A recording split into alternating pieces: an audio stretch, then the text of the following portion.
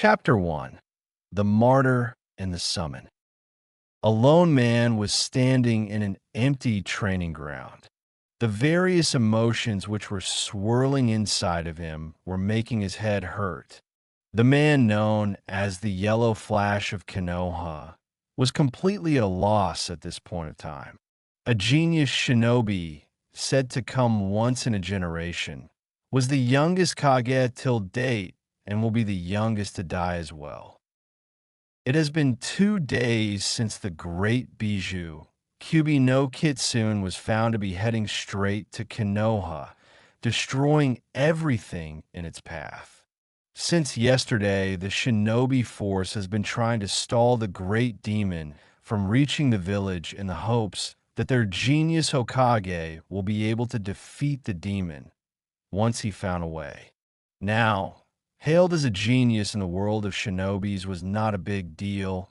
Almost every generation has a few of them, but Yondaime Hokage of Konoha was called a genius, as recognition to his unparalleled knowledge in all spheres of shinobi skills, especially in Fujin jutsus and creation of new jutsus. He has already created 2 jutsus, which has left the shinobi world baffled, as no one knows even the slightest clue of how they were created. The only exception to the said group was Jiraiya of the Sannin, as he taught everything he knew to his protege, Namikaze's Minato, Yondaime Hokage of Konoha. Thus, Yondaime confided in his sensei and even helped him learn one of his prized techniques, Rasengan. Hiroshin, the Flying Thunder God technique. However, he wanted to keep only for his clan, and that would mean for his son. However, even then Jiraiya knew that there were seals in the special 3-pronged kunais which the Yondaime used while using Hiroshin. Coming back to the situation at hand, Minato has already come up with a solution. After delving into the usage of seals for the better part of his shinobi life, he already knew the only way to contain the Bijus is through seals. However, what has left him stumped is that Kyubi no Kitsune has been known to ignore the human race for a long time now, and he couldn't fathom the reason behind its sudden appearance.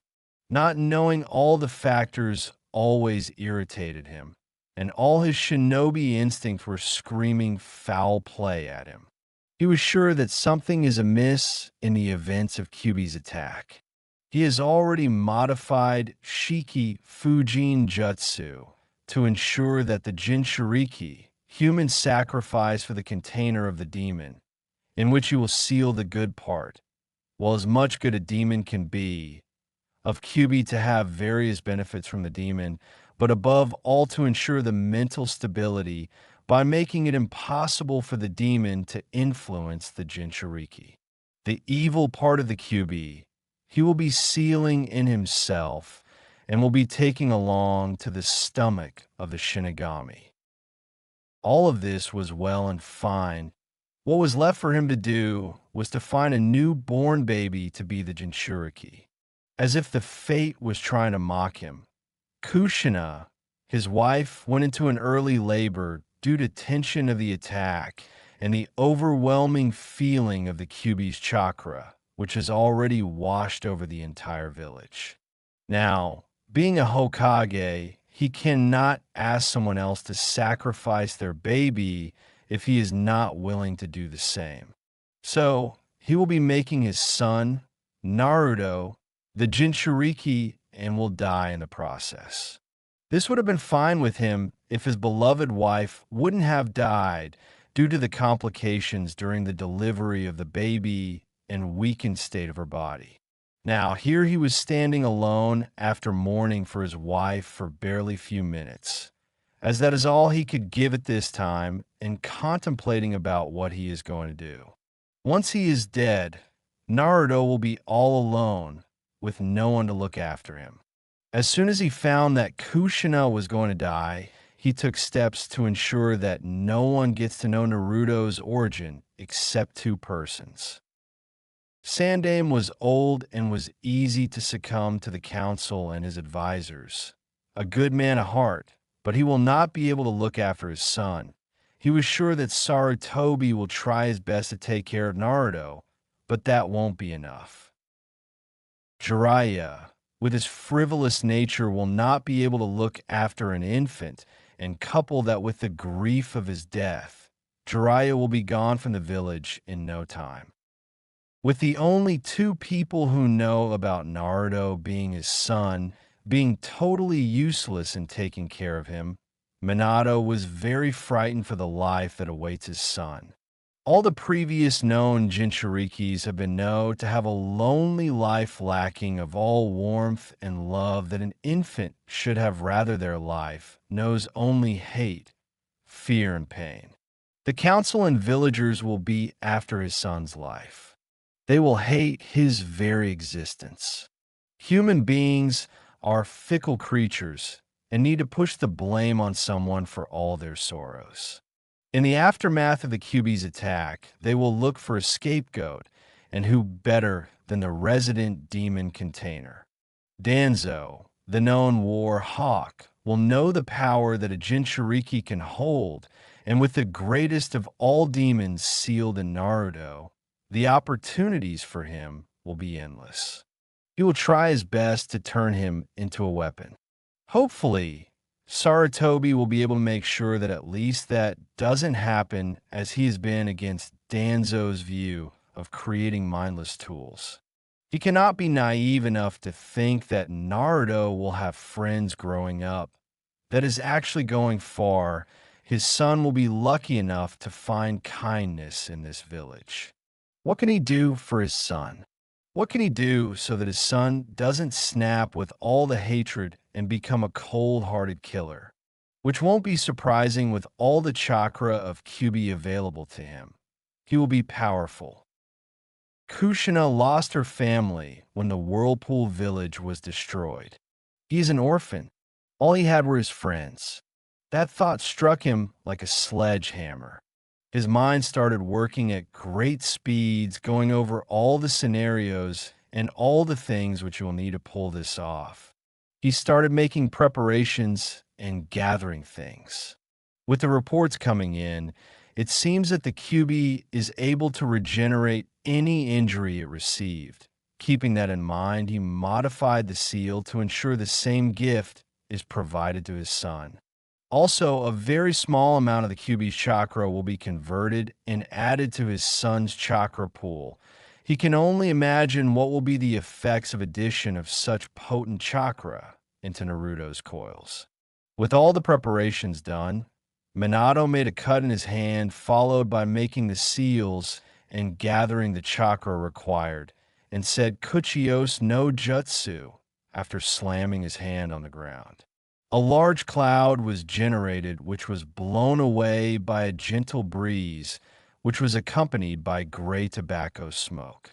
After some time, a huge toad was seen with a pipe in his mouth and sword on his side, and Yondaime standing on top of him. Minato leaped off the toad's head to land in front of him. "Yo Gamabunta-sama," said Minato. "Sai, how many times do I have to tell you to call me Bunta, Minato?" said the huge toad. "Hi, hi," said Minato in an evasive manner while shaking his right hand, all the while giving a grin in a way which suggests that he does this every time for fun. "So, Minato, I don't see any opponents or ongoing battle for which you need my help. Apart from this feeling of vile chakra in the air and that stupid mask of happiness on your face, I don't see anything wrong around here," said Bunta sarcastically. "Tell me, Minato, what did you do to land yourself in deep shit?" "Sigh, as sharp as ever, Bunta. I wonder how you keep on seeing through my masks," said Minato with a pout. "Can an adult even pout?" "Gay. You don't grow as old as me to be so easily fooled by morons like you," said Bunta. Minato suddenly grew serious as he was running out of time and produced a bundle of cloth from behind his back to reveal a sleeping baby. The baby opened his beautiful sky blue eyes and gurgled happily in his father's arms. Bunta, meet my son, Uzumaki Naruto. Bunta smiled at the little tyke and said so. Kushina finally agreed. Huh? You have a beautiful son, Minato. Wait, did you say Uzumaki? Asked a confused and a little suspicious Bunta. Minato sighed and started explaining everything. Bunta, Kushina passed away an hour back due to complications in the delivery. I want to keep Naruto's origin a secret from the world, as I have a lot of enemies, inside and outside of the village. Only Jiraiya and Sarutobi are aware of this, but in the days to come they will not be very helpful to my son. As you can feel the vile chakra, it is from the great Bijou Kyuubi, who has almost reached the outskirts of Konoha and is destroying everything in its path. I've come up with a way to defeat him, but I'll die while doing so. I'll be sealing the Kyuubi in Naruto. Do you see where I'm going with this, Bunta? Bunta was speechless after hearing this. He was really sad that the beautiful red-headed woman passed away, but he was shocked that the man he considers one of his best friends will be dying today as well. He was sure that he will be there when Minato will be facing the Kyuubi, but then he thought of Naruto and was appalled at his situation. He was no stranger to the fate of Jinchurikis. Orphan the day he is born, and you're making your son into a Jinchuriki. Even if you are their hero, but the village will ostracize your son. His life is going to be very sad. Isn't there any other way, Minato? Asked Bunta with a heavy heart. There is no other choice. Bunta, I know what you're saying. That is why the fact he is my son will not be made public to ward off the assassination attempts. I am very sure he will lead a very painful and lonely life. That is why I've called for you. Old friend, said the distressed Kage. I'm always happy to help you, Minato. First, I request that Naruto to be allowed to sign the Toad contract so that he is able to call on your clan whenever he likes. Who knows when will Jiraiya come back to the village and let him sign it? Asked Minato. That should not be a problem. After all, he is your son. That alone will not be of any help. Minato, because who will teach him to summon? Asked Bunta. For that purpose I've created this seal, and with your permission, if you allow the sacrifice to be only blood till he turns 7, it can take care of the hand seals required for summoning. He'll be able to summon one of your kinds as a companion till that time. In that way, he will be sure to have a friend. As you said, Bunta, his life will be painful and lonely. If he has even one friend, then he will be able to stay sane. By the time he turns 7, I'm sure he will be able to call forth his chakra. If you allow this to happen, I can draw this seal on his arm with a drop of his blood, which will be set to be time-released 3 years from now. Asked Minato, with desperation clear in his voice. You sure are a genius, Minato. This is a great idea. Gamakichi is just born, and I'm sure with you and Kushina as his parents, Naruto and Gamakichi will have a great time together. I'll allow it for you, my old friend. Minato let out a breath of relief and once again summoned another toad. This time a toad appeared of the height of Minato, who opened his mouth and unrolled his tongue to show a huge scroll. Minato took the scroll and opened it. After this, he took out a kunai and made a small cut on Naruto's thumb. Naruto immediately started crying, and Minato hurriedly wrote Namikaze Naruto just next to his name. Minato hurriedly healed the cut and started soothing the baby. The toad took the scroll and addressed respectfully to Bunta, Gamma Bunta Sama, and poofed out of existence. Minato took out a scroll, turned towards Bunta again, and said, Arigato Bunta, I am really grateful to you for doing this. I have one last favor to ask of you. Please give this scroll to Gamakichi to give it to Naruto on his 6th birthday. I'm in your debt, as I'll no longer be able to return it after today. You can ask Naruto once he understands everything. Gee, no need to be so dramatic, Minato. I will make sure that he gets the scroll when he turns 6. You owe me nothing. It was only a small thing, and it has been an honor to fight with you. I await Naruto to summon me. I'll make him sweat like a pig before allowing him to summon me again.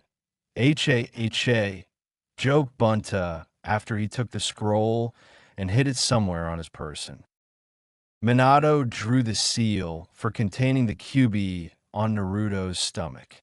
Naruto was gurgling happily as if the brush was tickling him.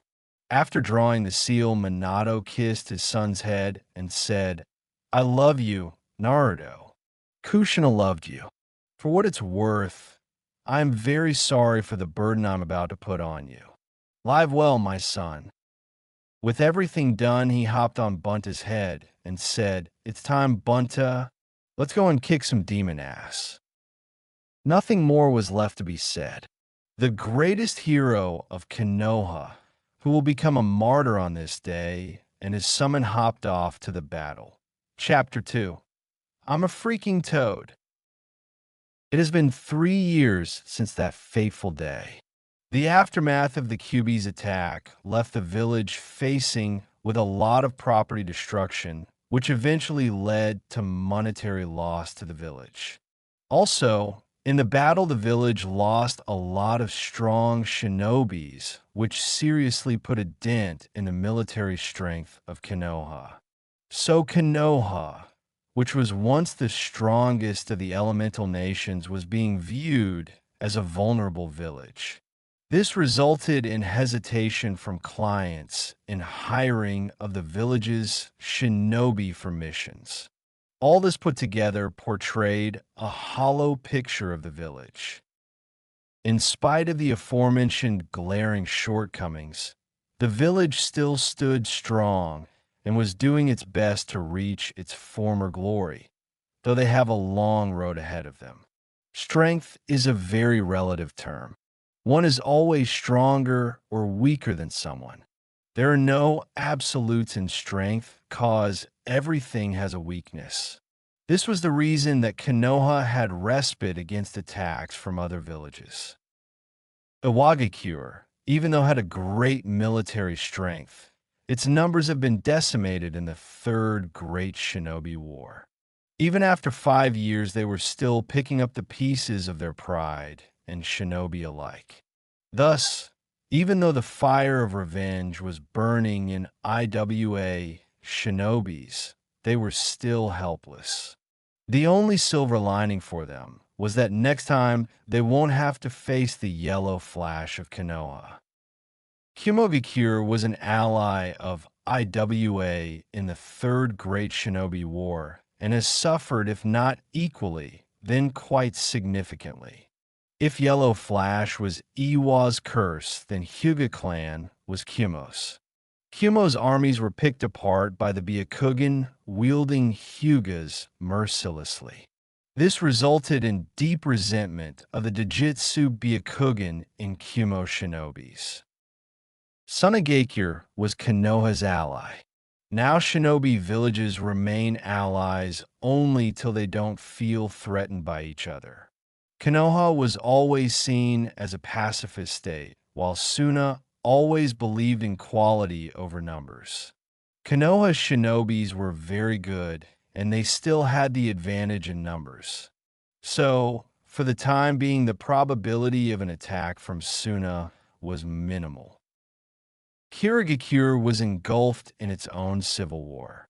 It has cut all interactions from the outer world and the world was ignoring them till they are able to stabilize their situation. Rebuilding of Konoha's strength was a tedious and tiring process. The shinobis took riskier missions to reinstate Konoha's powers. In order to stabilize the economy, the merchants were given more rights, and thus resulted in more powers in the hand of the civilian part of the council. Even though all this took its toll on the shinobi population, but the lull after the Third Great Shinobi War and Kyuubi's attack was a welcome relief. One would think how this relates to our oblivious hero. There are no obvious relations. However, the emotions of the villagers and shinobi alike hasn't been taken into consideration. After the death of Yondaime, Sandaime, Sarutobi Hijiran became Hokage again. His appointment was unopposed because even as he was moving ahead in age, he was still the strongest shinobi in the village, considering that the remaining 2/3 of the Sannin were not present in the village. His willingness to take the mantle of Hokage was also comforting to the village, as he was not known as the professor for nothing. Sarutobi tried to comply with his predecessor's wish of making Naruto viewed as a hero. He told the village of what the Yondaime did to defeat Kyuubi. This resulted in a very many different reactions. There were very few people who actually thought of him as a hero. The shinobis and the civilians alike were hurt to a great extent. Everyone lost someone or the other dear to them. If that is not enough, everyone's livelihood was affected. Most of the shinobis were indifferent towards the Jinchuriki, but the resentment was still there under the apathetic reaction. However accomplished a seal master the Yondaime was acknowledged to be, it still was not enough to dispel the doubts about the effectiveness of the seal. After all, it was the greatest of the demon which was sealed. It was not comprehensible that such a huge harbinger of devastation can be contained in a small baby. Couple this with the fact that the details of the sealing jutsu was not made public due to the possibilities of others like Orochimaru to bastardize the jutsu to serve their purpose. Human beings are always wary, if not afraid, of the thing they cannot understand. The civilians didn't have any doubts. They were just plainly after the demon's blood, as they see Naruto as the demon reincarnate. Thankfully, the council was not completely made of civilians, otherwise our hero would have died the very next day of his birth. This still posed a huge problem, and combined with the shinobi's wariness, ensure that Naruto be left alone and given to an orphanage. Sarutobi was against it, but he was too soft to win a political battle on so many fronts. This called for a compromise, which resulted in a 24/7 ANBU guard for Naruto to ensure he is not assassinated, but Sarutobi cannot interfere in any other way. He had to agree, cause the alternative was worse. Danzo proposed to turn the Jinchuriki into an emotionless weapon. Now everyone thinks that Danzo just wanted war, but Danzo was not that ignorant. He always knew that an emotionless weapon was only that, a weapon. It has to be wielded. He just wanted to ensure that Konoha remained strong. His philosophy was that if few have to sacrifice their emotions so the village stays strong, then he will ensure that happens and keep saving the village from the shadows. He had complete faith in Sarutobi's strength, but Hokages do not fight battles. The soldiers do. That was what he wanted Naruto to be, an efficient soldier. This was not entirely supported by the shinobi clans, as if such a powerful weapon snaps, it will be the end of them. Thus came the compromise. Politics is all about compromises. Take what you can and give them nothing. Thus, Naruto was left at the orphanage with no one to care for him. But Sarutobi had the final say, or so he thought. He made the law that no one is to mention about the QB. Breaking the law was made a capital crime. That did not take care of the hate of the villagers, which will be the bane of our hero's existence. The caretakers at the orphanage were always under strict scrutiny to ensure that there was no overt harm to Naruto. This, however, didn't stop them from whispering to other kids to stay away from him. By the age of 2, Naruto was always left alone in his room or on the playground with no toys or anything. He was just existing. He was not starved, but he was not given a lot of food. He had no possessions apart from 2 sets of clothes. All in all, it was a lonely existence. The ANBU guard only ensured that no one harms him. Apart from that, he was not even bothered as they all had their own problems.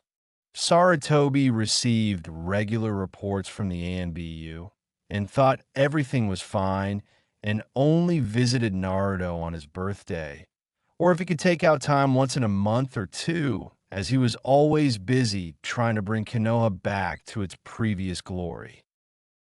This brings us to our hero. Naruto was a happy child. He always found something or the other to amuse him. If on the playground, he was content in observing various things. He would look at the clouds, the various colors in the sky as the weather changes or sun changes positions. He would look at all the colorful flowers. He would look at the various types of clothes people wore.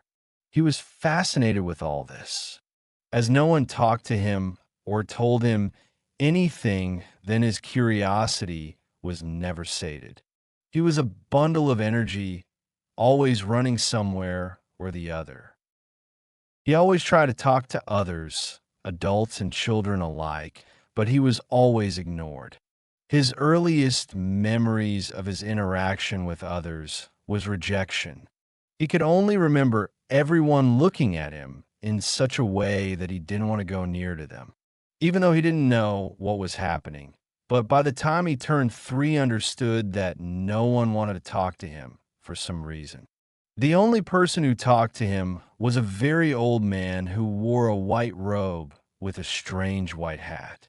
Whenever he would come to meet him, Naruto felt very happy. It filled the ever-increasing void of loneliness, even if by only a little amount. By the time he turned 3, he only smiled or laughed or shouted or pouted only in the presence of that weird old man in white clothes. Being lonely was painful, but it made him a very observant child. He learned about everything he knew by observing others. Today was his 3rd birthday, and he had a lot of fun with the old man, as he loves to call him. Now, he was back to loneliness. When he is all alone, he thinks about a lot of things. Why no one likes me? Why no one talks to me? Why do they call me a monster? E2. What is a monster?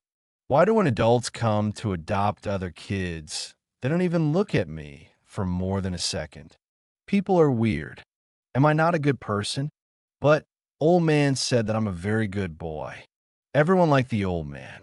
He must be a good person, and good people don't lie, or so the old man says. Hey, all this is too confusing. When I asked the old man, he says you will understand when you will grow up. Che baka. Aji, but a good baka. How will I understand something if no one tells me anything? As it is becoming clear, Naruto is smart and observant. Being lonely ensured that he thinks about things. All the makings of a good shinobi. His life was depressing. He was constantly sad. He wondered if he will ever have any friends. Others look so happy when they talk to each other. I heard them say that they were friends. I thought, what is a friend? I heard the matron telling them that a friend is someone who plays with you and makes you happy. I thought then I've only one friend, the old man. When I asked him, he started laughing and ruffled my head and said, "Of course I'm your friend Naruto-kun. Baka Aji. I wish I have more friends then. I will also have fun. I will also play with them." As he was drifting off to sleep, he felt a tingling sensation on his right arm. When he looked at it, he saw that a weird drawing was there on the inside of his left forearm. It was glowing too. I have never seen this. Where did this come from? Did the old man put it on me? This chain of thoughts was broken by a soft poofing sound, and he saw a white cloud in front of him. He started waving his hands frantically to disperse the smoke. When the air in front of him cleared up, there was a very strange sight. There was a frog sucking on a candy. Eh, was the only reaction Naruto could give. Gamakichi was having a nice time with his pops. Pops just gave him his favorite candy, was telling him about his current summoner, about how he regularly gets beaten by angry women, and they were having a good laugh. Suddenly, he felt that his body was being sucked to somewhere.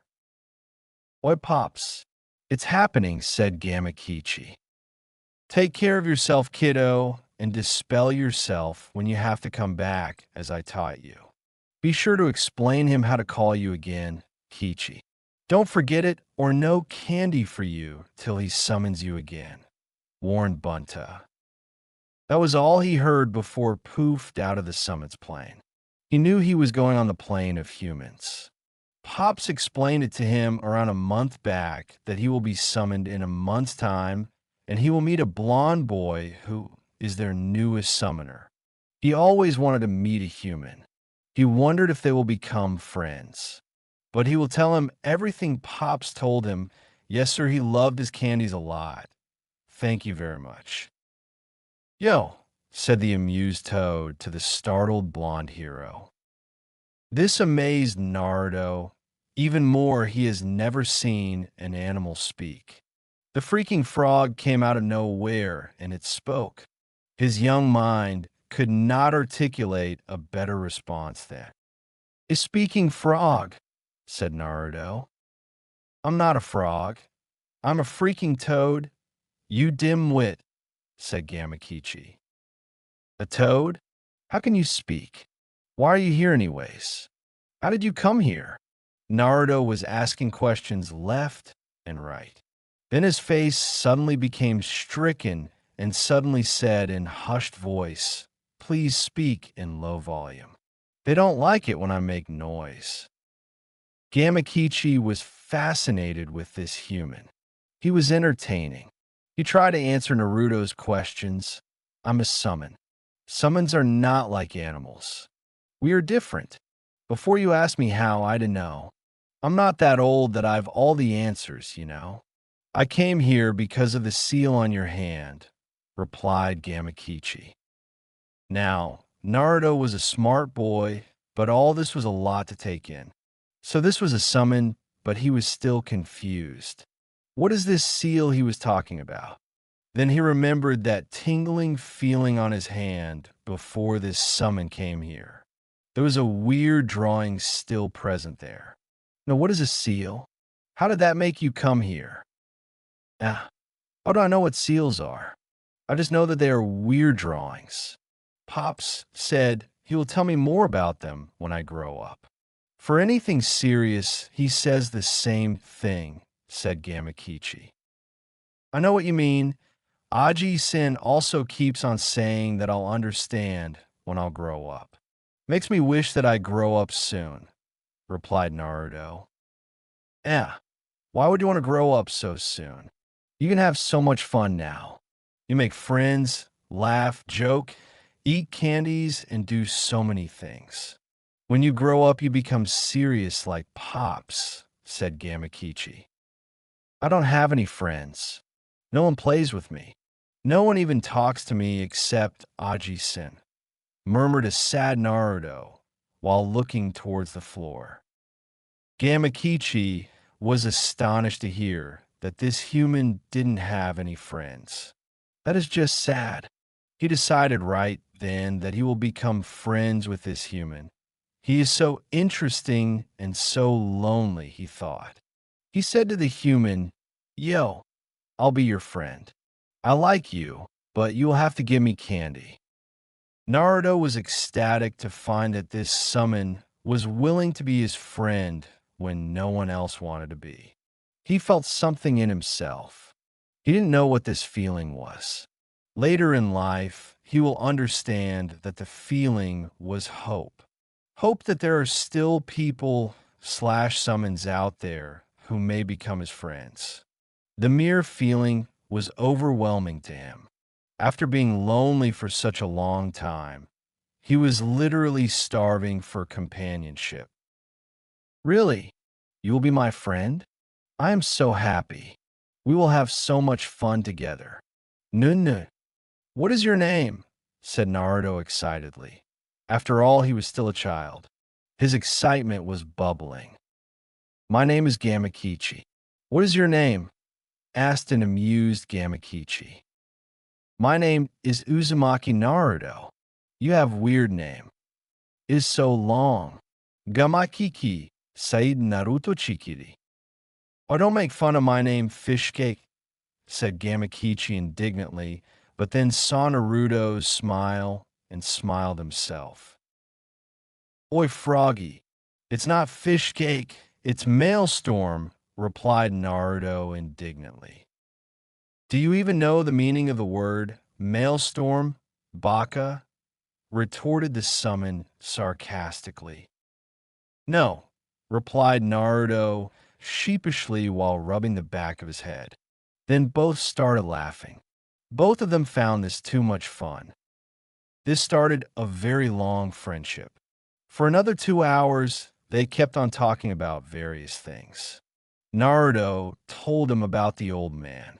He told him about how everyone else treated him, but reassured the toad that he was happy now that he has a new friend. Gamakichi in turn told him about the place where he lived. He told him about Pops and Mama. Soon it was time for Naruto to sleep, and thus for Gamakichi to go back. "You will come again?" "Nah," Gamakichi asked an apprehensive Naruto. "Of course, Naruto. After all, we are friends now. You will just have to call me, and poof, I'll be here," said Gamakichi. Naruto sighed with relief after Gamakichi's reassurance. He didn't want to lose his only friend apart from Aji-san. Suddenly, he realized something. "No, Gamakichi, how am I supposed to call you?"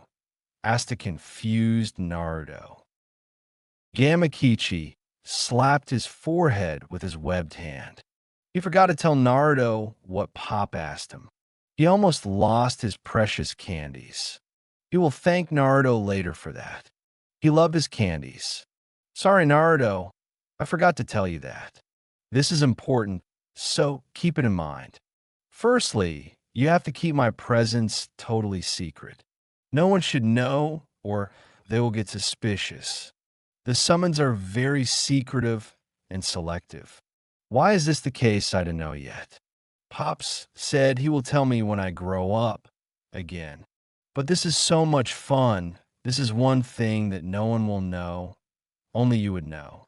And as you said that no one wants to become your friends, we will be like secret best friends." "Hee," said Gamakichi. "You sure are smart, Gamakichi. This secret thing will be so much fun. We will fool everyone," replied Naruto excitedly. "I know I'm smart, Baka. Now bow to your superior," replied Gamakichi haughtily. Naruto just smiled. He was too happy to have a friend to reply right now. "Oh yeah, before I forget, you have to rub a little of your blood on the seal whenever you want to call me," said Gamakichi. Naruto nodded to that. He was feeling sleepy. Gamakichi smiled and said, "Jana," and poofed out of existence.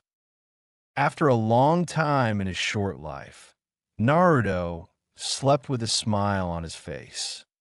Naruto, human speaking.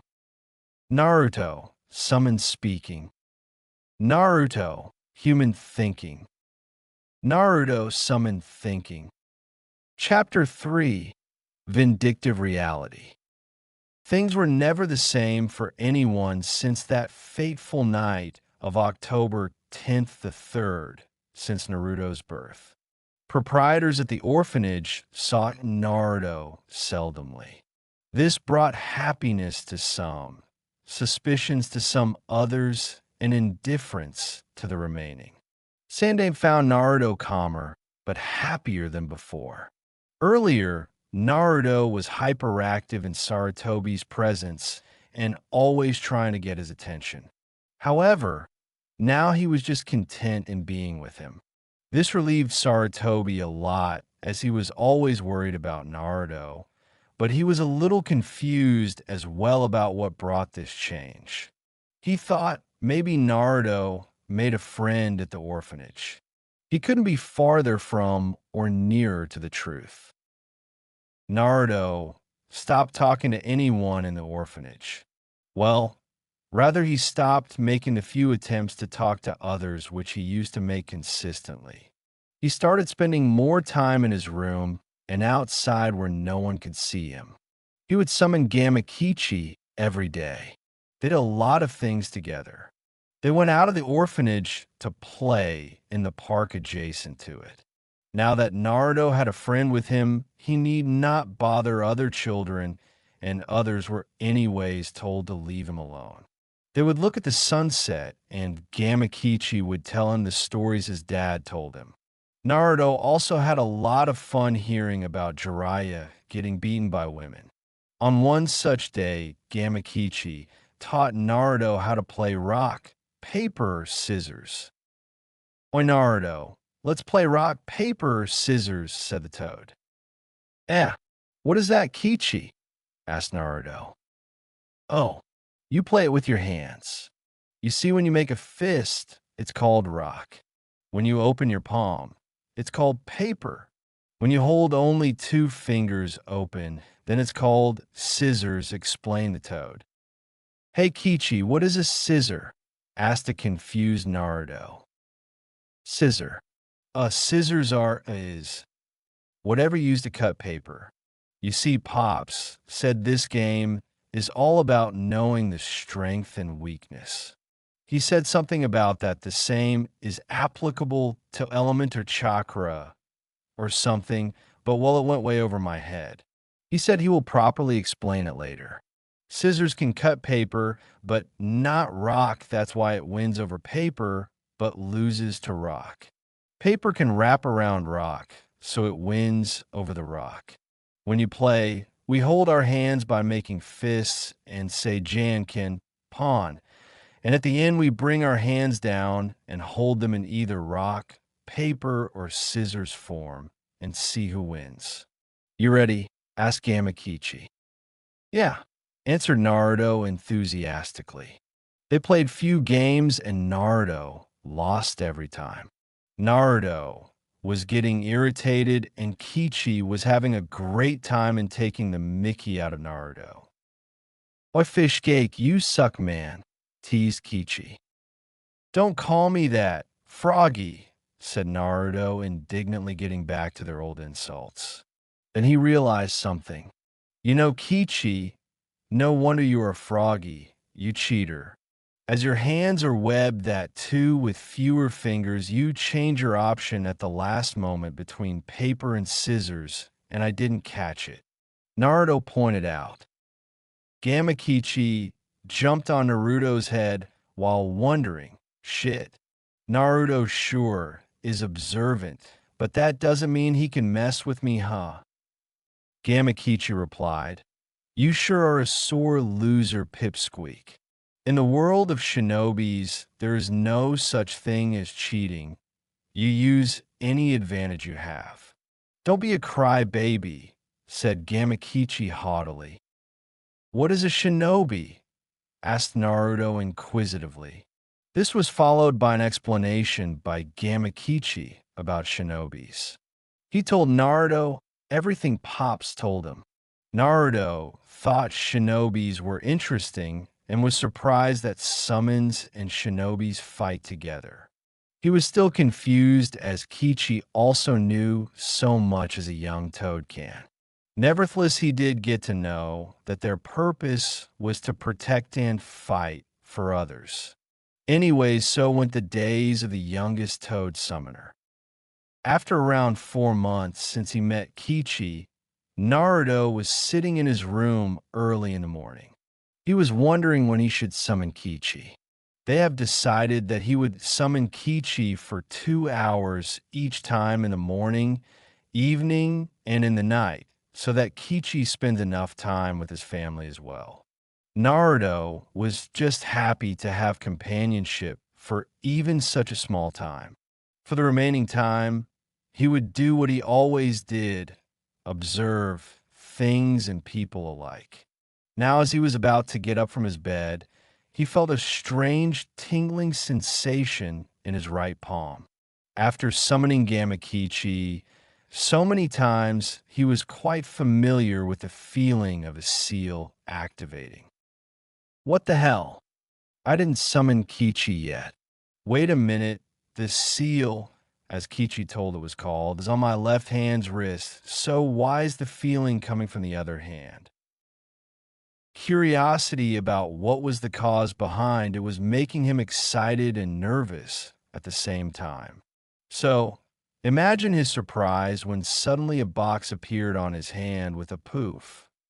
He hurriedly opened it to find it was filled with books, the kind of which he had seen the caretakers at the orphanage giving to other kids so they can learn to read and write. He was excited. He always wanted to learn to read and work, but every time he tried to get the books, he was sent back to his room. Wow, I never thought I would be able to get books. I'll be able to read and write now, but what if they find out that I have these books? It will be like last time when they saw me holding a book, they took it away and told me never touch them again. I will have to hide them. Yeah, that should take care of the problem. If they won't see them, then they won't take them away. Anyways, they never come into my room. I will use them only when I'm in my room, alone or with Kichi, thought Naruto. He will never realize that this was the starting point in his life when he started hiding things from anyone he didn't trust. Unfortunately, he will only trust Kichi and Sarutobi for a very long time. Later in the morning, when Kichi was summoned, he found Naruto was unusually excited. He asked, "Yo, Naruto, what's got you so excited?" "Hey, Kichi, see another seal activated today, and I suddenly found this box in my hand. It is filled with books. You know what this means, right? I can finally learn to read and write." "Yippee," replied a head over heels Naruto. "You don't know how to read and write? You should have said so. I would have helped you," said Gamakichi, but then realized why exactly Naruto doesn't know it. "No worries. I will help you now anyways. Pops always says that when you start learning something new, then you should know the basics properly. So what you have to keep in mind is that don't go looking over all the books at once. We will start from alphabets and go from there. I will help you for an hour every day, and then we will enjoy ourselves. You can keep learning when I'm not here. You will be up to speed in no time." "Savvy?" asked Kichi. "I will have to tell Pops about this second seal. He never said that something like this will happen," thought Kichi. When Gamakichi returned to the summon world, he approached Gamabunta. "Yo, Pops, greeted Gamakichi." "Oh, you're back, Kichi. How was your day with Naruto?" inquired Gamabunta. "It was amazing, Pops. I had a lot of fun with him, as usual. But today I also found that Naruto didn't know how to read or write. I was very surprised, but then remembered that no one likes him at the orphanage, so no one helps him," told Kichi sadly. Are these the kind of people you sacrificed your son for, Minato? Key. They treat your son like a leper. I wonder what will happen to him once he leaves the orphanage, thought Bunta, disgusted with the treatment of his favorite summoner's son. He must have had the books. Wasn't he able to learn even a little by himself? Asked Bunta. The stupid humans who were supposed to take care of him didn't even give him any books. Rather, if they ever found him with a book, they would snatch it away from him. Anyways, something unexpected happened today. When I was summoned today, Naruto told me that another seal activated today and a box poofed out of it. And there were a lot of books which I used to learn how to read and write. Also, there were a lot picture and storybooks. You didn't tell me that something like this would happen, stated Kichi curiously. You crafty little bastard, Minato. You took precautions that Naruto isn't hindered by the villagers' stupidity. I wonder what else have you done? I'm sure it will be amusing to find, hee, thought a surprised Bunta. I didn't know anything about it, Kichi. I was only aware of the summoning seal. Do keep me informed if something like this happens again. It makes me happy to hear that the Gaki is not without any help, said Bunta. Sure thing, Pops. Thus Naruto started learning how to read and write with the help of Kichi. He was a quick learner and soon finished learning everything from the books in 2 months. Apart from normal books, there were story books, picture books, etc. for his entertainment. He found them really interesting, and he always read them in the night before he slept. For the next month, as he didn't have anything else to read and started going over things again, or read the storybooks again, or discussed what Kichi was learning. Then the seal suddenly activated again, and he found that he had more books. So every 3 to 4 months, he would get new books to learn from. They would just appear from the seal with a poof. He was really grateful for the 2 seals as they changed his life. He used to wonder to himself, how did I get the seals? Does everyone have these seals? No. Kichi said that summons are very secretive and selective. He also mentioned that only shinobis have the knowledge about seals. So who did this for me? Was it the old man? Nah. He gives me things when we meet, so it wasn't him. He doesn't even know about Kichi. After all, this is our secret. Should I ask him about it? No. What if he doesn't like the seals? What should I do? I'm really grateful for the person who did this for me. I will thank him whenever I will meet him. Maybe it was my 2 san, but all who live here do not have parents. What happened to mine? Maybe that I will ask the old man, as most children have parents. I wish I had parents, then at least someone would like me apart from Kichi, an old man. It was Naruto's 4th birthday, and he had a nice time with the old man in the morning.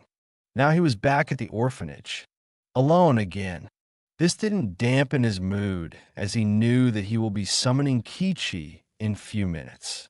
As he was with the old man for the day, he made sure that when old man was buying sweets for him, he requested him to get some more for him. Although, there was no need to tell him that they were for Kichi. I'm sure Kichi will be surprised. He loves eating candies, he thought happily.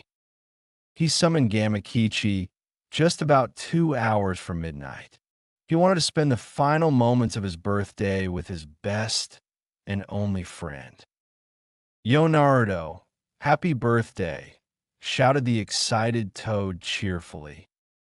Thanks, Kichi. You know, coming from you, it means a lot to me, said Naruto with his most honest smile.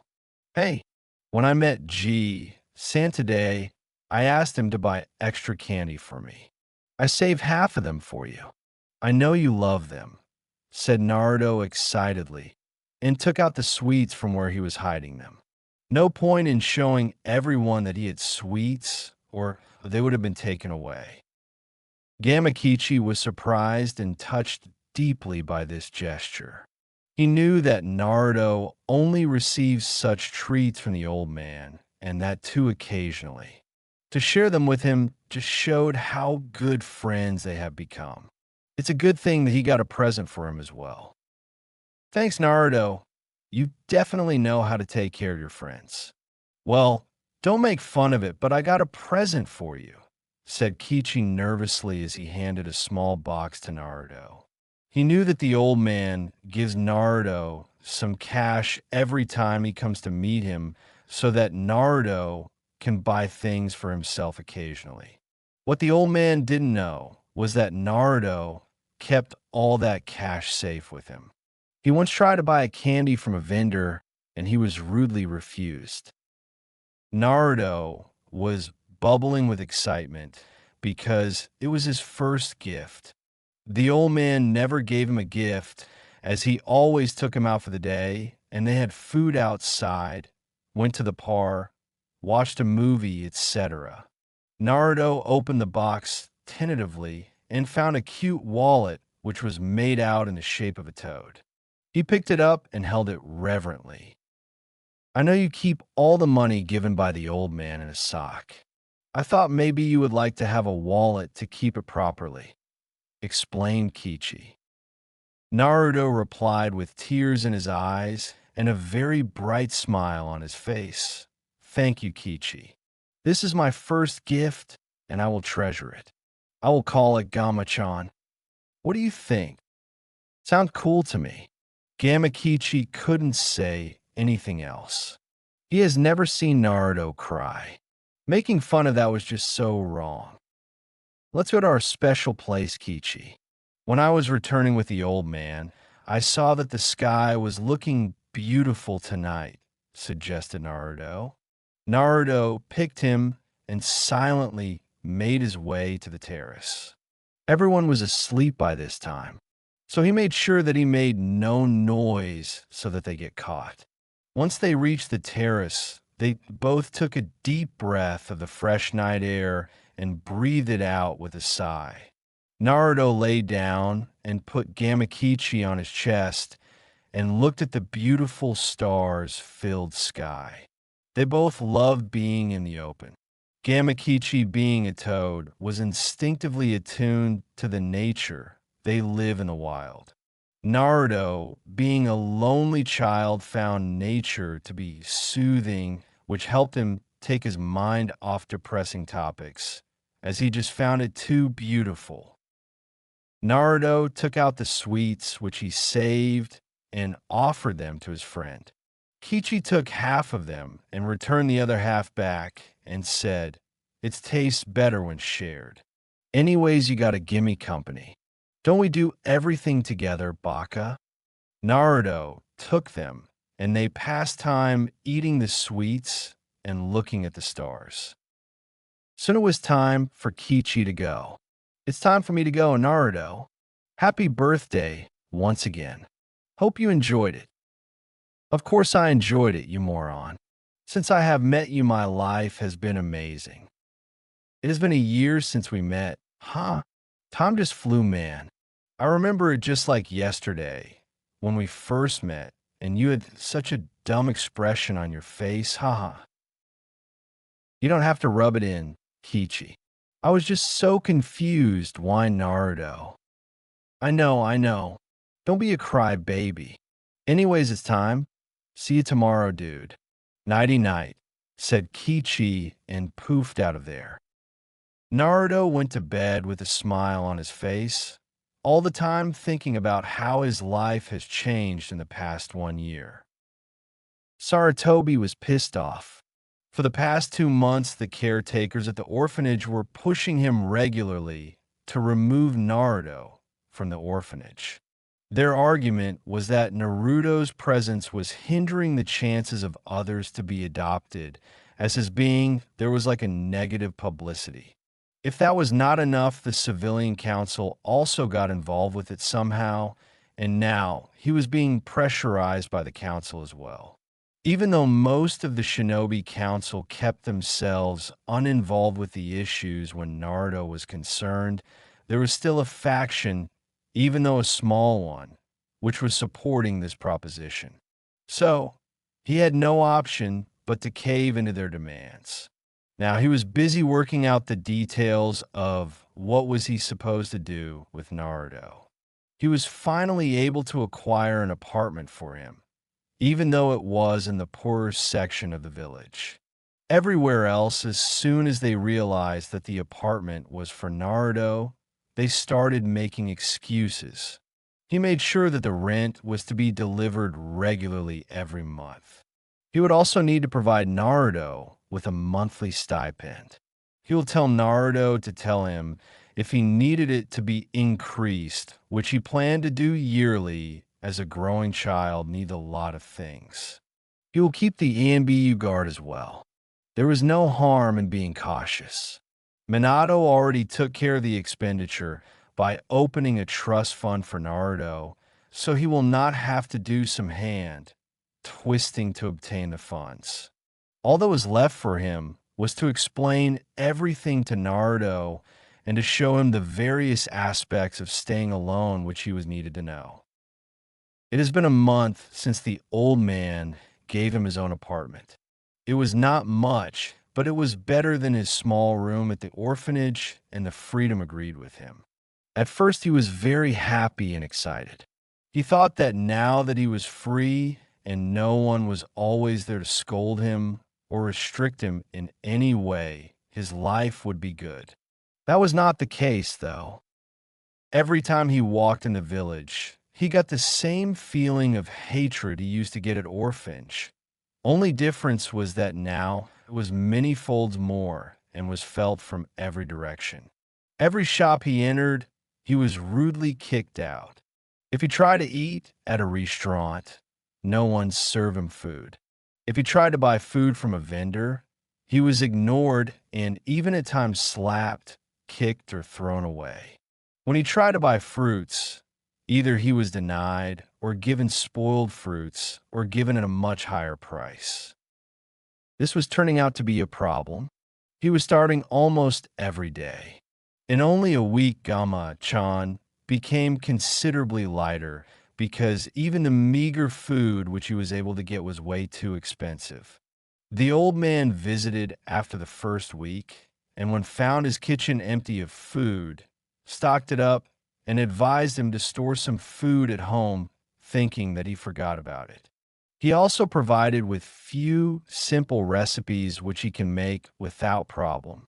He took care that he ate only enough from the food stocked up from the old man, so that it lasts for a long time. In the second week, he came across a ramen stand called Ichiraku's and was pleasantly surprised that he was not attacked or ignored. Rather, he was treated like anyone else. He found out what ramen was and had been having at least a meal daily there. He could not afford any more than that if he wanted to survive on the money he had left. After all, it was still expensive, if not overpriced. What surprised him even more was that the shop owner always smiled at him. This was a first, but being alone for so long has made him really cautious of people and self-dependent. He didn't want to depend on the ramen shop as the only food source. Even though he liked the owner, he never talked to him a lot. He also observed that whenever he ate there, the shop was empty, but otherwise they had a decent business. He discussed everything with Kichi. He even told him that sometimes people throw rocks or spoiled fruits at him. He told him that he hears people call him demon, brat, or monster behind his back when they think he will not be able to hear. It has been 2 months now since he shifted to his apartment, and he was 2 months short of being 5 years old. The situation has not improved, which resulted in this conversation. Hey Kichi, what should I do? It is getting really difficult. I even asked the old man why everyone hates me, and he just shrugged it off, saying that it was my imagination as I'm an orphan, so no one simply knows me. Asked the distressed Naruto. He was not distressed that everyone hates him. He has learned to live alone. He was worried that it was almost impossible for him to get the basic essentials. Idunoman. This situation is very disturbing. I've seen the way you were treated at the few occasions when we were together, replied Kichi worriedly. Only I'm treated this way. I'm sure of it. I haven't seen anyone being treated this way, except maybe that weird lady who wears a trench coat, but they don't do anything in front of her, as everyone is scared of her for some reason. She's a shinobi for sure, said Naruto, all the while thinking that maybe he should also become a shinobi, as then at least no one will be able to treat him like this. They do these things only to you, right? I know what you can do, said Kichi as if he just had an epiphany. What do you have in mind?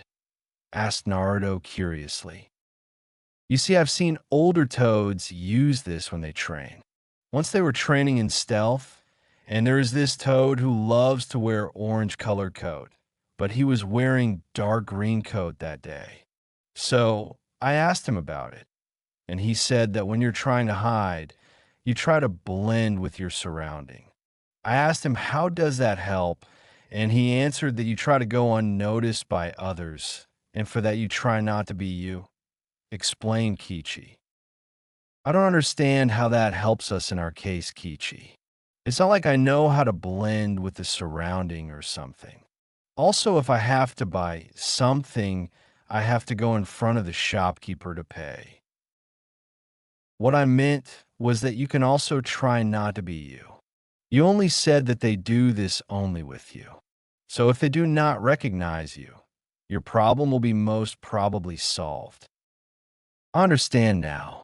You're a genius, Kichi. What would I do without you? I know. I'm great. You need not keep on stating the obvious. Anyways, what should we do about this? I know. One day I was with the old man, and you know he always wears this weird hat, right? That day he took off the hat, and he was looking completely different. How about I also do something like that? You know, that's not a bad idea, but don't you think you will look really stupid in a hat? You should try wearing a cap. I know that's stupid. So if I hide my hair, how much different will I look? Your birthmarks on your cheeks are also very unique. I haven't seen anyone having anything like that. Should you do something about that as well? Now that you mention it, whenever I meet someone, they are smiling, but once they focus on my face, they suddenly recognize something. I know what we could do about this. When I was at the orphanage, I saw a matron lady put some kind of powder over her face to hide some spots and marks. We will have to find that, said Naruto. The conversation brought a whole new dimension to his life. First, he went in search of two things, a cap and a makeup box. He searched through various trash cans. During these 2 months, he had to do this a lot to find anything which he required. He found a little worn-out skull cap, an almost empty makeup box. It was like he hit a jackpot. The moment he wore the cap and hid his birthmarks as best as he could, no one was the wiser. He was able to buy anything he wanted. The first thing he bought was a good skull cap and a normal cap, baseball, and a new makeup box. However, this didn't go unnoticed. He got a visit from the old man and was asked where was he last week. When he said he was here only and asked him why was he asking so, the old man just evaded the question, saying that no one saw him. Even he had heard a couple of times people saying that they haven't seen the demon brat for a few days, though they were thankful for it. This cemented the idea that this happens only to him. So, he and Kichi decided that he should change only when he has to buy things so that people do not get suspicious. He didn't have a problem with that. It didn't harm him to be visible if he didn't need something, right? He had no idea how wrong he was. It was his 5th birthday, and he had a great time with the old man, as usual. Once the old man left him at the QB festival to go home in some time, that the shit hit the fan. Because of the festival, the ANBU were busy and spreaded throughout the village. Saratobi left him at the festival that as he has been living on his own for some time, then he can go back to his apartment after enjoying at the festival for some time. He was moving from stall to stall. As he was with the old man the entire day, he was not wearing his cap or the makeup to hide his birthmarks. He was becoming aware that everyone was looking at him with even more hate than usual. Now, Naruto was not stupid, rather, he was very smart, and he understood that it was better for him to go home before something happens. He was moving away from the festival, but what he failed to notice was that he was being followed by a group of around 20 drunk people. There was no telling whether they were shinobi or not.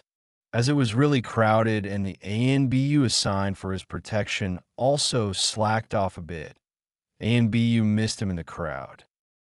As he turned into the alley which led to the poorer part of the village, he was suddenly flew into the wall because of a very strong kick.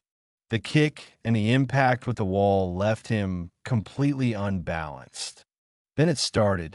Punches, kicks, sharp object piercing his body, blunt objects impacting with his body. Bones were broken. He smelt blood. He tasted blood. He tasted physical pain, and he heard, "Die, demon. This is for my wife slash son slash daughter slash friend slash father slash mother." How does it feel like, QB? All this for the first time in his life. By the time the ANBU was able to find him, he was a bloody pulp. ANBU had no time to see who was responsible for this. He just took him straight to the hospital. That was the day he learned to hate. That was the day he hated people who mistreat people. That was the day he decided that he will become strong so no one can do this to him or someone like him again. That was the day he decided that he will become a shinobi. Saratobi was shocked when the ANBU who was guarding Naruto came and told him about what happened. The killing intent which flooded the room brought the ANBU to his knees, breathing heavily. He went straight to hospital to see what was happening with the treatment. He ensured that Naruto was being taken care of. He was a fool to think that the villagers of Konoha cannot stoop to this level. Seeing Naruto's prone body on the hospital bed brought tears to his eyes. Head rolled that day. ANBU guard was under probation due to his slacking off, and all others were warned to ensure that nothing like this happens ever again. The doctors and nurses who denied Naruto treatment at the hospital wet themselves then there itself. But the damage was done. Naruto changed though no one noticed, except Kichi, of course, and Saratobi to an extent. Saratobi thought that he had to ensure that Naruto joins the academy to become a shinobi. He knew that Minato's son has to be a shinobi, but now it was more important so that he can protect himself when the situation arises. He didn't have to persuade Naruto at all, and it was decided that he would join the academy when he turned 6, which was the normal age for joining. Since his 5th birthday, everything changed. Now, Naruto was certain that everyone hates him, and he would do well to always be on guard. There were only few people who were not so, but they were very few. He shouldn't trust anyone easily. He was determined to become a shinobi. He has to learn how to protect himself, as he had a lot of time.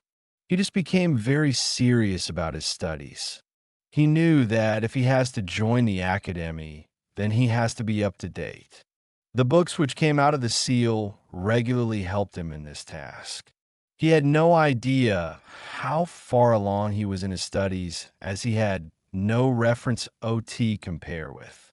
Nevertheless, he had solid knowledge of kanji, language, history, maths, science, etc. required for the first 2 years of the academy.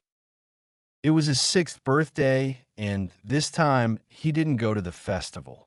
The wounds and pain of last year were still fresh in his mind. Needless to say that he was not a fool to make the same mistake again, even though the old man assured him that he would be there with him. Instead, he went to the only place where he was given food with a smile. The old man was happy to comply and was pleasantly surprised to find that there were at least 2 people who treat him nicely. Now he was back in his apartment. He summoned Kichi to enjoy his birthday with him. "Jo Naruto, happy birthday." Kichi was really sad when Naruto didn't summon him last year on his birthday, but was really angry to find why he didn't do so.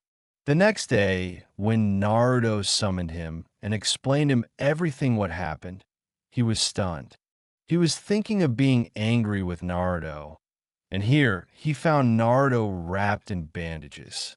He didn't know that Naruto healed really fast and that the bandages were there since the previous night.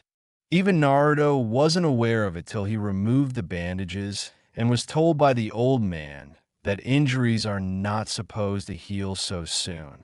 That was in the past, but he knew that his friend has changed because of it. "Thanks a lot, Kichi. Hey, this year I have 2 gifts for you. One is for me, of course, but the other is from Pops. Pops said that you would like it," said an excited Kichi and presented him with a box. Naruto opened the box and found a complete stationery set for him to use when he will go to the academy. Of course, they all were in some way associated with toads. He was really happy and thanked Kichi sincerely, and then was wondering what his Kichi's Pops has given for him. He didn't have to wait, as Kichi took out a scroll from his jacket and handed it to him. He opened the scroll, and Kichi hopped on his shoulder to see what his Pops gave to Naruto. "Dear Naruto, how are you, kiddo?" It's a stupid question to ask, huh? I guess you must wondering what this scroll is about. So let's get on with it. Let's see. I guess first I should say happy birthday to you. I would also like to wish you the same for the past 4 birthdays which I've missed. Now you must be wondering about me. I am your father. I left this for you with a very good friend of mine. I'm sorry, son, that I'm unable to be there for you. You see, by the time you read this letter, I and your mother would already be dead. I wanted to say these words to you when you could understand the meaning of them, but when I did say them, you were just born. Nevertheless, I love you, my son. Your mother loved you. Do not ever think otherwise. The life of a shinobi is always surrounded by death, and you have to be prepared for it. In spite of that, we were really looking forward to raise you. Alas, it was not meant to be so. Anyways, I'm sure you would like to know about us. Let's see. Your mother was a beautiful woman and was a very competent kunoichi.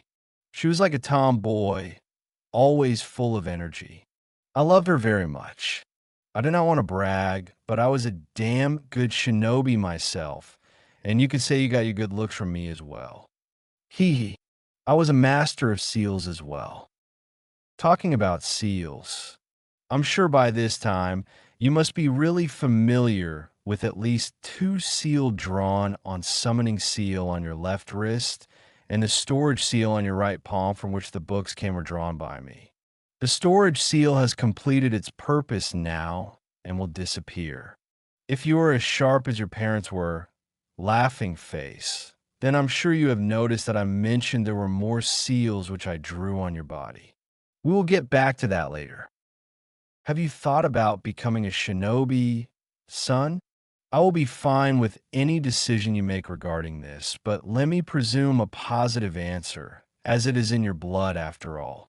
I would advise you to become a shinobi and take it seriously so that you can protect yourself and the people you care about. however few they may be. Now, being a shinobi is not all about fighting. The basic rule, which every shinobi should follow, is deception.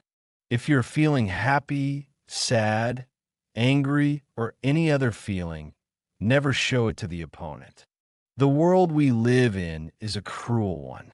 People take advantage of whatever they can. So don't give them anything to use against you. This is the most important thing you will learn. You can deceive in many ways. Never show your true strength. Never show your true skills. Let people underestimate you, and that will make them loose their guard in front of you, which will give you an advantage automatically. Another important thing you should keep in mind is that there is always someone who is stronger than you. So, never underestimate your opponent and never overestimate yourself. Always think before acting. Another thing which you should keep in mind is that it is always better to have good skills in all spheres of being a shinobi. You should have trained your body and mind both. Now I have already made preparations for this, and you will have everything at your disposal to train in both the spheres. To train your mind, gain knowledge.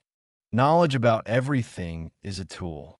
To train your body, do physical exercise. For shinobi taijutsu, physical combat, jinjutsu illusion, and ninjutsu, chakra-based attacks, are the main skills. However, being skilled with weapons and seals will give you an edge over other shinobis. Generally, shinobis specialize in a specific field, which is not a bad thing, but it may so happen that your opponent's skill is your weakness.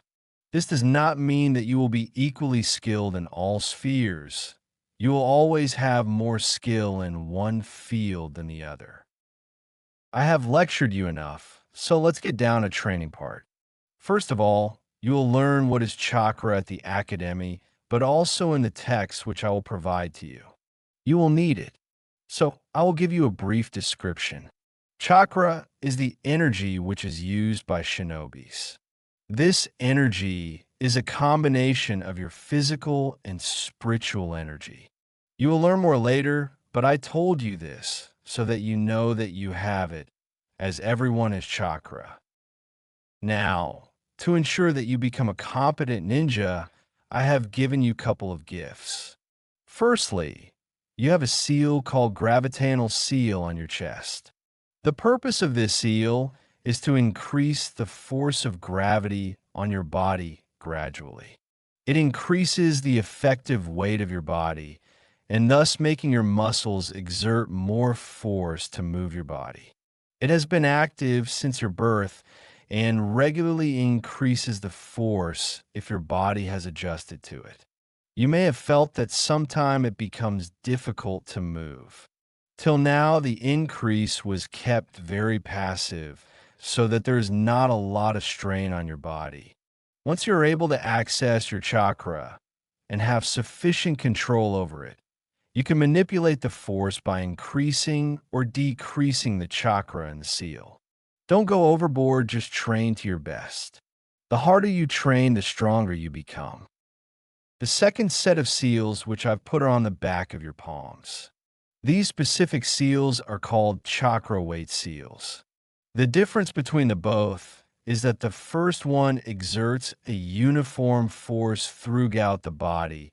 However, the second one increases the weight on specific part of your body. In this case, the seals were put on your palms to increase the speed of making hand seals, which are required for jutsus, and you'll learn later about them.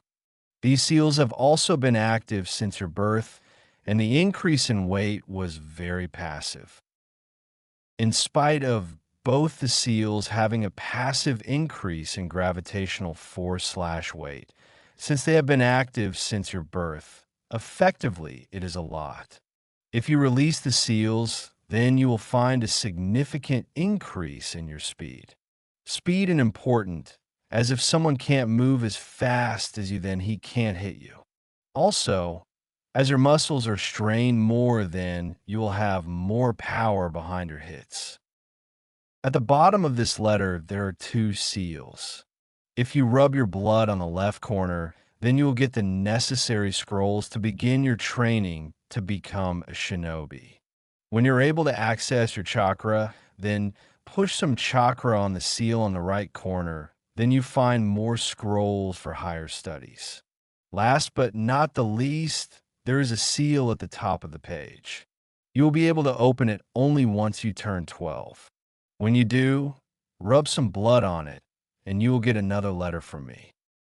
Train hard and live your life without regrets.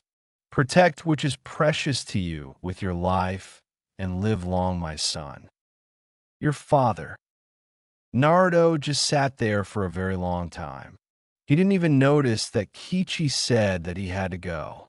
Kichi was also shocked and didn't disturb Naruto as he knew that he needed time. Naruto found peace to a great extent. He always wondered about his parents, and even though he didn't get to know their names, he was happy to know that he was not abandoned and was loved. He was not unwanted. He didn't even realize when we slipped into the nothingness of sleep cause he had only thought in his mind. They loved me. Let me make few things clear. Someone raised the issue of Naruto having retarded growth due to the gravity seal. I tried Googling about this, but never came across any concrete evidence supporting that wearing weights make your growth retarded. Even if it had been true, we are forgetting two important facts. Naruto has the Kyuubi's purified but potent chakra going into his chakra coils. Who knows what result it will have? Well, for present premise, accept me. And B, shinobis are not like normal human beings. They have chakra, which we do not have, so we can only speculate what will happen. About Lee, Guy didn't have him start wearing weights because he met him only after he graduated. There is no indication whatsoever saying otherwise. And if Lee with hardly any chakra can adjust to those monstrous weights in just 1.5 to 2 years, then why can't our protagonist? Secondly, folks, if you want to read canon, then please read the manga. It's getting quite interesting, even though I'm really disappointed as Kishimoto is turning Naruto into a one-trick pony. Well, actually a two-trick pony, Kage Bunshin and Rasengan. This is a fanfic for a reason. Naruto will not be goofy or a prankster. If you look at the way I am building his character, then he is the silent and observant type.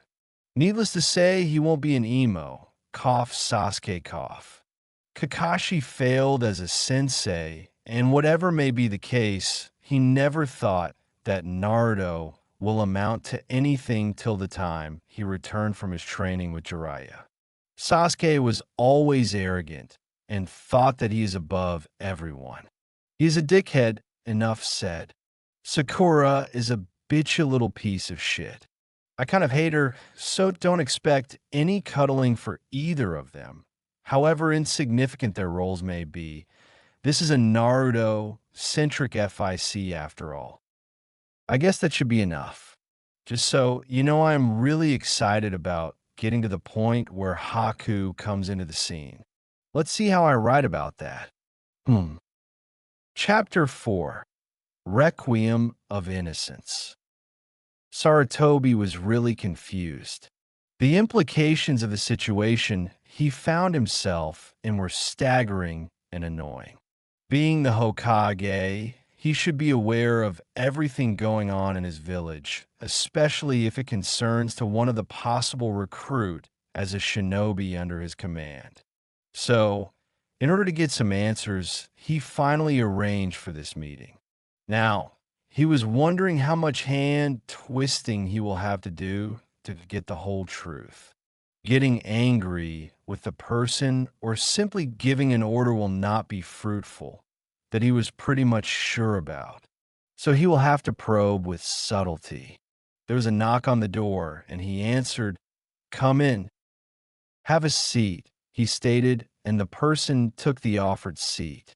He made a gesture with his hand and indicated to the ANBU guards to leave his office. Your message was not very informative. So what is this about? His guest began speaking, but was interrupted. What is the meaning of this? He asked. Meaning of what? Came the intelligent reply. He sighed and passed him a sheet. The results are out. Damn, I really thought I had a chance, was the reply. So did I. So, imagine my surprise when I was informed of this. You had more than a chance. So, kindly enlighten me about the farce that you were staring at, he said, quite irritated. There is nothing to explain, Aji-san. The first year at the academy is really tough. I tried my level best, though the boy Naruto tried to explain. Sigh, I may be old, but I'm not senile yet. Naruto, I know you are smart. It is reflected in the way you talk. Also, you are quite knowledgeable for a 7-year-old boy. So, will you cut the bullshit and tell me why did you think that failing the first year at the academy was a bright idea? He asked exasperatedly. Naruto sighed as he knew he's been caught by the old man. He and Kichi were almost sure that this will happen, after all the plan came into effect after he has joined the academy. By that time, his interaction with the old man was already progressed enough to indicate that he will ace at the academy. His mind wandered to how it all began. Flashback, a year ago, as the time bled into a new year, a new session of the Shinobi Academy commenced. Naruto also joined the academy, as was his arrangement with the old man. He was excited to go to the academy, even though he didn't show it. He thought maybe with someone explaining the topics, it will be easier to learn than learning on your own through scrolls, but he soon found out that his father ensured that he was ahead of the course material. He already knew everything that was to be taught in the first year and more. He didn't know everything, but almost. The first glaring defect of joining the academy reared its ugly head when around in the second week he had a doubt, and ignoring his own reservations, he asked the instructor about it. He wasn't very surprised that first he was ignored, then he was reprimanded for disrupting the class, and finally he was told to go and stand outside the class. The second was more obvious, but subtle as well. If you hate something, you're always afraid of that having power over you. The same was true in his case. He knew everyone hated him. It didn't surprise him that him trying to become a shinobi was like a proverbial axe hanging over the necks of the villagers. The first indication of this came around after 2 weeks when he was walking in the market in his secret get-up. He was buying food at a shop when he heard 2 villagers conversing. Did you hear that the demon is attending the Shinobi Academy? I know. How can Hokage-sama allow that thing to become a shinobi? As if it isn't dangerous enough. Now the village is training at how to kill. The council should execute him before he becomes too strong and destroys the village. It has been a month, and such conversations were simply commonplace in the village. Everywhere he went, it was the talk of the town. As he knew almost everything at the academy, he started feeling bored and regularly lost focus during the lectures. The instructors were more than happy to punish him for the same. It was one of those days when he was punished for not paying attention in the class. When he reached his apartment, he summoned Kichi as was their routine. Jobaro greeted Kichi. In the past 3 years, they have become affectionate enough that Kichi started calling him bro. Hey Kichi, replied Naruto. So, how was your day at the academy? Same old, same old. Shinji-san caught me sleeping again and told me to stand outside of the class, all the while muttering something about, "It is a good thing that the demon isn't getting strong, but I have to ensure it as well." Man, these people will never change. Don't you think? Gee, fucking morons. Hey bro, it's not a bad idea though. What is not a bad idea, Kichi? Everyone hates you, and since you've joined the academy, few are even scared of you. The instructor thinks that you are not getting any strong and is relieved because of it. There is no point in proving him wrong, though. Let everyone think that you are weak. That is actually not bad. Dad also told me in the letter that deception is the best tool of a shinobi. Let them underestimate me. I have to do something drastic, though, to cement the idea that I am not strong. Why don't you intentionally fail in the first year, if you don't mind losing out on a year? That should ensure that they think you are actually stupid, as you can't even clear the first year at the academy. Wasting 1 year, huh? I think that is perfect for me. Also, from next year, I will ensure that I am just below average in everything. Not too bad that they can regularly pick on me, and not good enough that they are always wary of me. I guess that this will get them off my back till the time I become genin. Till that time, I will become strong enough so that not every shithead can beat the living daylights out of me. Also, once I become genin, I will be under Aji, sans direct command. Then I will try and move in the ranks quickly. Flashback end. There is no point in deceiving the old man. That ship has already sailed. So, I got to tell him the truth. Well, this is actually kind of good, as he will be in on the secret, and maybe I can even ask him for help at times. Naruto thought to himself, and then started explaining the situation to the old man. Fine. I will explain everything to you. You may not acknowledge few of the things as you have shrugged them off earlier when I confronted you regarding them. Firstly, I know almost everyone in this village hates me. You could deny it or you can shrug it off, but that fact will remain unchanged. This is applicable to the instructors as well. This was applicable to the caretakers at the orphanage too, though they were not too open about it. The moment I joined the academy, everywhere I went, I can see that now everyone looked at me with fear too, while earlier was only hatred. When they thought that I am not around, they whisper things like, "How can Hokage-sama allow the demon to join the academy?" Once when I asked a question during the lecture, I was reprimanded for disrupting the class and was punished. After that, they just looked for excuses to send me out of the class, thinking that they were playing their role in ensuring that I do not grow powerful. As if. Anyways, I thought that if they're so afraid of me, then I will simply fool them by showing them what they want to see, said Naruto.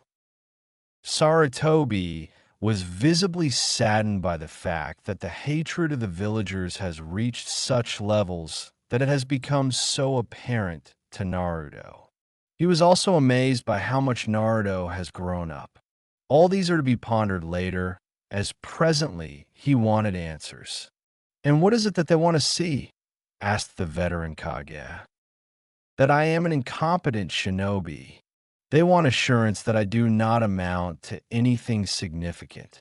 So, I will give them that till the time I'm capable of protecting myself. After all, deception is a shinobi's best tool. Ain't that right, Hokage-sama? And what exactly are you planning to do once you are capable enough?" asked Sarutobi, slightly worried. "No need to get your blood pressure high, Hokage-sama. I will do exactly what I said. I will protect myself, protect who cannot protect themselves, and what I care about, so that I am not at the mercy of a carefree ANBU guard. said Naruto with an edge in his voice as he was getting irritated with the way the old man was insinuating about things. Sigh. You know I will regret that to my dying day, Naruto. For what it's worth, I am really sorry about what happened 2 years ago. Apologized Sarutobi in a very sad voice. No need to be sad about it, Aji-san. I don't blame you. You did your best. After all, you have a whole village to look after, consoled Naruto. I know you don't, but I failed you that day. Is it actually that bad with the villagers? I am sure that there must be at least few who do not hate you, asked Sarutobi almost pleadingly. He was already burdened with the fact that Naruto doesn't trust him as he always brushes him off when he asks why everyone hates him. He didn't want this on his conscience as well that he could not fulfill his successor's dying wish. Haha, that was a good one, Aji-san. There are only 3 people who I have met and do not hate me. You and the family that runs the Ichiraka ramen stand. Didn't you wonder why I didn't have any food in my home a week after I shifted from the orphanage? Or why did you come to hear that I wasn't seen in the village for a week after a month of that? Seeing the baffled look on the old man's face, he sighed and continued. Aji, sin, why go out someone or the other throws stones, eggs, spoilt fruits, or anything that can hurt at me. Some one or the other is just looking for an excuse to slap or kick me. I am denied from entering any of the shops, and no one is willing to sell me anything. When I went missing for a week, I was right there in the village, just under a disguise, explained Naruto, and at the questioning look from the old man, took out his skull cap and wore it. As for the birthmarks on my cheeks, I just used some makeup to hide them, and I'm a completely different person. No one is the wiser. Sarutobi was really appalled by the way Naruto was treated and was beyond impressed at the same time with Naruto. He had no idea that Naruto has persevered against such odds or that he was this smart. He was ashamed that he was so blind with the love of the village that he didn't even get to know even a sliver of the cruelties that Naruto was facing. I guess I am getting really old for this shit. Tell me the truth, Naruto. How was your stay at the orphanage? It was not bad, Aji-san. They didn't like me, but they never mistreated me. Sigh. I was just so lonely. No one talked to me or played with me. I guess I learned to be independent because of them. The only thing that pissed me off was that they didn't even let me learn how to read or write, said an obviously emotional Naruto. He was, after all, a kid, and he was always a little free with the old man, and these things just came out of his mouth before he even realized what he was saying. Those fucking bastards. To treat a child like that is unforgivable. I will make sure that they pay for what they have done. Wait a minute. If they didn't teach you how to read and write, how did you learn it? I am pretty sure that you were really good at both. More unanswered questions. Damn it. You are hell-bent to make me feel my age, Naruto. Shit. I didn't mean to tell him that. What should I do? I can't tell him about the seals. Even though I like the old man, those seals are gifts from San, and I don't want to share them with anyone else. Kichi doesn't count, obviously, as he is my best friend. When the caretakers weren't paying attention, I stole the books that the other children got and learned on my own, said Naruto, trying to look sheepish so that the old man doesn't get any more suspicious. Sarutobi peered at Naruto as if trying to piece a puzzle and finally asked, "Is that everything you have to tell me, Naruto?" After receiving a nod in response, he sighed and thought, he still doesn't trust me enough. I guess I will have to bring out my trump card. He opened a drawer and took out his spying crystal orb. Do you know what is this for, Naruto? Let me show you. He moved his hands to the orb and pushed some chakra into it, and the orb showed the view of the marketplace of Konoha. This little thing shows me any place I want to see in the entire village. Well, I got your first year's result. I was really confused as I thought you would ace the exams. So, I took a look at what you were up to at your apartment. Imagine my surprise when I saw you there talking to a toad summon, no less. So, what else are you hiding from me, Naruto? Holy fucking shit. I had no idea the old man had something like that up his sleeve. I shouldn't be surprised, though, as he is the Hokage after all, and such a thing would be really helpful to him for keeping an eye on the activities of the village. Man, what should I do? He caught me completely off guard with that. I am in a bind. Sigh. I guess I will have to tell him about Kichi. On the night of my third birthday, a seal on my left hand's wrist activated and, well, Gamma Kichi got summoned. Since then, we have been best friends. And that is all there is to that. Minato, you had so little faith in us that you had to ask for Gamma Bunta Sama's help. I guess I don't have any right to say anything about it. I will try to do what I can now from this point forth. Maybe I will be able to redeem for my past shortcomings with regard to your son. Please forgive me, Minato, thought Sarutobi miserably to himself. I am amazed you were able to hide such a fact from everyone, including me. Now, I understand your situation, even though I would prefer that you try to keep me apprised of the important events in your life. Above all, feel free to ask me for help whenever you require it. I am generally very busy, but I can always spare some time for you, Naruto. Actually, I do need your help with an issue. I need a training ground which is away from prying eyes. If I am to show that I am incompetent, then I cannot train somewhere public, and well, Kichi is also increasing in size quite rapidly. That can be taken care of easily. I have a perfect place for you. This training ground hasn't been used for quite some time, said Sarutobi while taking out a sheet of paper with the address and the directions to the training ground and handing it to Naruto. Arigato, Aji-san. I will go now. See you later, old man, replied a relieved, thankful, and happy Naruto. As soon as Naruto left the office, the ANBU guards came back inside the office. Give me Dolphin, ordered Sarutobi. Aye, Hokage-sama, replied one of them and left by Shunshin. A few moments later, an ANBU entered the office. You call me Hokage-sama? Asked the ANBU. Hi, Irika-kun. I have a new assignment for you. Naruto reached the training ground, the directions to which he was told by the old man. It was perfect for him. It was really secluded and was totally hidden with a cover of trees.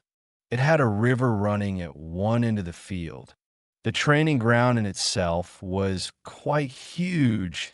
It was just a little unkempt, and that was because of no one using it for some time, as indicated by the old man.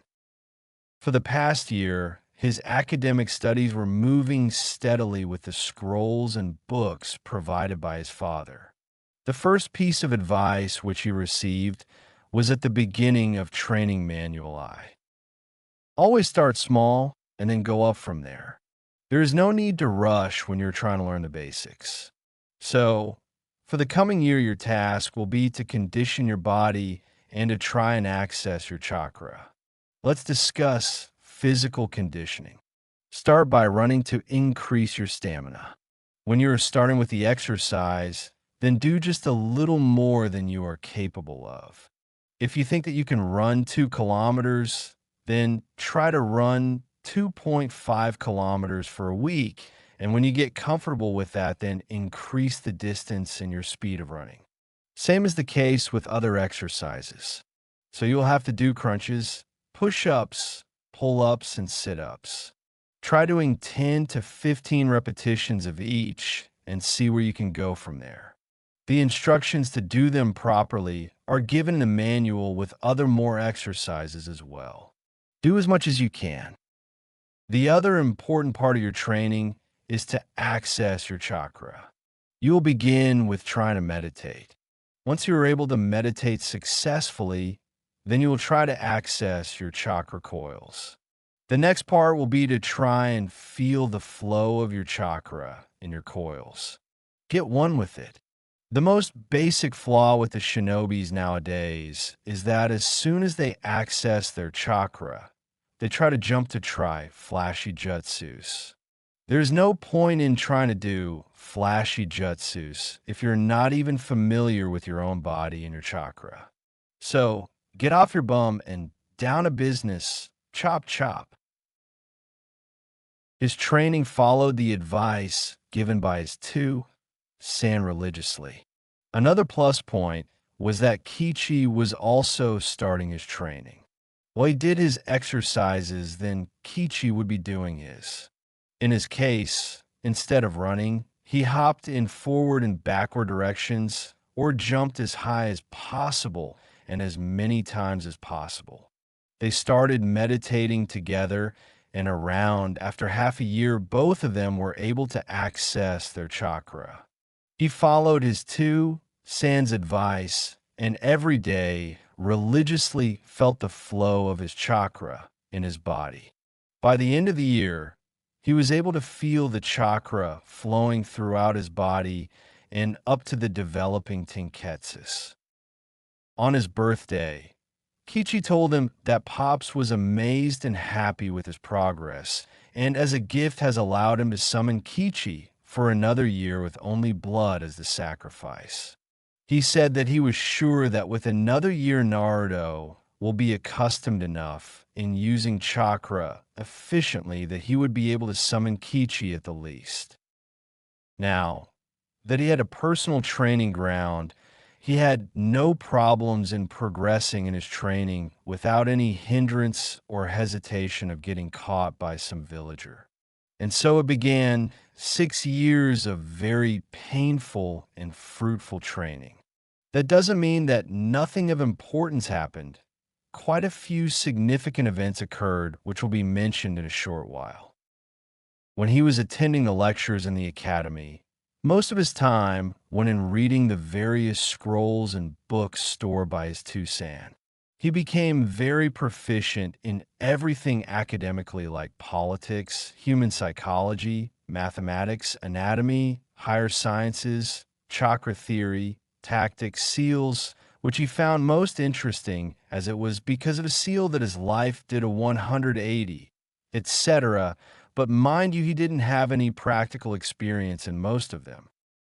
When he was in the academy, most of the other students avoided him either due to prior warnings from loved ones or due to his own cold behavior or for a simple fact that he was considered incompetent as he failed in the first year. Throughout his time at the academy at times, few instructors tried to pick on him, but since a new instructor, Yumino Ira, had joined the academy, these things stopped.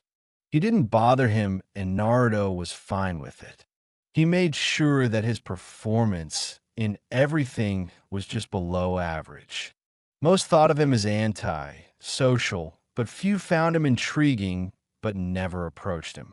Nara Shikamaru, and by extension, Akimichi Chozi, Aburame Shino, and Hyuga Hinata belonged to that group and had their own reasons for not doing anything. Nara found it troublesome to be friends with him. Chozi was just happy with eating snacks, Hinata was way too shy, and Shino was just stoic and aloof. For the first 3 years, age 7 to 10, the only other thing he learnt was chakra control and use of ninja tools like shurikens, kunais, ninja wire, etc. The manual for chakra control had specific instructions telling him that he should regularly train his chakra control, as he will always have shitload of chakra. He started off with leaf balancing on the forehead, followed by on the palms, and then together. When he turned 8, he learned tree walking and very soon combined it with the leaf balancing exercises. He also used tree walking exercise while doing pull-ups and inverted crunches. When he turned 9, he learned how to walk on water, which he again combined with leaf balancing. When he turned 10, he replaced leaves by shurikens and kanais to increase the difficulty and get better results for chakra control. One thing he loved doing was meditating at the end of each day. It was calming and also great to feel the flow of chakra in his entire body. He took it even a step farther by meditating over water. He finally started up with the 3 basic academy jutsus as well. By the time he turned 11, he became proficient in 2 of the jutsus. Whatever he tried, he was unable to make a simple bunshin. From there on, he learned a katon jutsu to create a small fire stream to burn dry wood or paper, a futon jutsu to create a breeze, a right-hand jutsu to give a static shock when touched by the hands, a swait-un jutsu to condense the water vapors from the air to collect water, and tsuchi and mizu bunshin till he turned 12. He mastered all these jutsus, as it was advised that he should master them to the point that he realizes how his chakra is being converted in each of the elements. As he learned all the jutsus on his own, he was never instructed to shout them aloud, as it was only done to increase one's focus. This ensured that he didn't caution his opponents, that he simply muttered the jutsu. He also started summoning few other toads and getting familiar with their fighting styles. He never moved very far in this aspect, as he treated his summons as his friends and wanted to know them well before summoning anyone else. Thus, he has only summoned 10 other toads in total and none bigger than 8 feet. His physical conditioning was rigorous. His body was well toned, but didn't have bulging muscles. The reason behind that, even if he didn't know, was QB. Due to its potent chakra being added regularly to his body, his bones became denser, his muscles were much more stronger and with half the atrophy rate. By the time he turned 13, he was 5 feet 6 inches. His standard attire was black cargo, a blood-red muscle shirt, and a plain loose black jacket. Somehow he acquired a habit of wearing geta. He perfected the academy taught taijutsu, which he always used in public. He was also starting to learn the higher level katas of his 2 sans taijutsu style. He was cautioned against using his father's taijutsu style in public unless he is left with no other option but to use his 2 sans style. He was so concentrated on doing everything he needed to do that he completely forgot about the gravity and chakra weight seals till the time he turned 10.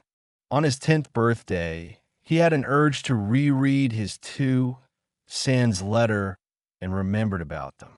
Luckily for him, by that time he had enough chakra control to manipulate the seals to an acceptable precision. Even though he has good chakra control, he still has a huge amount of chakra. The control ensures that he doesn't waste chakra, but it is still nearly impossible for him to accumulate minuscule amount of chakra. Having said all this about his training, let's take a look at few of the aforementioned significant events that took place during this time. He'll be turning 11 in few months, and his training was coming along well. At this juncture, he needed something desperately. For quite some time, it was becoming apparent to him that his training was severely lacking in one particular aspect. Well, it lacked in a lot of aspects like detecting and dispelling jinjutsus. He was well versed in the theory, but neither did he know any jinjutsus, nor did he have someone to help him with it. He didn't have any practical experience with all the theoretical knowledge he had. His aim, with the shurikens and kunais, was also a little off the mark. Getting back to the one thing which he definitely needed to rectify. So, he had a self-appointed mission. It was time to commence it. He did a quick hinge into an inconspicuous boy while he was hidden in an alley. He went straight across the road and immediately entered the establishment. He went to the counter and politely made his request with the owner. After a brief discussion, he took out an already prepared enclosed note and handed it over along with the appropriate amount of rios.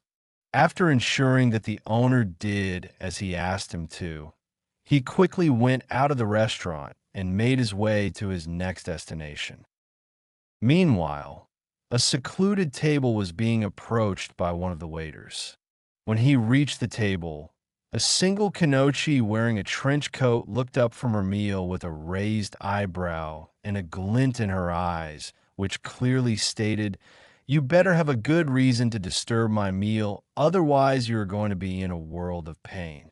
The waiter quickly set down a plate of dango in front of her with an enclosed envelope and ran off from there. Anko was genuinely confused, as she was sure that she did not order an extra plate of her favorite dish. She quickly opened the envelope to find a note inside. "Mitarashi-san, I apologize for interrupting your meal beforehand. I needed a way to get this request for a meeting across to you. I have observed you having meals here regularly and found this as my only chance to approach you. Please do not misunderstand me. I have not been stalking you.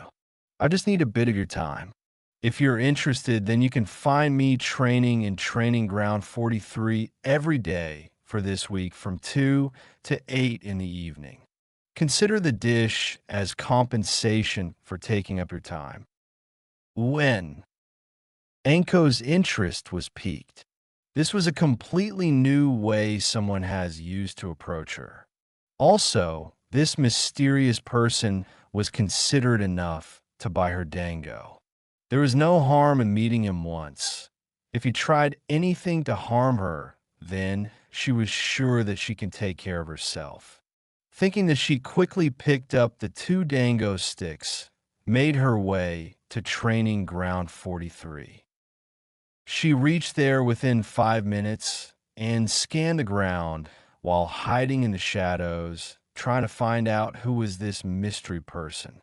She didn't have to wait for long, as the said person was doing pull-ups while sticking to a tree branch using chakra on his palms. What the fuck? He is just a fucking kid, most probably an academy student. Well, let's see how good his reactions are, and what does he want? Thinking that, she quickly threw a kunai right at Naruto's face and jumped on the ground. Naruto was about to complete his set of pull-ups when suddenly he saw a kunai heading directly towards his face. He was startled and quickly dropped to the ground in a crouching position to look for the threat. Flashes of his 5th birthday coming to his mind. He quickly found the owner of the kunai as he saw the dangerous Kanochi making her way to him. He quickly calmed himself by taking deep breaths and prepared himself for the conversation he was about to have. "Mitarashi-san, I'm really thankful that you decided to meet me, even though my approach was a little presumptuous, I guess. Don't sweat, Gaki. After all, you were kind enough to buy me dango. But don't you think I'm a little old for you? For that matter, aren't you way too young to be even interested in girls, let alone mature women? You have good taste, though. I am game just to see if it is even possible to do at your age," replied Anko very suggestively while giving an ample view of her gorgeous assets seductively. The look of horror that appeared on Naruto's face was worth it in Anko's opinion. Naruto has only recently started to notice the fairer sex, but in no way was he prepared for anything like this. He knew what the scantily clad Kanochi in front of her was insinuating, and he was appalled by it. At times, being knowledgeable can be a double-edged sword. "Are you fucking insane?" he shouted indignantly. He quickly tried to compose himself and continued with a stammer. "You misunderstand me, Mitarashi-san. I didn't want to meet you for that. I want your help." "Well, people do say that I am insane." So if it is not that, then what is it you need my help with? Who the hell are you anyway?" I apologize for not introducing myself, but am also surprised that you didn't recognize me. My name is Uzumaki Naruto. Realization came over her eyes, but being a special jounin, she was able to hide her surprise. As she was quite a loner and was usually busy with missions, she hadn't come across the young Jinchuriki for a very long time. "Mitarashi-san, I am quite aware of the fact that almost the entire village hates me. I do not know the reason behind this animosity, but I will find it out soon enough. I am a very reserved person and usually keep to myself. However, what most people are ignorant about is that I am very observant. I know for a fact that after me, if someone is hated in this village, then it is you. I do not know the reason for that as well, but I do have a theory which is quite probable, but it is not my place to interfere in your affairs or judge you. We both deal with this hatred in a different manner. As you are a very deadly Kanochi, villagers are afraid of confronting you, and you simply use their fear by cementing it with your psychotic act. On the other hand, am not strong enough, yet to have such an effect, and thus prefer to live in shadows. If it is not too much to ask, will you be willing to help in my training? I don't want you to teach me any jutsus. It will be a great help if you can help me perfect my basic techniques and help me gain experience. Having battle experience is one of the most important part of a shinobi's training, which will save his life. I want to gain the instinct which only comes by fighting seriously with a stronger opponent. Even an hour a day will be very appreciated. I'm even happy to buy you a serving of dango for every session as a token of my gratitude." Anko just stood there contemplating everything the Gaki said. "Tell me, Gaki, what is your theory of why the village hates me?" "I do not have any concrete proof, but I have come to a conclusion that it is related to Orochimaru. If I were to hazard a guess, then you were somehow accused of some of the deeds of the traitor, and as these stupid villagers have no way of laying a hand on the snake Sannin, you have become their scapegoat. I was his apprentice. When he betrayed the village, he left me to the wolves. Tell you what, Gaki, show me what your training consists of, and if I am impressed, I will think about it. If you're not serious enough to give your all into your training, even without anyone helping you, then I ain't going to waste my time. Also, I will need to inform Hokage-sama if I choose to help you." "Arigato, Mitarashi-san. I'm sure the old man will have no problem with this arrangement. I could have asked him to provide me with an instructor, but then the said instructor would be here only out of obligation to the Hokage. I did not want that, and also do not want to be dependent on the old man's kindness." Anko was really impressed with Gaki's maturity. He raised quite a few points which indicated that he was quite intelligent and wanted to earn his skills. Anko could respect that. "Call me Anko, Gaki. I will definitely take you up on that offer of dango." So began Naruto's torture training with Anko. First thing which Anko fixed was his technique of using his wrist while flicking shuriken and kunai. Second came taijutsu, and then they would just spar. Anko taught him how to survive against tougher opponents, how to use the terrain to his advantage, human psychology, use of poisons, and even some jutsus, as she was really impressed by him. Also, as he always treated her with respect, she got attached to him. She considered him like a brother, but never voiced it, as she didn't know how to be his sister. Naruto also cared deeply for her, as she was one of the few people who helped him. He didn't know if he would consider her a sister, as he never had a family and didn't know if that was how siblings were.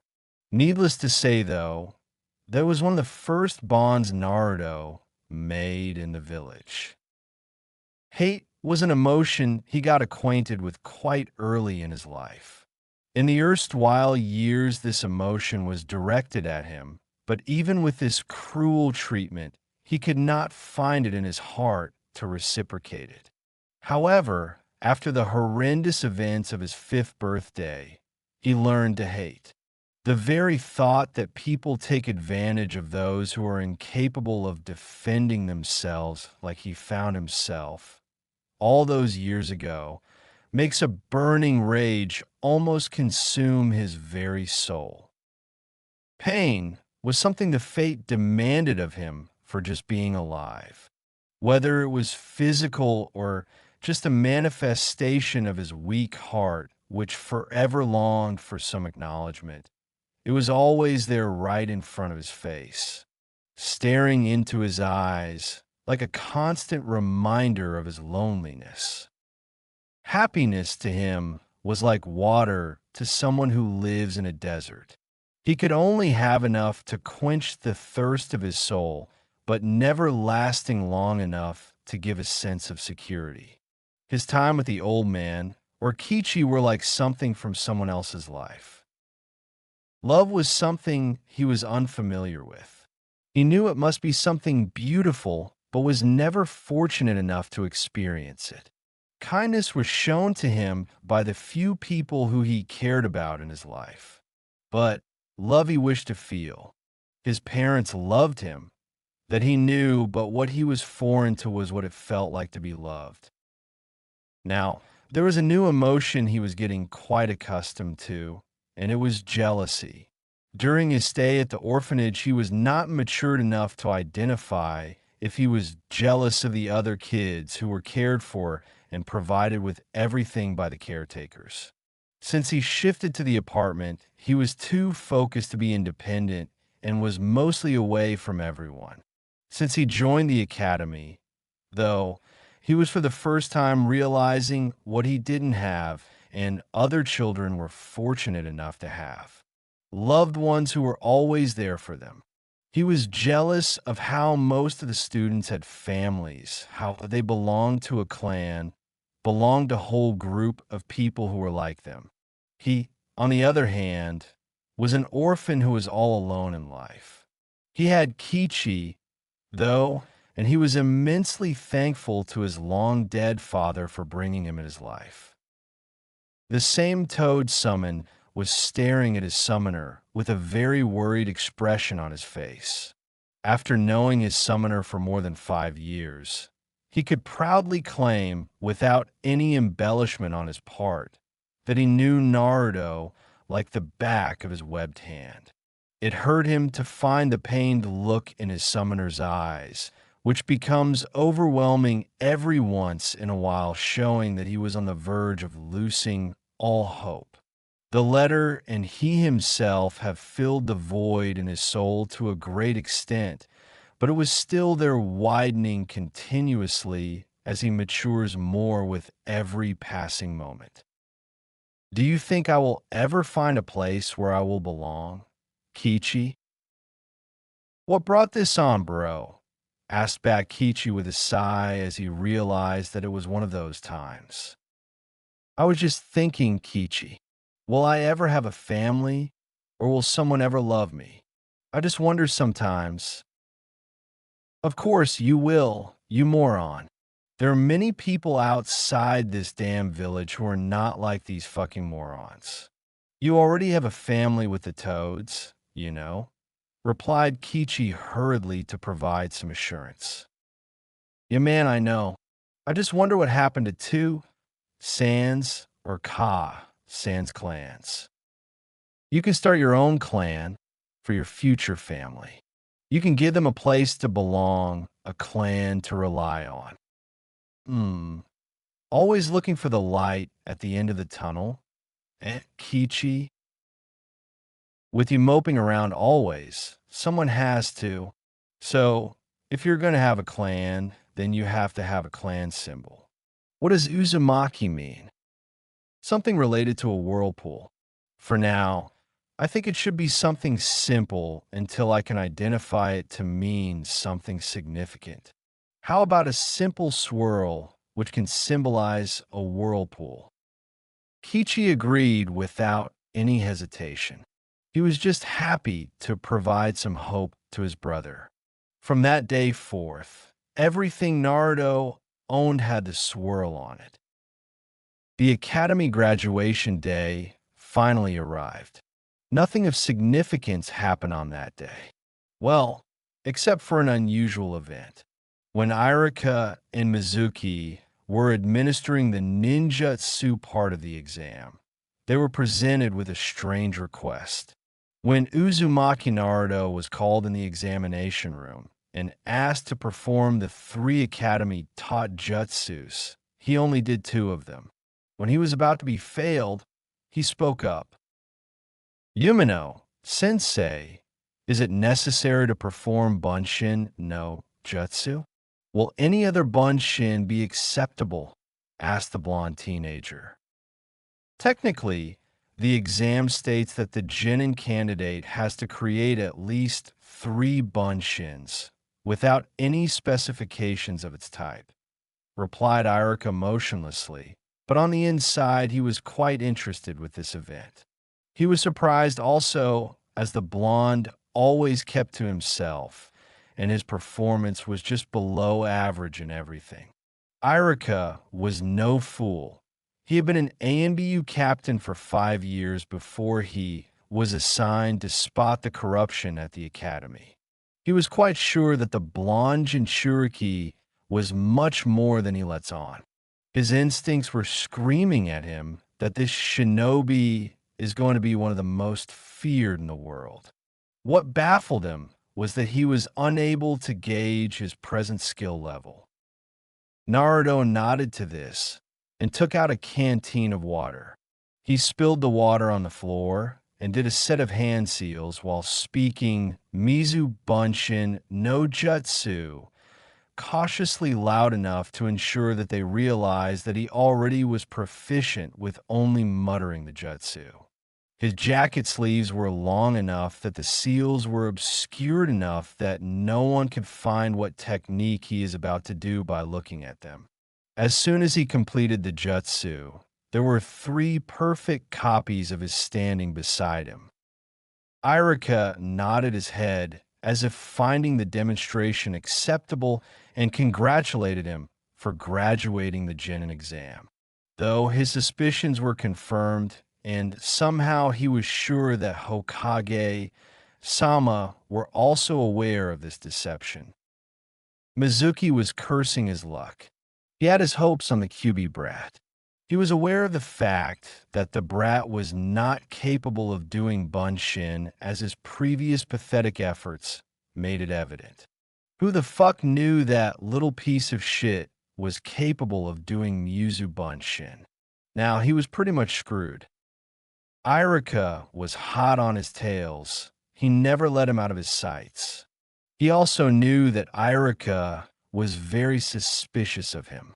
He was almost sure that Irika had an idea about his traitorous activities. It was easy to sabotage the QB brat's progress at the academy and not get implicated for it. Everyone hated him, so all it took was a small suggestion. He worked for 7 years to ensure that he could present the chance of graduating as a carrot in front of the damn brat. Now it went all down the drain. He suddenly grinned as he had another ace up his sleeve. It was amazingly easy to trick the perpetually obsessed grandson of Sandame. All he had to say was that if he brought the scroll of seals to him, then he would teach him all the powerful jutsus that were present in it. Now, he was waiting in a clearing near a training ground, which no one uses anymore. Today was the perfect day, as Sandame was busy in a council meeting and his grandson's presence in his office never raised any suspicion. Soon, he will get power beyond imagination.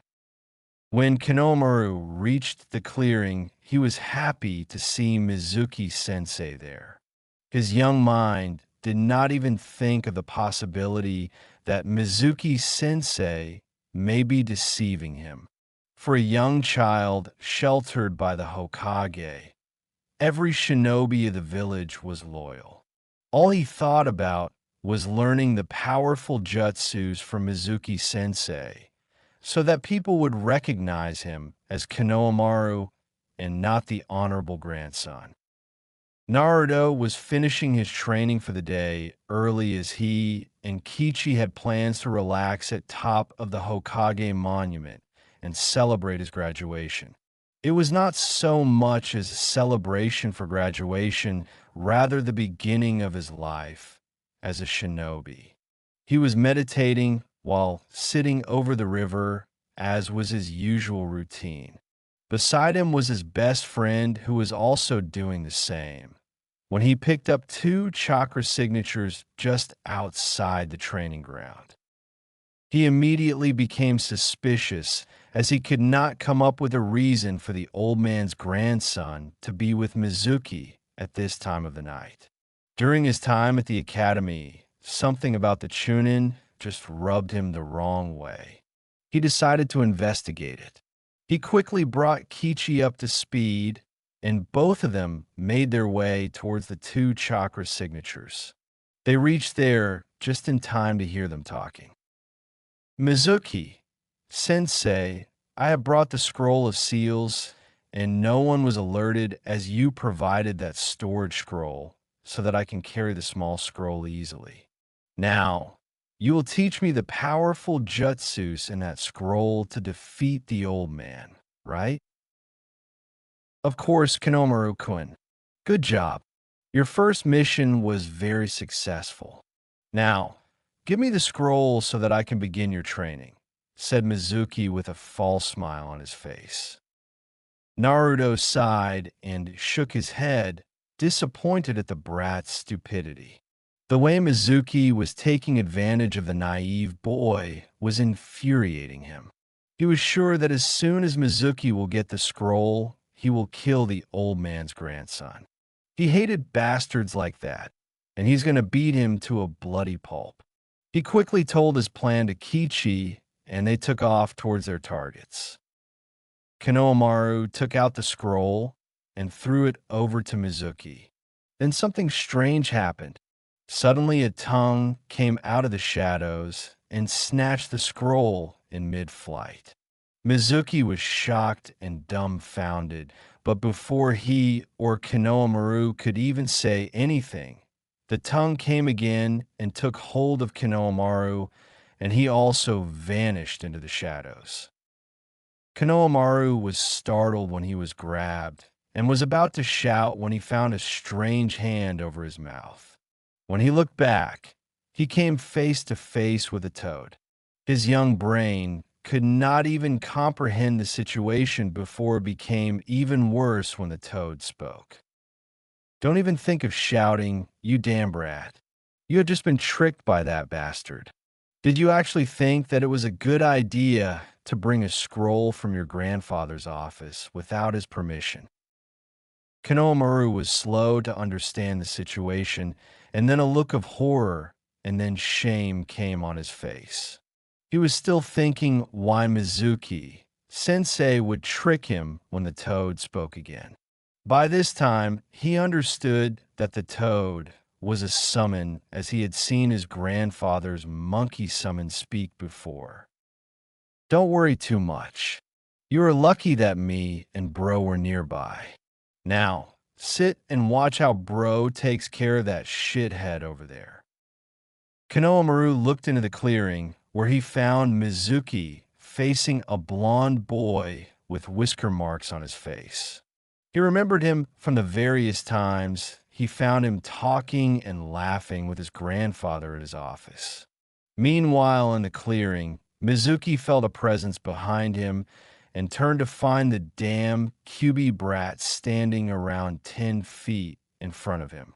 He was already at the end of his wits and just couldn't hold his temper. "What the fuck are you doing here, you damn demon?" Mizuki snarled. Did you say something, Mizuki-teen?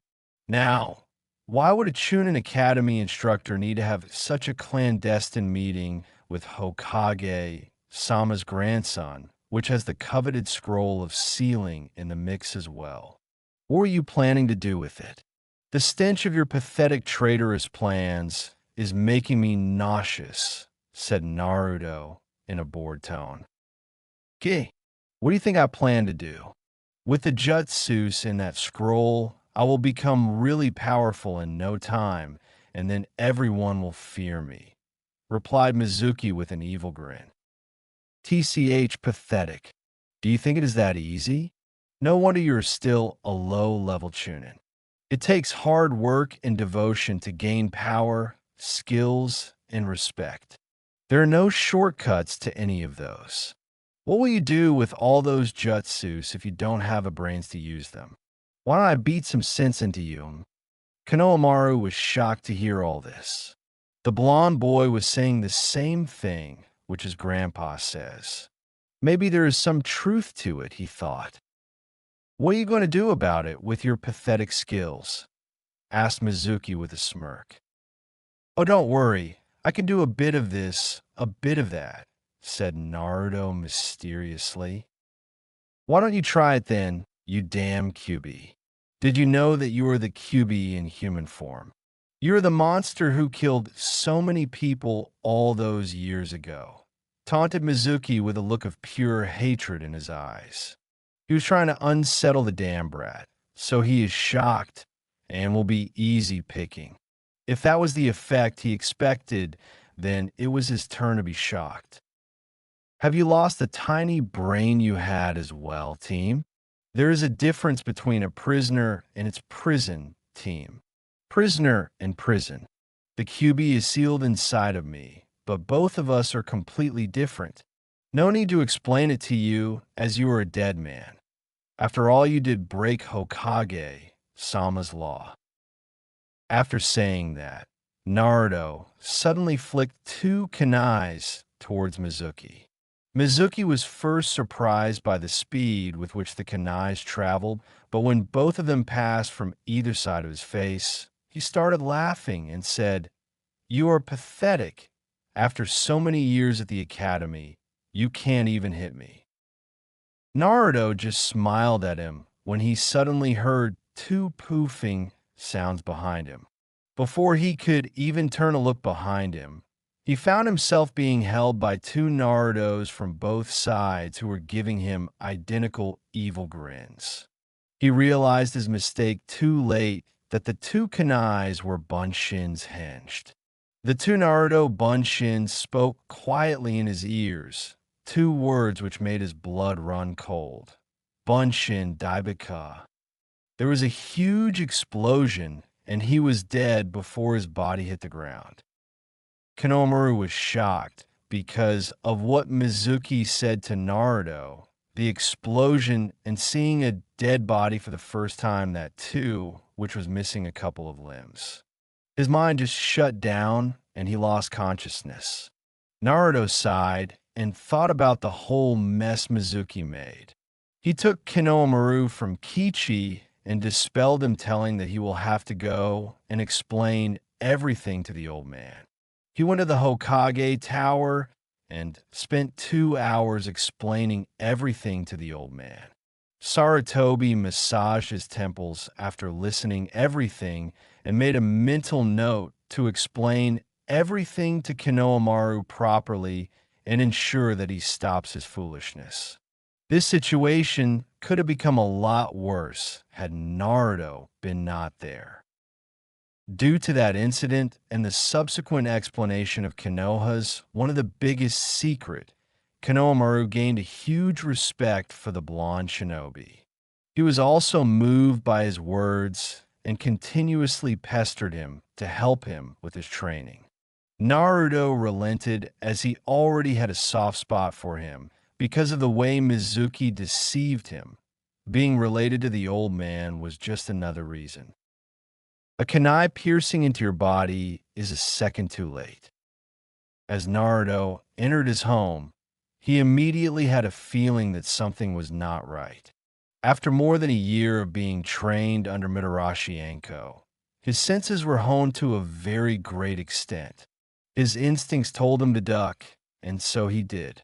He barely dodged from a kunai burying into his forehead, and before he could even comprehend what was happening, his body moved on its own accord.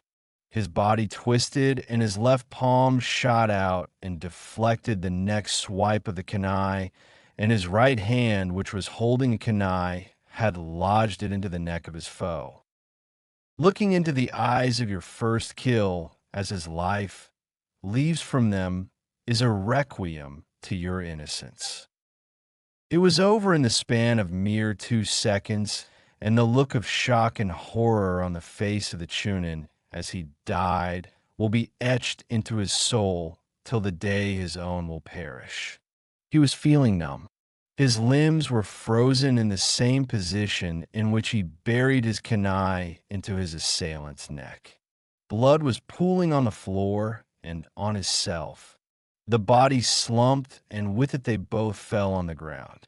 Those soulless eyes were staring into his lost eyes. He sat there for a long time, just looking at the scene. He didn't know what to feel. Is he supposed to feel good that he was able to defeat a Chunin?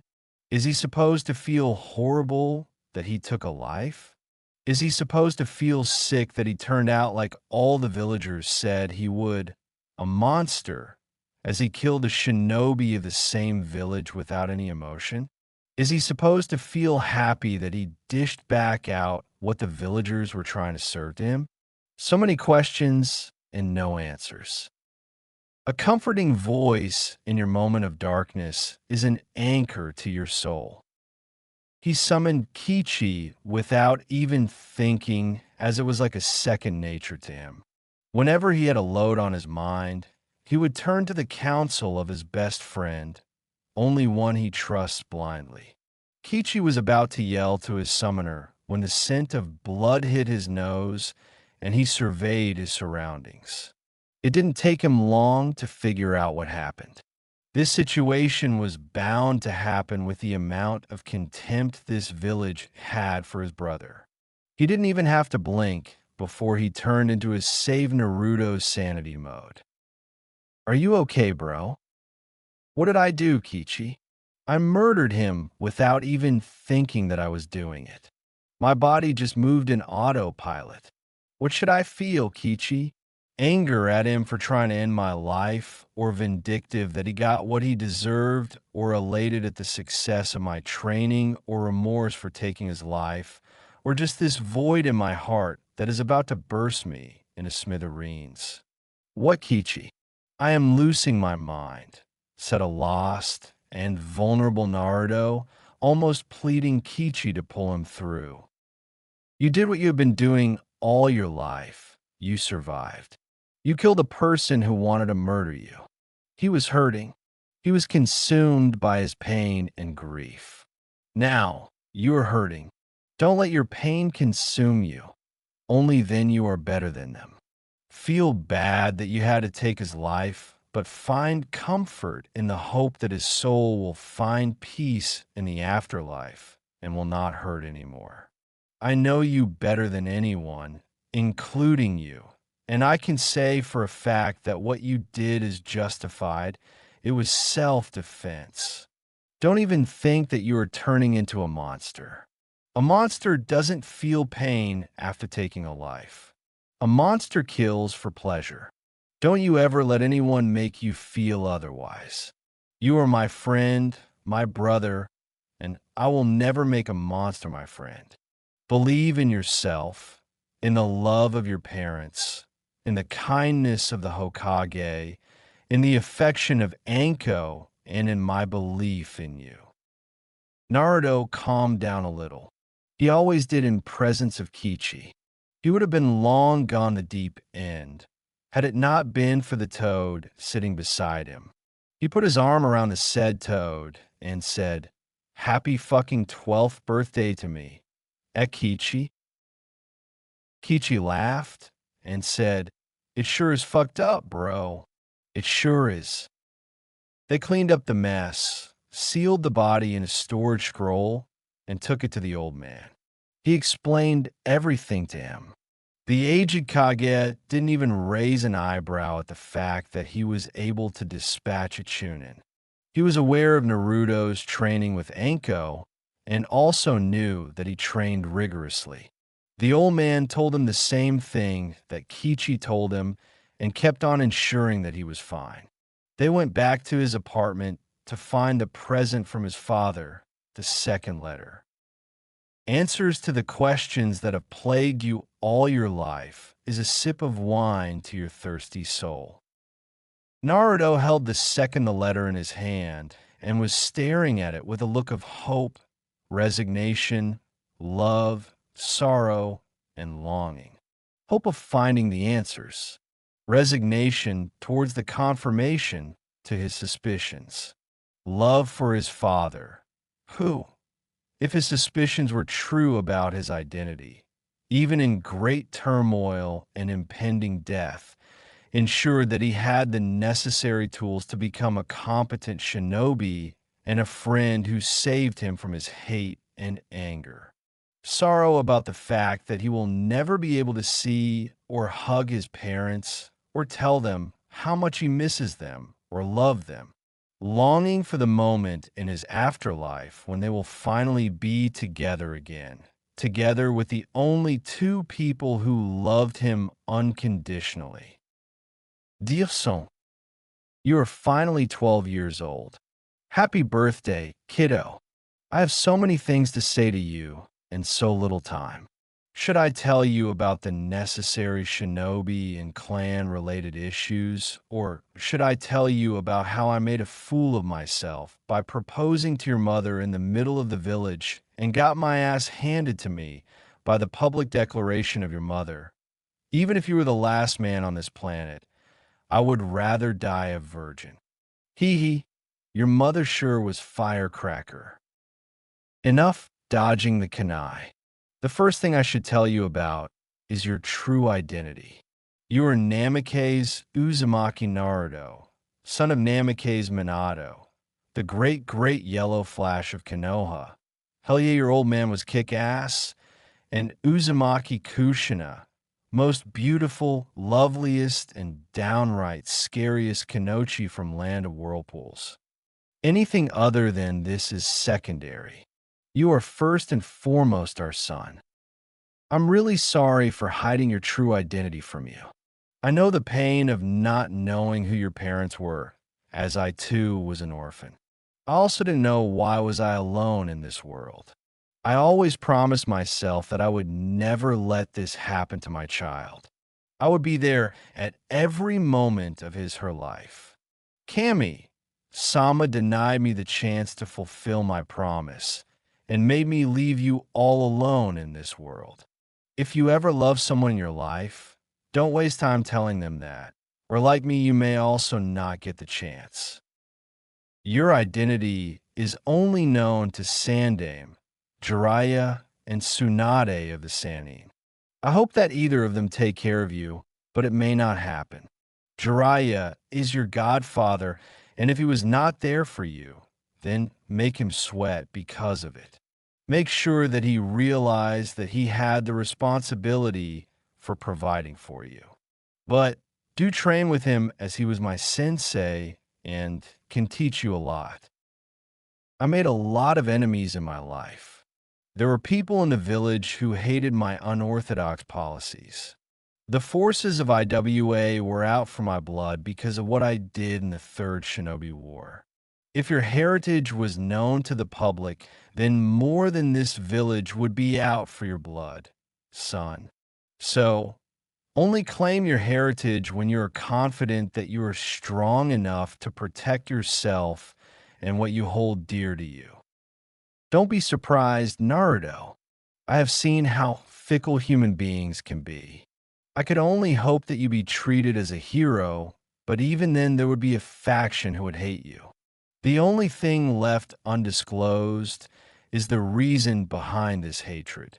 With your genes, I don't have to assume that you are intelligent, and thus you may have figured out that the reason is connected to the QB as I was the Hokage. Still, for an accurate account, when QB attacked the village, your mother went into an early labor while I was looking for a way to defeat the great demon and the shinobis were trying to buy me time. There is only one way to kill a demon. That is, to first bind it to a mortal soul, and when a mortal dies, then the demon dies with him as well. Now, lesser demons can be defeated and subdued, but Kyuubi was an embodiment of chakra and was almost invincible. I was only left with one option, to sacrifice my soul and seal the Een part of Kyuubi's soul in a newborn child because its chakra coils are undeveloped, and while developing they would be able to adjust to the stress. Being a Hokage, I couldn't ask someone else to sacrifice their child if I was unable to sacrifice my own. So Naruto, my son, the reason that most of the villagers hate you is because I sealed the Kyuubi inside of you. This does not turn you into Kubi, rather you're its prisoner or container. Just suck it up as life is not fair. You do get benefits out of it as well. You should have rapid regenerative abilities, massive chakra, as some of the demon's chakra is constantly purified and added to yours, thus the reason for you to constantly work on your control. In times of great distress, you may even be able to call for more of its chakra, but this chakra will be demonic. It will make you powerful, but will be very harmful for your body, as demonic chakra is not for human body.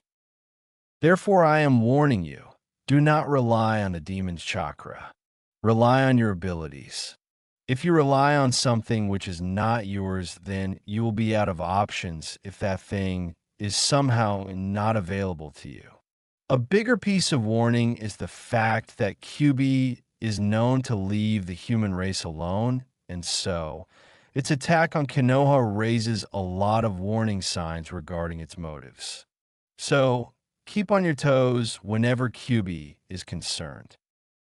Now that the serious stuff is out of the way, I have more gifts for you. Since my last letter, I have missed 6 birthdays, then I should have at least that many gifts for you, right? Okay, so let's see. 2 gifts are the scrolls for my most prized techniques, Rasengan and Hyroshin. I will advise that you wait till you meet with Jiraiya before you start using either of them in public, so that if questioned, then you can push the blame onto Jiraiya for teaching those to you. Apart from these jutsus, there is a scroll with a lot more jutsus in it. The most important of these is Kagebunshin no Jutsu. This is the best tool for training. Whatever a Kagebunshin learns in its lifetime, like chakra control, knowledge, katas, etc., is all gained by the original except the physical aspect of training. So, you can severely cut down on your training time by the factor of the number or clones you can make. From my personal experience, I can make up to 50 and maintain them for 2 hours. A word of advice, do not dispel them together or you will regret it. The headache is crippling. Sealed with this is also the paperwork for a separate and anonymous bank account with 50% of my and your mother's wealth. Till the time you claim your heritage, You can use as much money as you want from this account. Spoil yourself. Haha, that makes it to 5 gifts. Oh, did I forget to mention that you can live in your family house? Get the directions from Saratobi. It is locked with a blood seal. Live well and long, my son. I love you with all my heart. Your mother also loved you. We will see you on the other side, hopefully in 6 to 7 decades. It is time for me to meet our maker. Take care. Your father. Namikaze Minato. Chapter 5. Somewhere I Belong. Sarutobi peered over his crossed fingers at the crowd of Jounins assembled in his office. A new batch of Genins have graduated, and according to the reports provided by Irika, it was one of the most promising batch in the past few years. Out of the Genin teams formed last year, only one team stood out from the lot, and it was the one which was under the most eccentric Jounin, Mado Guy. There was another team, but it only had a Hyuga who was said to have shown great potential. He will get to see all this talent in action in the Chunin exams in 8 months, which were being held in Konoha. The advantage of the home ground will definitely prompt most of the Jounin senseis to nominate them for the exam. However, now is not the time to ponder over this. He cleared his throat to get the gathered Jounins to quiet down. He was hoping to get this over with as soon as possible as the meeting with the council.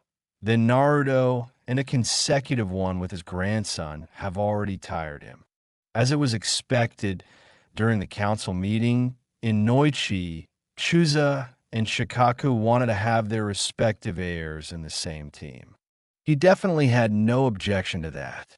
Their generation's Inoshikacho team was legendary in their own right. The civilian council predictably wanted Sasuke to be apprenticed under the Sharingan Kakashi.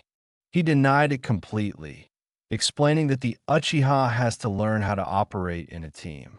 The boy was way too stiff and reclusive for his own good. Thankfully, Naruto's plan was working tremendously well, as no one even bothered to protest against his graduation. They might be hoping that he would die as soon as he goes on a high-ranked mission, as his skills were pathetic. As you all must be aware that there is a recent batch of Genins who have graduated from the academy, I have asked all of you to come here to find who all are interested in being Jounin senseis this year. Also, if you have any preferences regarding any particular Genins to be on your team. Before any of you start bickering, the council has specifically asked that Uchiha Sasuke be in Kakashi's team. It is also practical, as he will be able to teach him the workings of the Sharingan whenever the young boy obtains it. Also, in case of any conflict over choices, the decision will be made according to the seniority of the Jounins. However, needless to say, my decision will be final. So, who all are volunteering? Asked Saratobi. As long as I get Sasuke, I have no other preferences, said Kakashi while thinking to himself, finally Obito, I will train him. I owe it to you. Maybe it will be fun to train this generation of Inoshikacho, said Saratobi Isuma thoughtfully. This did make quite a few of junior Jounins groan, as all thought that training a team which has already been effective in the previous generation would surely be a successful effort. As neither the stupid council nor you will allow me to get an apprentice, for completely different reasons, I don't wish to babysit 3 green Genins, stated Mitarashi Anko, startling most of the people present with the information that she was willing to take an apprentice. Several of them also voiced their curiosity, asking the gorgeous snake mistress who has caught her interest. Wouldn't you like to know? Replied Anko with a smirk. I would like to have Hyuga Hinata on my team, as I have known her since the time she started at the academy. Requested a stunning Kunoichi Yuhi Kurenai. Even though she was not as senior as few of the Jounins present in the room, no one protested against this. The reason behind this was the fact that everyone knew that the Hyuga heiress was very timid and was said to be unsuitable as a kunoichi by her own clan. No one wanted to put a lot of effort in the hopes of her being a late bloomer. I see. I have decided what will be the teams. Team 7 will comprise of Uchiha Sasuke, Haruno Sakura, and Inazuka Kiba under the leadership of Hatake Kakashi. Team 8 will comprise of Hyuga Hinata, Aburame Shino, and Uzumaki Naruto under the leadership of Yuhi Kurenai. Team 10 will comprise of Yamenka Ino, Nara Shikamaru, and Akimichi Chozi under the leadership of Sarutobi Isoma. Team 11 will comprise of said Sarutobi, while giving the teams for the remaining 18 students. You all will meet your team tomorrow at noon. You may judge their worth as genins according to your own criterion. If anyone doesn't have any objection, then you all are dismissed, commanded Sarutobi. Immediately, all the Jounins left his office except one. The young woman waited till everyone left and then faced him. Do you have a problem with your team? Kurenai asked Sarutobi with a very subtle but dangerous glint in his voice, wondering if she had a problem with Naruto. Kurenai's body tensed, as it was never a wise decision to get on the wrong side of the professor. None at all, Hokage-sama. I only wish to have a look at the files of my students. I would like to have an idea of their skills before I meet them. Also, I did not mean any disrespect, but wouldn't it be better to have the Inazuka boy on my team instead of Uzumaki? I have no ill will towards him, but he isn't known to have any skills to support the team. I just thought that with Inazuka, the team will be a perfect reconnaissance team, replied Kurenai respectfully. In your case, Kurenai-chan, the files are no use. You are well aware of Hinata's skills. Shino is like a regular Aburame, intelligent and observant. Naruto will be the biggest surprise for you. However, I am trusting you to not disclose the information I am about to impart on you to anyone. I can tell you without any shred of doubt that Naruto is by far the strongest genin in the current batch. Even I am not aware of the full extent of his skills. His position in your team is that of a combat specialist for the situation when the shit hits the fan. I have specifically selected this team. Shino, like all Aburames, is avoided by his peers as most of them find his Kikai bugs creepy. Hinata is like an outcast in her own clan due to her lack of skills. I don't need to tell you about Naruto. All three of them know what it is like to be alone and to be singled out. This is a team of pariahs. It is my belief that they will find acceptance and friends in each other. Heed my warning, Kurenai-chan, don't ever break Naruto's trust or you will never get a second chance. On the other hand, if you gain his trust, you will have a person who will even fight an army and give his life just to save yours. He is a very lonely boy. He needs people who care for him even if he denies it. Above all, you're the most appropriate sensei for him, as he has almost no skill in Jinjutsu, cautioned Sarutobi. Kurenai was stunned with what she has just been told. She had a lot to think about. She quickly thanked the Hokage and left in anticipation of the new phase of her life, which will begin tomorrow. Sarutobi sighed. He has done his part, and now it was all up to those four. A cacophony of voices assaulted his ears as he entered the classroom, probably for the last time in his life. Everywhere, the graduates were chatting happily with each other. The fangirls were as annoying as ever. Thankfully, he was not in the shoes of the Uchiha. He could not even begin to comprehend a way in which he would have dealt with a lot of them. Then there were the few quiet ones who liked to keep to themselves, some because of their own reasons, while others due to the ignorance of their peers. At one point in his life, he belonged to the latter sect. However, now he preferred to be in the former one.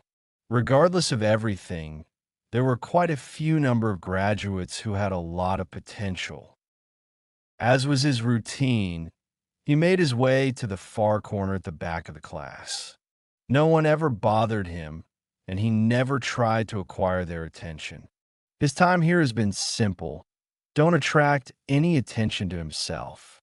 However, now he will have to be on a team with two other graduates and a Jounin sensei. He wondered if he will get a neutral team or with people who hate him. The old man and Anko Chan have already asked him to give his teammates a chance before he outrightly disregards them. That gave him a food for thought. If he disregarded them without even giving them a chance, then he will be acting like the pathetic villagers. He detested even the thought of him having any resemblance to the ignorant populace of Konoha. Maybe, just maybe, his teammates may not be prejudiced. As Irika entered the classroom, he asked the class to be quiet. Absence of Mizuki was not missed by most of the class. Due to the foolish actions of that moron, he had to now put up with that brat. Though his presence did bring a refreshing change to his monotonous life. He guessed that there may still be hope for few people in the village. Before Irika could begin his congratulatory speech, a student asked the question which was there on a lot of students' minds. "Where is Mizuki sensei?" Irika sighed and replied that Mizuki has been relocated to a new assignment. After saying that, Irika gave an almost imperceptible nod towards him, which was missed by most of the students. Irika gave his customary congratulatory speech and told them about their team assignments. So, he was on a team with the shy Hyuga heiress and the ever-stoic Aburame heir. The former had eyes which were to be respected and were one of the best tools for scouting and information gathering, which, however, was dependent on the user's control over their Byakugan. Their taijutsu was also very formidable. The latter, on the other hand, was one of the most fearsome shinobi in the class. The basic ability of the Aburame clan was to drain a person of his chakra. However, the most fearsome ability for which they were feared throughout the world was their ability to obtain information with the help of their Kikai bug from a long distance without even being present there. After all, in the shinobi world, information was like gold.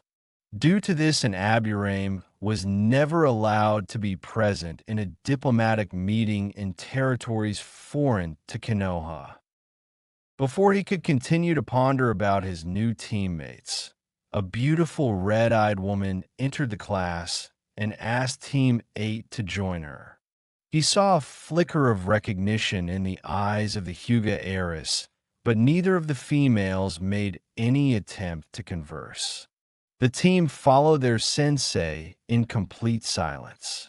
Within a span of 15 minutes, they reached a deserted training ground where their sensei finally stopped.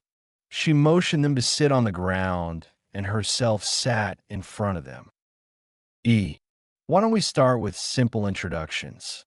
My name is Yuhi Kurenai. I have been assigned as your Jounin sensei.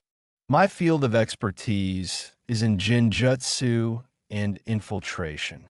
I like learning and creating new Jinjutsus, painting reading, and spending time with my friends. I dislike people who do not treat others with respect. My aim is to ensure that you three become competent shinobis and that I help the three of you to attain your goals to the best of my capabilities, said Kurenai. She didn't miss the spark in Uzumaki's eyes when she mentioned about Jinjutsu, as if he has solved a puzzle. She looked expectantly towards her students. Ono, my name is Hyuga Hinata. I like cooking, pressing flowers, and learning about medicinal herbs. I want to take care of my younger sister and become a good clan leader so that I can make my father and clan proud, spoke Hinata shyly, stuttering all the while and poking her index fingers together nervously. My name is Abiram Shino. I like observing bugs and collecting new species of bugs. My goal is to become a competent shinobi to successfully lead my clan in the future and serve Konoha to the best of my capabilities, stated Shino monotonously. Naruto observed the glaring differences between his two teammates. The Hyuga heiress was shy and unsure of herself. She wished to achieve few things, but didn't have any confidence to actually hope that she will be able to do them. The Abiram heir, on the other hand, was confident in himself and mentioned his goals in a matter-of-fact tone. It was now his turn. My name is Uzumaki Naruto. I like spending time with the few people I care about and training. My goal is to become strong enough to protect what is precious to me and those who cannot protect themselves.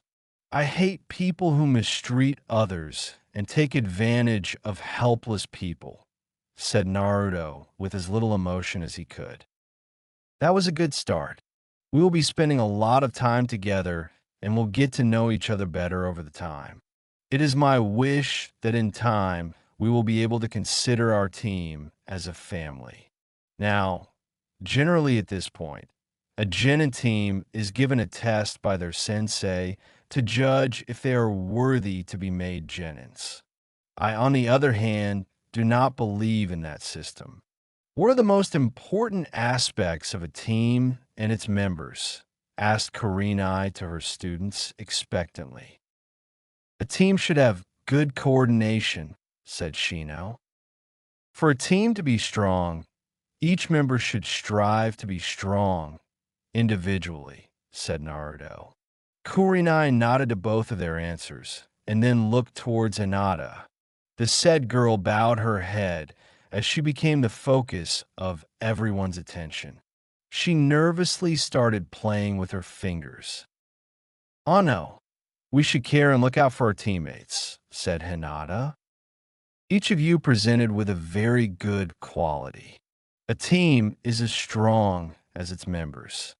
However, without any coordination between its members, a smarter opponent will be able to disable the entire team by making use your individual weaknesses. Thus, when we work in a team, we balance the weaknesses of our teammates. Above all, we should have trust in each other. If we do not trust each other, then we will have doubts about the success of our teammates and consequently of the team. The test, which is generally given to a new genin team, is to gauge if they can work as a team. I believe that teamwork is developed and does not emerge out of nowhere. Therefore, every day we will meet here at 8 o'clock a.m. sharp. Then for 1 hour we will do exercises to warm up. After that we will go to the Hokage Tower and get a mission. Initially, these will be D rank missions, which are simple chores that are to be completed as team building exercises. We will be doing only one D rank mission every day. Also, we will only move on to higher ranked mission when I deem you three ready for them as a team. Once we complete the mission and have lunch, we will meet here again. Then for 2 hours, each of you will spar with each other to get to know others' fighting style strengths, and weaknesses. Then we will work on possible attack patterns and defensive positions. After that, while we cool down, I will give you a mission scenario, and you each will come up with possible ways of approaching the mission. This will make you aware of all the options available to you. After that is the time for personal training. Now, Shino and Hinata, I know you people have your clan trainings, but I will be happy to help you with anything you wish to work with independently. Naruto, if you have your own training, then I have no problem, but the same offer is open to you. However, I would specifically like to instruct the three of you on my fields of expertise. Do any of you have any questions? Asked Kurenai. Neither of them asked any question, although all three were having a myriad of thoughts buzzing in their mind. Hinata was thinking how her father will react to her team training cutting into their own personal training time. She was also thinking if she will be able to contribute anything to the team. Shino was thinking about his teammates. His thoughts were specifically centered on the blonde shinobi sitting beside of him. Throughout the years at the academy, he had observed various intriguing facts about him. He was the village pariah, and most of the village talked ill about him. On the other hand, he was acknowledged by the Hokage. While his academy records were below mediocre, but he was always reading about things which were way above the curriculum. Also, Irika Sensei acknowledged him for something related to Mizuki Sensei's absence. One thing was sure, that he definitely hid his true skills. He sure was an enigma. Naruto also had a lot of things to think about. The old man and Anko were definitely correct in saying that his teammates may be different. Neither looked at him with hate, rather Kurenai. Sensei actually offered to train him. He will have to wait and see what is actually the truth. Though, if the offer was actually genuine, then he will finally be able to work on his most glaring weakness, Jinjutsu. As soon as his sensei mentioned that she was a Jinjutsu expert, he immediately understood why he was assigned to her team. After all, the old man was quite aware of his skills in that sphere, or lack of. As they didn't have any questions, Kurenai dismissed them. As they were leaving, she called out to Naruto and asked him if he could wait for a few more minutes. When they were alone, she said to him, "Naruto, I think it would be wise that I assure you from the beginning that I hold no ill will towards you, like many of the villagers." To her immense surprise, he replied, "I appreciate your being straightforward on the issue of Kyuubi being sealed inside of me. I had my doubts, but few people asked me to keep an open mind." Before they could continue their conversation, Naruto's eyes suddenly became wide, and then he smirked. He swiftly turned to his right and grabbed the kunai, which was flying towards him, and spun with his left foot as the pivot and flicked the kunai right back for where it came from. Kurenai's eyebrows raised at the impressive display of skills, which were definitely Chunin level. Before she could comment on it, she saw Anko standing beside Naruto with a smirk on her face. "Not bad, Gaki, not bad at all. I may finally have to actually try," came a taunting comment from the scantily clad Kunoichi. "Do get down from your high horse, Anko, Chan, or I may actually beat you into submission one of these days," came a confident reply from Naruto. "As if I'm a special jounin for a reason. Gaki, you're still way out of your league. Anyways, I just came to ask, where do you want to celebrate your assignment on a team? How about some dango?" Said Anko. "All you ever want to eat is dango. Sigh. I will see you there in an hour. Arigato Kurenai, Sensei, for your words. I will take your leave," said Naruto and left via a shunshin, shocking Kurenai even more. Ain't he something, Kurenai-chan? Mused Anko. Is he the one you wanted to take as an apprentice? Anko asked Kurenai. Hi, I have been training with him for over 2 years now. The council would never allow me to take an apprentice, while Hokage Sama wouldn't have allowed because he wanted Naruto to be a part of the team so that he may be able to make few friends, replied Anko, shocking Kurenai, but it did answer why Hokage Sama claimed that Naruto was the strongest genin. So how good is he? Seriously, I don't know. He trains a lot on his own. I have only helped him with few things, but he is really good, probably mid, high Chunin level. His chakra capacity is huge, and that is why he doesn't have great control. I would advise you to help him improve on that, and also in detecting, applying, and dispelling Jinjutsu. His skills are abysmal in that. Anyways, I am off to celebrate with the brat. Don't be a stranger, Kurenai-chan, admonished Anko playfully. Look who is talking, scoffed Kurenai as Anko departed. Kurenai sighed and thought that she had a lot to think about. One thing was sure, that she had her work cut out for her. She will have to work on improving Hinata's confidence, try and solve the puzzle, Uzumaki Naruto, and if even possible, then to open up the Stoic Aburame.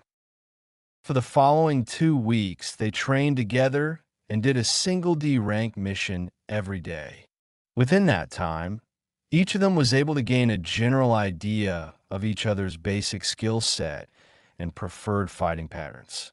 During the sparring, Naruto used his perfected Academy Taijutsu style, while Shino used his clan Taijutsu style, which relied on trying to sap out their enemy's chakra while delivering physical blows themselves.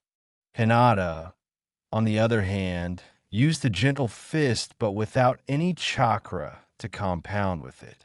The result was that she would only lightly tap the places to show that she could have injured them there, otherwise just parry their blows. As she was a really kind individual, she could not bring herself to hurt her teammates. This would change today, however. Once they finished their mission for the day, they returned to the training ground. Since the day they began training and doing missions as a team, Hinata brought bento for everyone. As she mentioned that she liked to cook, she just made enough for everyone and insisted them to have it. Kurenai and Shino accepted her offer with kind words. However, Naruto was not used to such kindness from a stranger. This very simple act by Hinata made him care for her a little. Also, she was so shy that it appeared that she was really vulnerable inside. Before he even knew it, he started caring for her and already felt a little protective of her. His only experience with people who were not older than him was with Kanomaru, Moegi, and Udon. With them, he understood what the old man felt for him, always trying to help him and look after him. He started feeling the same for his timid teammate. The offer made by Kurenai already put her in the list of the people he cared about. Shino was his Aburame self, showing almost no emotion and being professional, but he could see his genuine concern for his teammates in his own nonchalant way. The very fact that all three didn't have even an ounce of hatred towards him was piercing through his defenses. As they finished the simple but exotic lunch prepared by Hinata, it was time for sparring.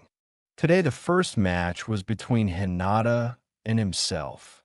He readied himself and saw Hinata activating her Byakugan. They stood there for a couple of seconds, but he knew that he will have to make the first move as Hinata was never the aggressor.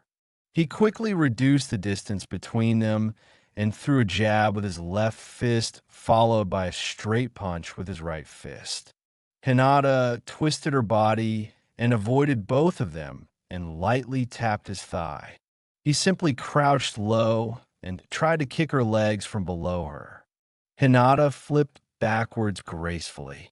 Naruto stood back up and contemplated over the fact that Hinata did tap his thigh, but it didn't hinder him in any way. He had a rudimentary idea about how the gentle fist worked and knew that it was really formidable. His thoughts went over the last 2 weeks, and every time Hinata sparred, she never put chakra into her hits. He knew he had to do something drastic so that Hinata takes this seriously, as he knew with her kind disposition she would not survive in the real world. He was in no way ready to lose a person he has started to consider a precious one. He dropped his stance and turned around to go and sit down at the base of a tree.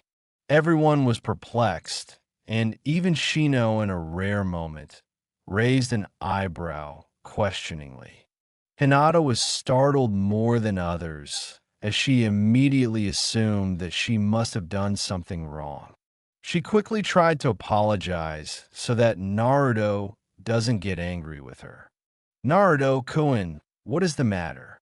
I am sorry if I did something wrong, she said nervously and stuttering all the while. I cannot accept your apology, Hinata-san. Accepting it without you even realizing the fault would be fruitless, said Naruto, shocking everyone. Can you please tell me what I did wrong? Naruto-kun?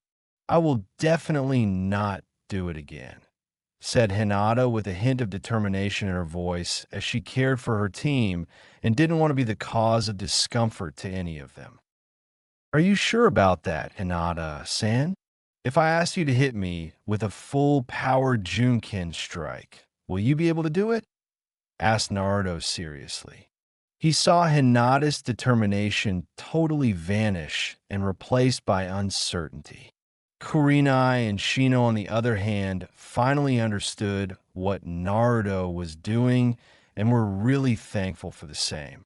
They both wanted to break this habit of Hinata, but didn't know how to approach it. Their respect for Naruto increased. Naruto sighed and knew that he will have to help Hinata with this. Hinata-san, at this juncture there is no point in sparring with you.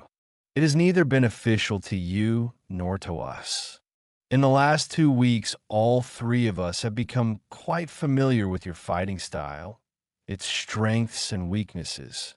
I am sure that Shino, San, and I do not show our complete skills, as neither is it required to fight that seriously, nor do you present us with the challenge. However, that does not mean that we do not spar seriously. We spar intensely while you, on the other hand, shy away from it. I'm not telling you this to hurt or demean you. I am pretty sure that you are far stronger than what we perceive, but that is not acceptable.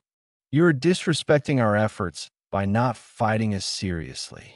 You use gentle fists that you do not use Junken with it. What if we have to face a Hyuga missing Nin and you are not there to help us? We will not be ready to actually understand what we will be facing and how disabling gentle fist can actually be. I understand that you do not want to hurt us, but we spar and train seriously because here we are preparing for the real situations, so that in a real fight we instinctively are aware of what to do and what not to do. I assure you that we are strong enough to deal with a little bit of pain. The pain felt during the training helps us grow strong. We are not playing ninja like the kids in the park. Until you are ready to fight me seriously, I am not going to spar with you, said Naruto, and sat down. Kurenai moved over to Hinata and placed a hand on her shoulder. She squeezed her shoulder reassuringly and said, "He is correct, Hinata-chan. I know it is not in your nature to hurt others, but when you go on missions, you will have to hurt others to save your teammates. He is not asking you to kill him. Rather, he wants you to show your skills. All of us take pride in each other's accomplishments and strengths. When you do not act, others are liable to see you as weak. I know you want to be strong, so this is your chance to prove your conviction. She smiled at Hinata kindly, and then resumed her position at a training log. Hinata went over everything that was said to her. She remembered when she was unable to hurt her sister and was defeated soundly.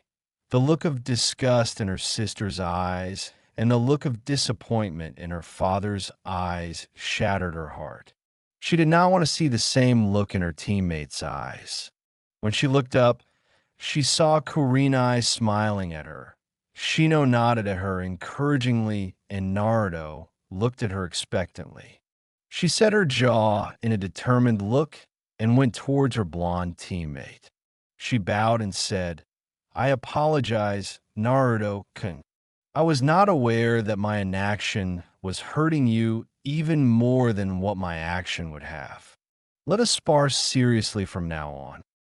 For the first time, she saw a genuine smile on her teammate's face, which turned into a smirk as he said, "Apology accepted. Show me what the coveted gentle fist is capable of." Then he took his stance. After a span of 5 minutes, he was lying on his back with tenketsus on his arms and legs closed. Hinata was standing while panting a little and relatively unhurt. She was about to apologize when Naruto spoke up. "That's more like it, Hinata-chan. That was amazing spar." He moved into a sitting position when Kurenai and Shino started clapping. She blushed and hurriedly moved towards Naruto to open his tenketsus. She was showered with praise from the other three. It was the first step in building up of her confidence. From that day onwards, the sparring sessions became more serious and Hinata's strength and confidence increased in leaps. It has been a month since they all became teammates. All of them have improved a lot under Kurenai's tutelage. She had kept her word and taught them a lot about infiltration and the theory about applying and detecting Jinjutsu. She explained to them that it is applied by invading chakra into the chakra coils of the target with subtlety, and for that they required good chakra control. It was found that due to clan training, both Shino and Hinata have mastered water walking and had great chakra control. Naruto, on the other hand, even after successfully accomplishing the same exercise, only had enough control that his chakra wastage while doing jutsus was minimal. He was still unable to use minute amounts of chakra. Thus, he didn't have the control to pull off gun jitsu, while Kurenai taught few of the basic ones to the other two. This was the first thing she rectified in case of Hinata and Shino. She acknowledged that they were proficient in their clan techniques, but she stressed that every technique had its flaws. She explained that while Hinata is good in a close-range fight, she would actually be quite helpless against a long-range fighter. Similarly, Shino's Kikai bugs were totally useless against someone who had a huge chakra capacity or was proficient in Katon Jutsus. They both accepted the said flaws and learned other techniques as well. The first thing she taught all three of them was a camouflage jutsu for infiltration purposes. When she explained how to dispel Jinjutsu, both Hinata and Shino had the advantage due to their Kekai Genkai. Even then, she went into the description of how to disrupt their chakra flow, as there are always higher level Jinjutsus, which may overcome their advantages. Naruto was unable to learn this as his chakra coils had a lot of chakra and he didn't have the control to disrupt the flow. He was even unable to disperse a chakra impulse, as he was unable to suppress his chakra to the extent to build it up for an impulse.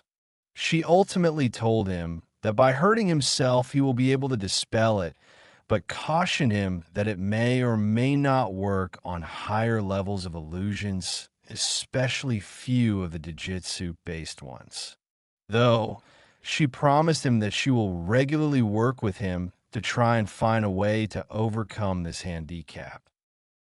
Today, Kurenai gave them the day off, and in order to celebrate their 1 month together as a team, invited them for a dinner at an expensive restaurant. They were to meet in front of the establishment at 1830. Kurenai was the first one to arrive, followed by Shino and Hinata. They were all dressed in a semi-formal attire. They were waiting for their last teammate when a boy appeared in front of them. He was also dressed semi-formally, however.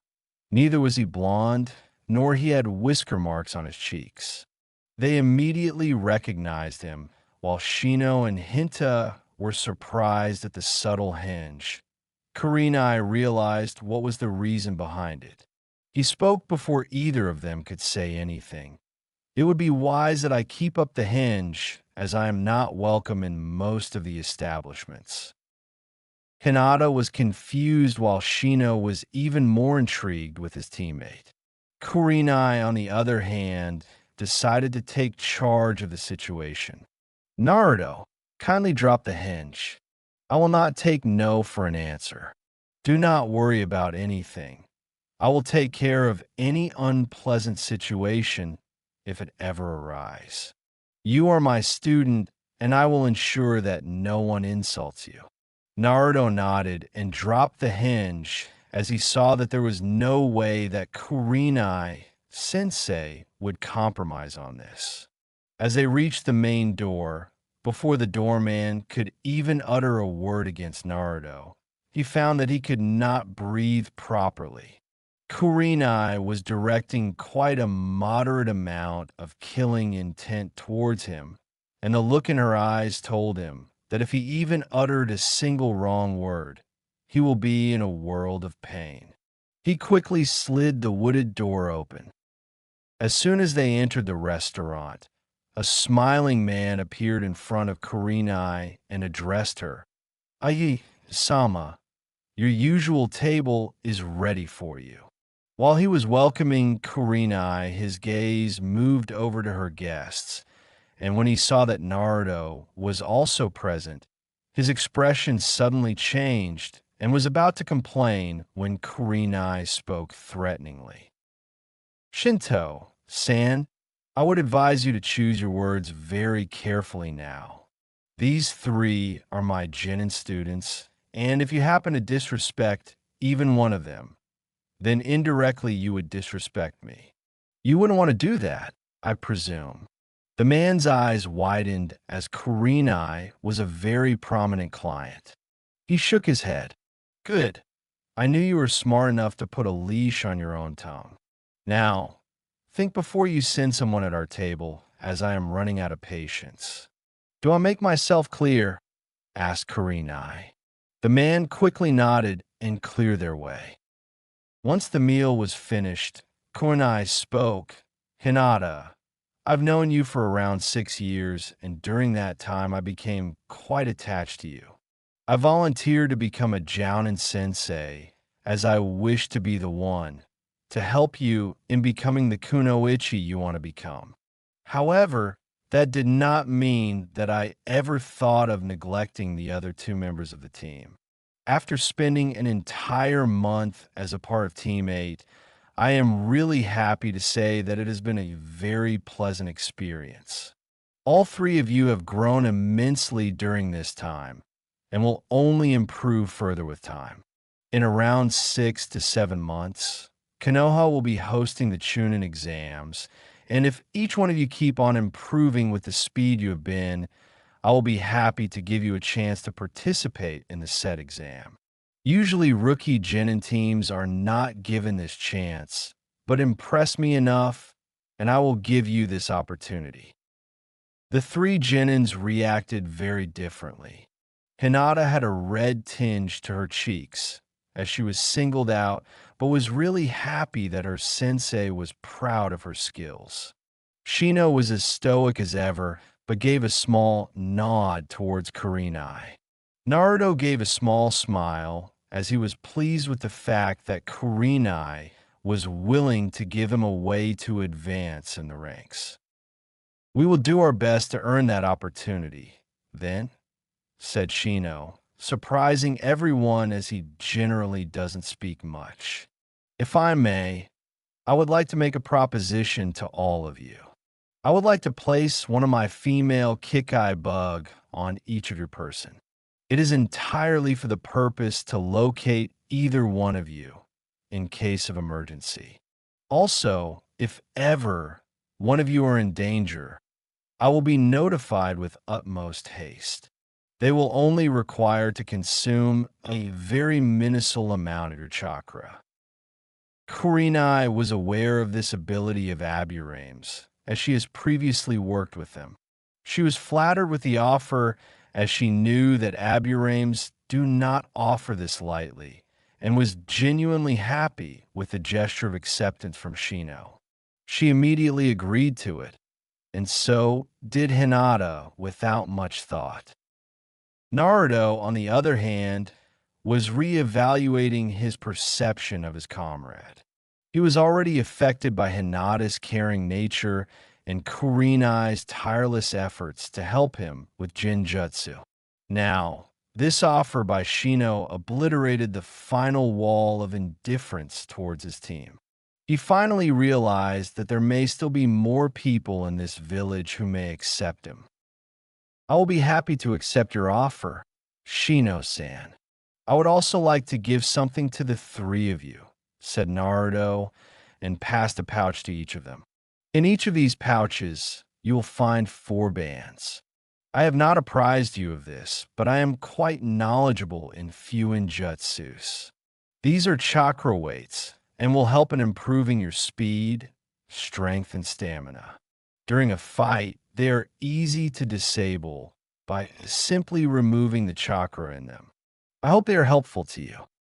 The remaining 3 members were really surprised by this, as chakra weights were really difficult to create as they required quite considerable amount of talent in sealing techniques. This fact made them quite expensive and rare commodity. Needless to say, their respect for their mysterious teammate and his skills only increased. "Anko-chan, I am almost there with this curse seal. It seems that Orochimaru somehow managed to infuse 2 different types of chakra into your chakra coils.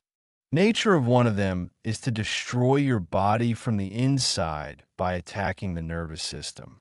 It will also give you more strength and chakra momentarily, quite similar to the effect of opening of the celestial gates.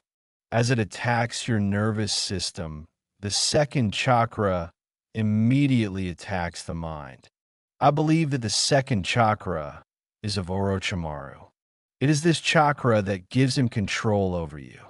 I need a little more time for analyzing the seal, and I assure you that bastard will never have any control over you. Avato, Naruto-kun.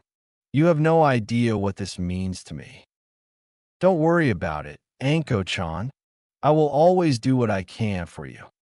Aren't you a charmer, Naruto?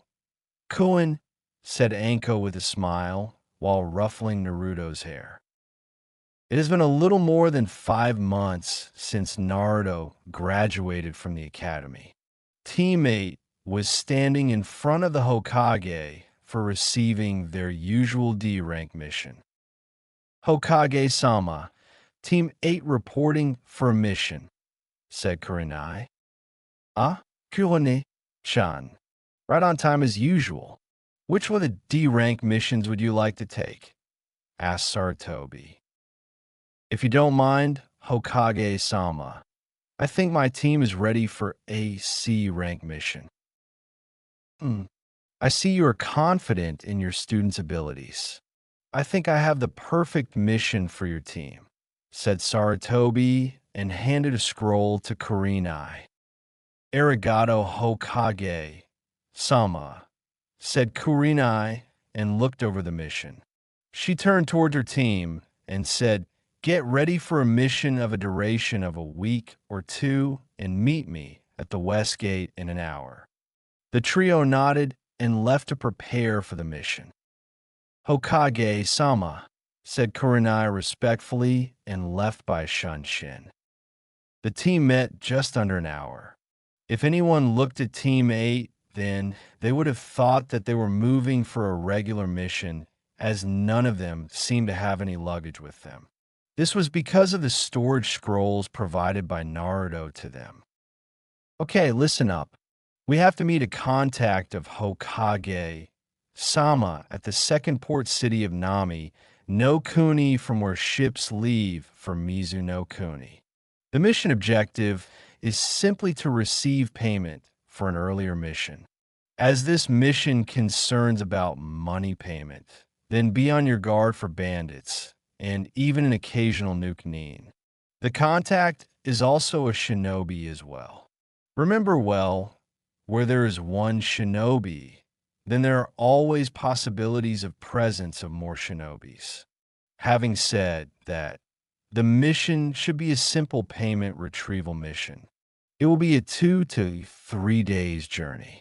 "Let's move out," said Kurenai. 3 days later, after resting for the previous night in a motel, Team 8 was standing at the rendezvous point, a broken-down warehouse near the main port. A man approached them from the other end of the road. From his stance, they could make out that he was nervous and was looking over his shoulder every now and then. This immediately put the team on the guard, and Kurenai narrowed her eyes. She didn't find the situation to be a simple payment. Something was definitely amiss. "Death smiles on all of us," asked Kurenai. "What a man can do is just smile back." /in. "One of my favorite quote from the movie Gladiator," replied their contact. Both of them relaxed slightly when their identities were confirmed. The man passed a storage scroll to Kurenai and said, "Here is the payment that I owe Saratobi. I also have a very important information for him. We do not have much time. You should leave with utmost haste. Tell him." Before the man could tell Kurenai anything, a huge water dragon attacked both of them. Kurenai immediately flipped back towards her team, and the man followed her, but landed a few feet away from team was a group of 5 shinobis standing in front of them. The apparent leader of the group spoke. Now, Hikaru-sama. It is not nice to attend a private meeting and leave without even saying anything." The leader turned his head towards the remaining mist shinobis and said, "I will deal with the traitor. Dispose of the tree huggers. Make it quick. Move it."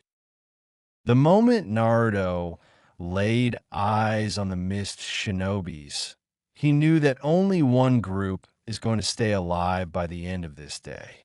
From the get-go, he knew he will be no match for the leader. Others he was not sure. Fortunately for him, the leader and Hikaru were already fighting furiously. He looked at Kurenai, sensei, and had enough time to see her giving him a nod and engaging the one who was leading the remaining mist shinobis. There was no time for formulating any plans or anything. As he observed the 3 shinobis, he realized that they are not very worried. They must be thinking that Team 8 was just a rookie genin team, which is totally unprepared for any battle. This will be advantageous for his team. One of the opponents was considerably stronger than the other 2. Also, it seems that he was more experienced than the other 2 and his team as well. He will have to take care of him, or he will be able to take advantage of his teammates' lack of experience. He spoke to his teammates. "Hinata, Shino, I will take care of the one on the left. You two will have to handle the remaining two. In this case, if we fight as a team, then that guy will be able to help the other two and may be able to overpower either of you momentarily. Just fight as we have trained. And Hinata, Chan, do not hold back because neither of them will hesitate to kill us. Take care. We'll see you in a bit. Naruto disabled his gravity seal as well as the chakra weights. There was no point in holding back. Before giving any chance to the other three, he rapidly did the seals and extended his palms towards them and shouted Futon, Diatopa. He deliberately shouted the jutsu name so that the other three braced themselves for the impact. This will ensure that they're distracted for a while and would give him enough time to engage with his target and separate that guy and himself from the remaining four. Thus began an intense taijutsu fight between the two of them. He was a notch faster than his foe. However, his opponent made up for it with his incredible strength. The battle continued for 2 to 3 minutes without either of them gaining a hit. Naruto's opponent was getting frustrated as he didn't expect Naruto to give him this much trouble. Naruto observed that his foe was moving his hand toward his lower back. It was then Naruto realized that his opponent had a wakizashi strapped to his lower back. Before Naruto could react, his foe had already swung his wakizashi diagonally upwards, and he had a cut across his chest, which was bleeding considerably. Naruto took out 2 kunais and held them in a reverse grip. The man again swung the wakizashi, but this time from his left to right. Naruto blocked the blade with both the kunais as he was mismatched in strength. The man suddenly removed the wakizashi, making him advantage of Naruto's lack of balance. He swept Naruto's legs from under him. This was followed by a strong kick to Naruto's midsection, which made him skid for 10 feet. While Naruto was breathing heavily, recovering from the blow, his foe rushed towards him to deliver the final blow. Naruto immediately flipped backwards by doing a handstand. The man faltered a bit, but before he could react, Naruto sent an overpowered futon. Rankuden towards him while he was still in mid-flip, which hit him square on the chest and hurled him into a wall of the warehouse. The man got up painfully and coughed up blood. He winced and was sure that a couple of ribs were cracked, if not broken, because of the futon jutsu hitting him dead on. By this time, the cut on Naruto's chest was almost healed, and he had recovered from the brutal kick to his chest. Naruto didn't wish to extend this fight, as he may be required to assist others. Naruto could not use Bunshin Daibakoha, as it will attract the remaining 4 shinobi's attention. That he didn't want as he wanted to take them out quickly, which would be only possible if they are unaware of the fact that he has won his fight. Both of them eyed each other.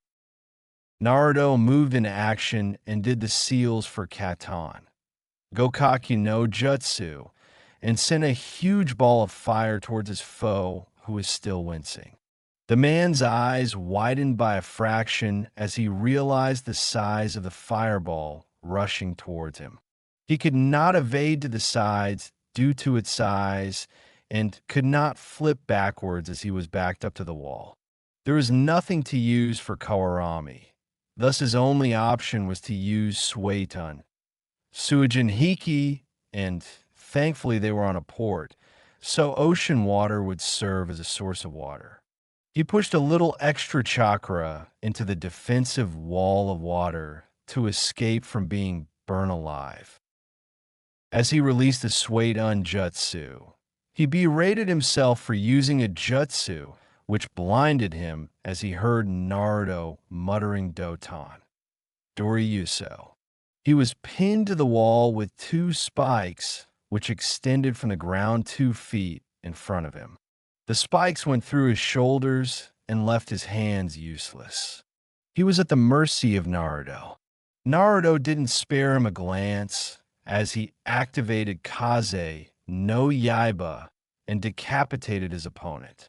Naruto had more important things to worry about. He had to ensure that his teammates were all right.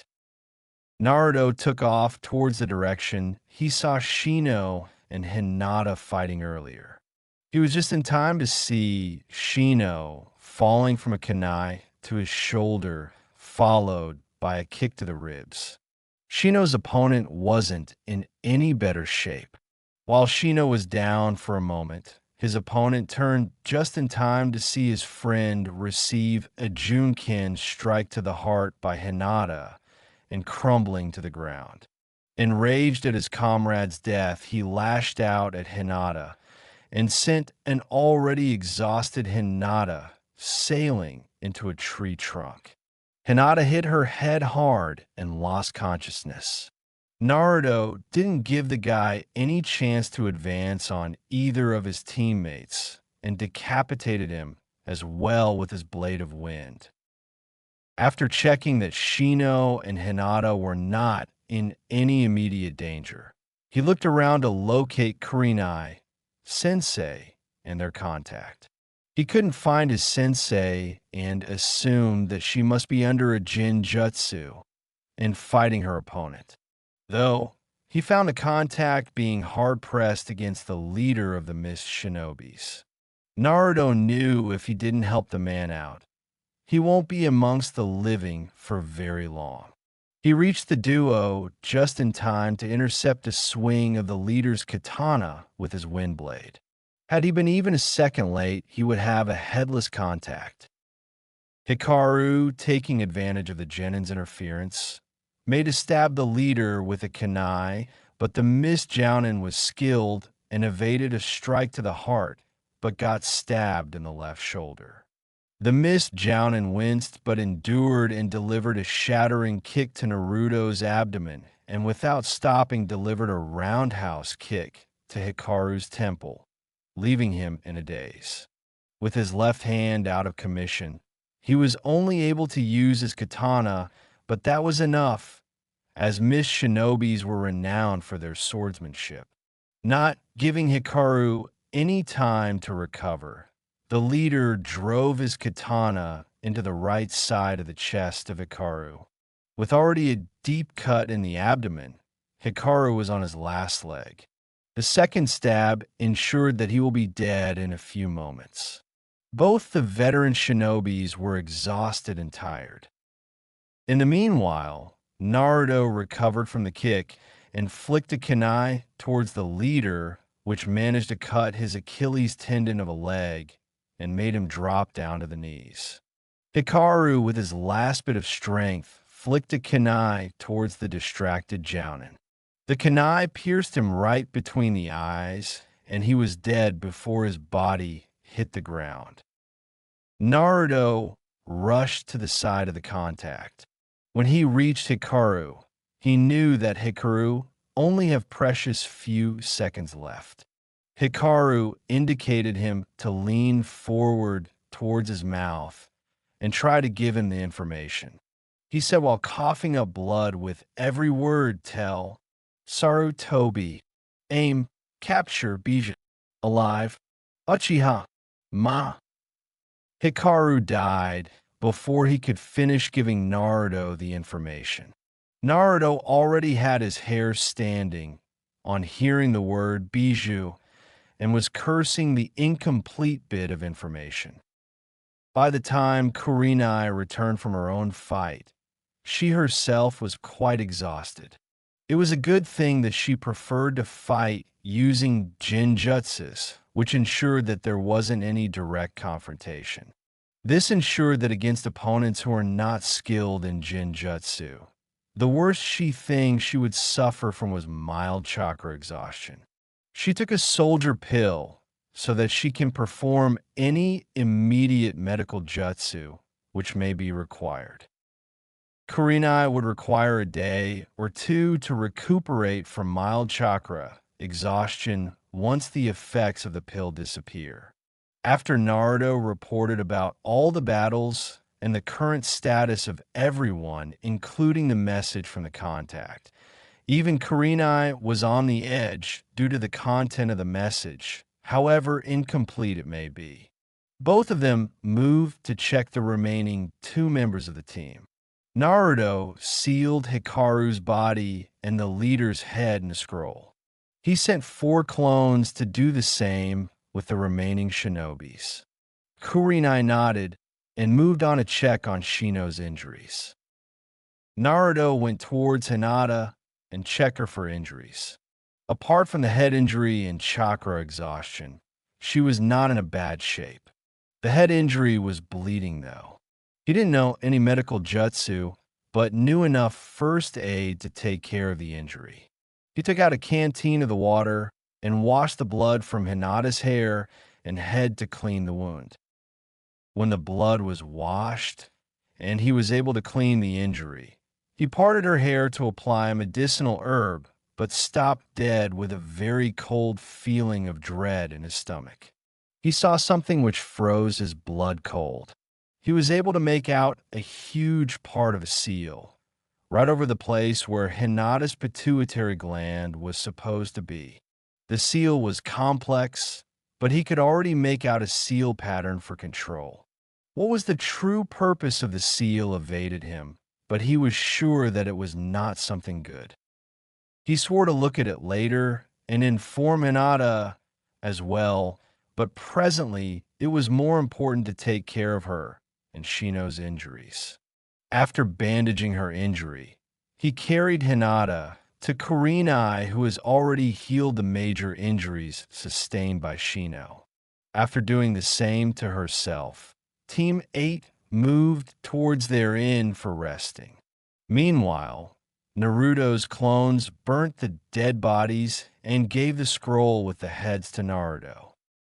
By the time Team 8 reached their room, his injuries were already healed and his chakra levels were almost half full.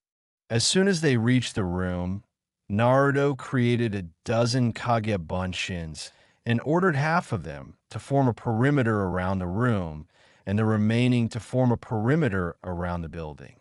By the time he was through with the precautionary seals around the room, which would warn him if another chakra source tries to enter the room, Kurenai was almost ready to lose consciousness.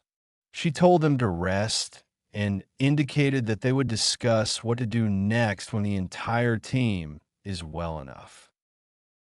It was the morning of the second day after the fight when Team 8 was having a meeting inside their room. Naruto's Kagebunshins have regularly combed through the port city in order to find if there were any other missed shinobis on their tail. He was happy to find that it was not the case. Kurenai was back to almost full health. Shino and Hinata would still take a couple of days to be perfectly fine. Once everyone was sitting together, Kurenai asked Shino and Hinata about their fights and was happy to find that both of them fought well against Chunin-level shinobis. She took proper time to ensure that Hinata was fine after her first kill. She explained that it was the correct thing to do. I'm very pleased with all of your performance.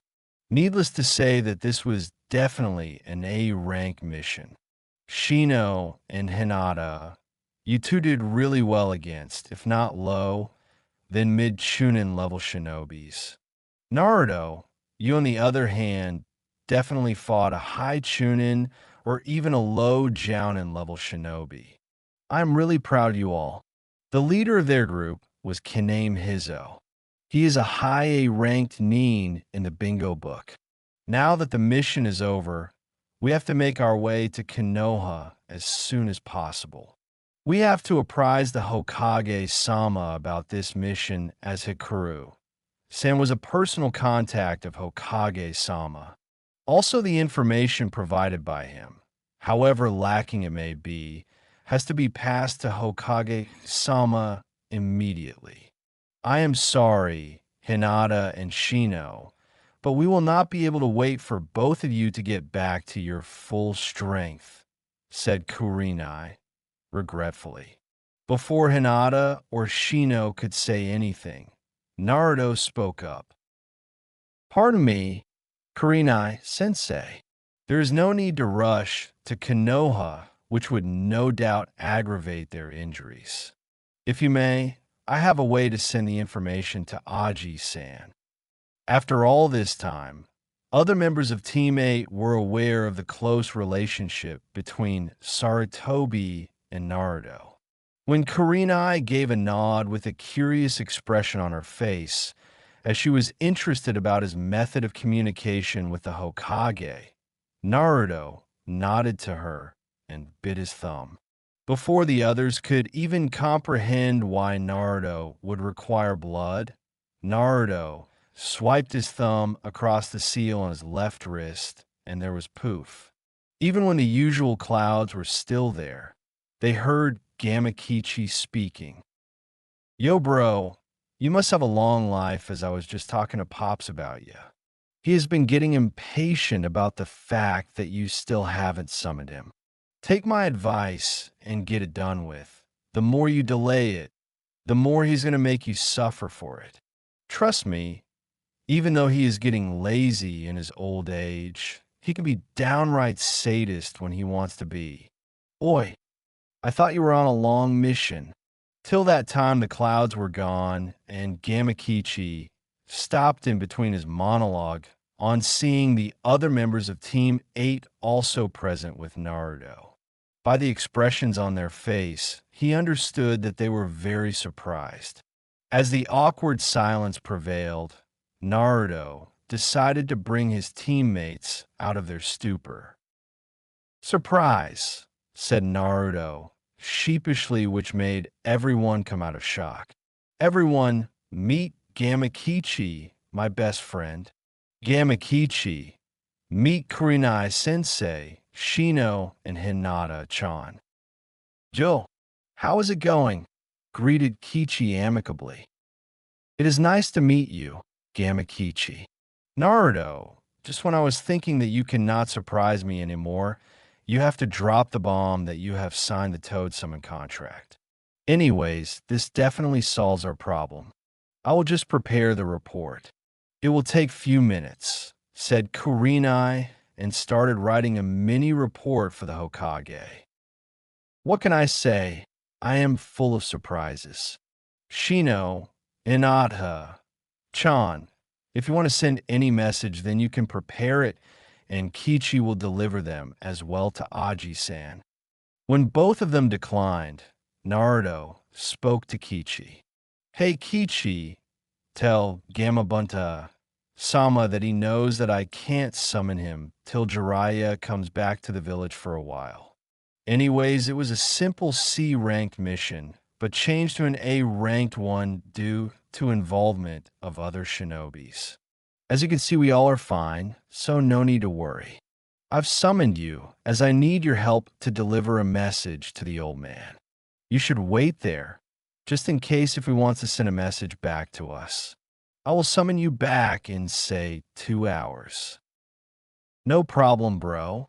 This will be the first time you have summoned me to be a summon.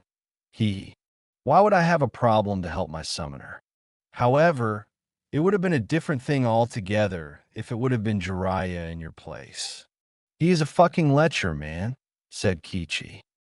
The entire Team 8 was amused with Kichi's antics.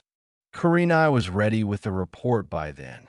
Naruto took the report from Kurenai and tied it together with the scrolls with the heads of the mist shinobis and body of Hikaru. He passed them to Kichi, and Kichi poofed out of existence. While Kichi was gone, Naruto tried to explain to the others how he was able to sign the Toad contract. Obviously, he cooked up a story that the old man asked Jiraiya to let him sign the contract as the Yondaime was his idol. He couldn't have told them the truth, as it was still too early to trust his team with his deepest secrets.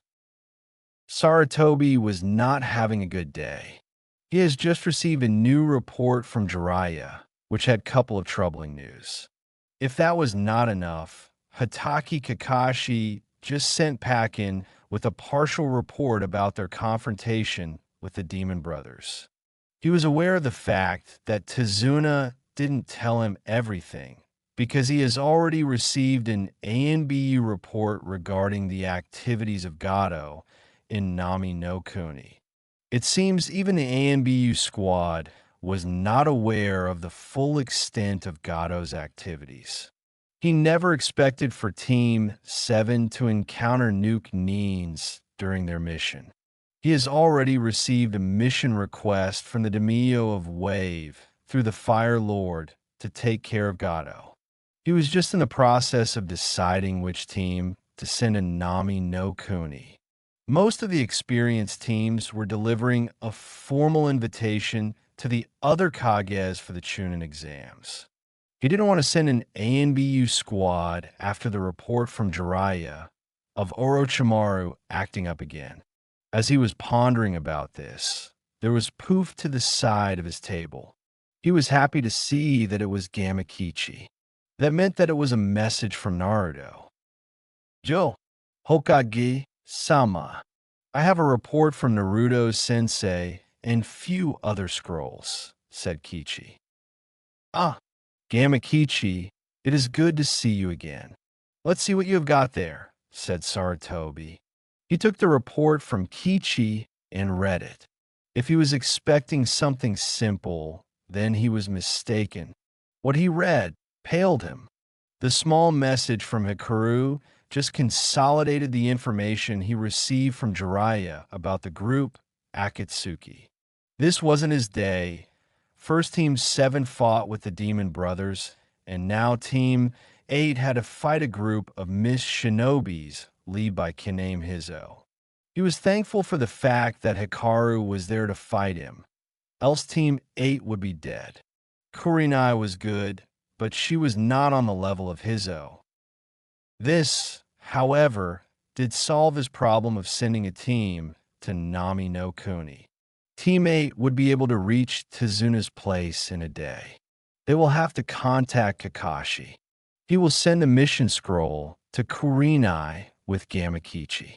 From the report, he got to know that Kurenai and Naruto were almost ready for the mission. It would take another day or two for the remaining to be well enough. That is fine. Kakashi's mission was expected to take at the least 2 weeks. Gamakichi, if it is not too much of a trouble, can you give a scroll to Kurenai? Asked Saratobi. "Hi, Hoket-sama. Naruto already foresaw that you may have a message for them and asked me to wait. He will summon me again in a couple of hours," replied Kichi.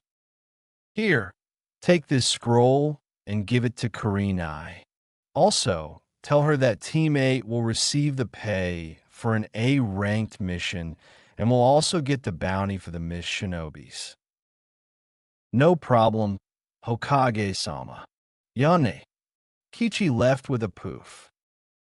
When Naruto summoned Kichi again, Kichi gave them the Hokage's message and the mission scroll to Kurenai. Kurenai read through it and frowned a little as she didn't want her team to go on another, possibly, a dangerous mission immediately. She didn't have any other option, though. She turned to speak to her team. "Hokage, Sama was really impressed with the team's performance. The performance also made him confident in your abilities to handle another mission. I would have liked for you to have a break between 2 dangerous missions, but apparently, the mission location is in Nami no Kuni, and we are best suited for it, due to time and other constraints. Rest for another couple of hours, and then we will leave. It will take around half a day to reach our destination. Shino, Hinata, will the 2 of you be fine with traveling then?" asked Kurenai with concern. "It would not be a problem, Kurenai-sensei. My shoulder is a little stiff, but should be fine a day or 2, replied Shino tonelessly. Don't worry, Kurenai-sensei. My head feels fine, replied Hinata with a confident tone. 5 months with Team 8 have done a lot of good for Hinata's confidence. She was still a little shy, but was able to open up with her team. Kurenai, Sensei, I have something really important to tell you and Hinata. I'm sorry I forgot about it, but as Hinata mentioned about her head injury, I just remembered it, said Naruto with a dreadful voice. Kurenai gave him an inquisitive look. Naruto-kun, what is it? Asked Hinata a little fearfully as she has never heard Naruto speak like that. When I was cleaning Hinata's wound, I found a seal at the back of her head. I don't know its purpose, but at that time, I didn't have time to study the seal, though I recognized a seal pattern for controlling something. Hinata-chan, I will make sure that I will find what is the purpose of that seal, and will try to undo any of the harmful effects, if there are any, as soon as we are back in Konoha, said Naruto with a look of pure determination and hugged her to reassure her that everything will be fine. Hinata paled.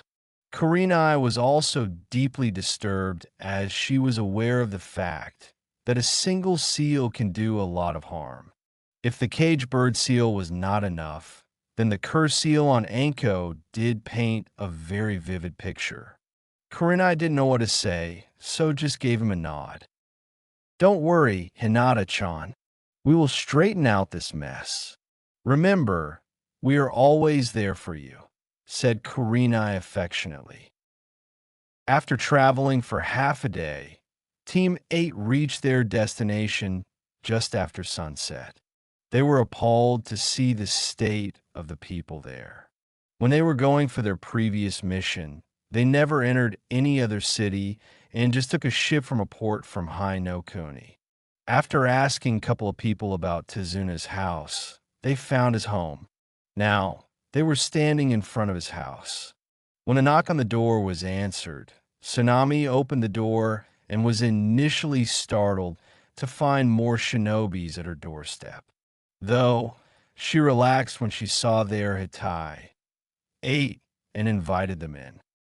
Team 8 entered the house and sat at the dining table.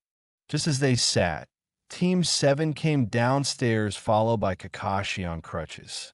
They were shocked to see Team 8 sitting there. Sasuke frowned. Sakura gave a confused look. Kakashi silently contemplated while Kiba spoke up brashly. What the hell are you people doing here? This is our mission, asked the Inuzuka heatedly. Kurenai frowned and spoke harshly. Know your place, Genin. Even though Kakashi is your sensei, I still outrank you.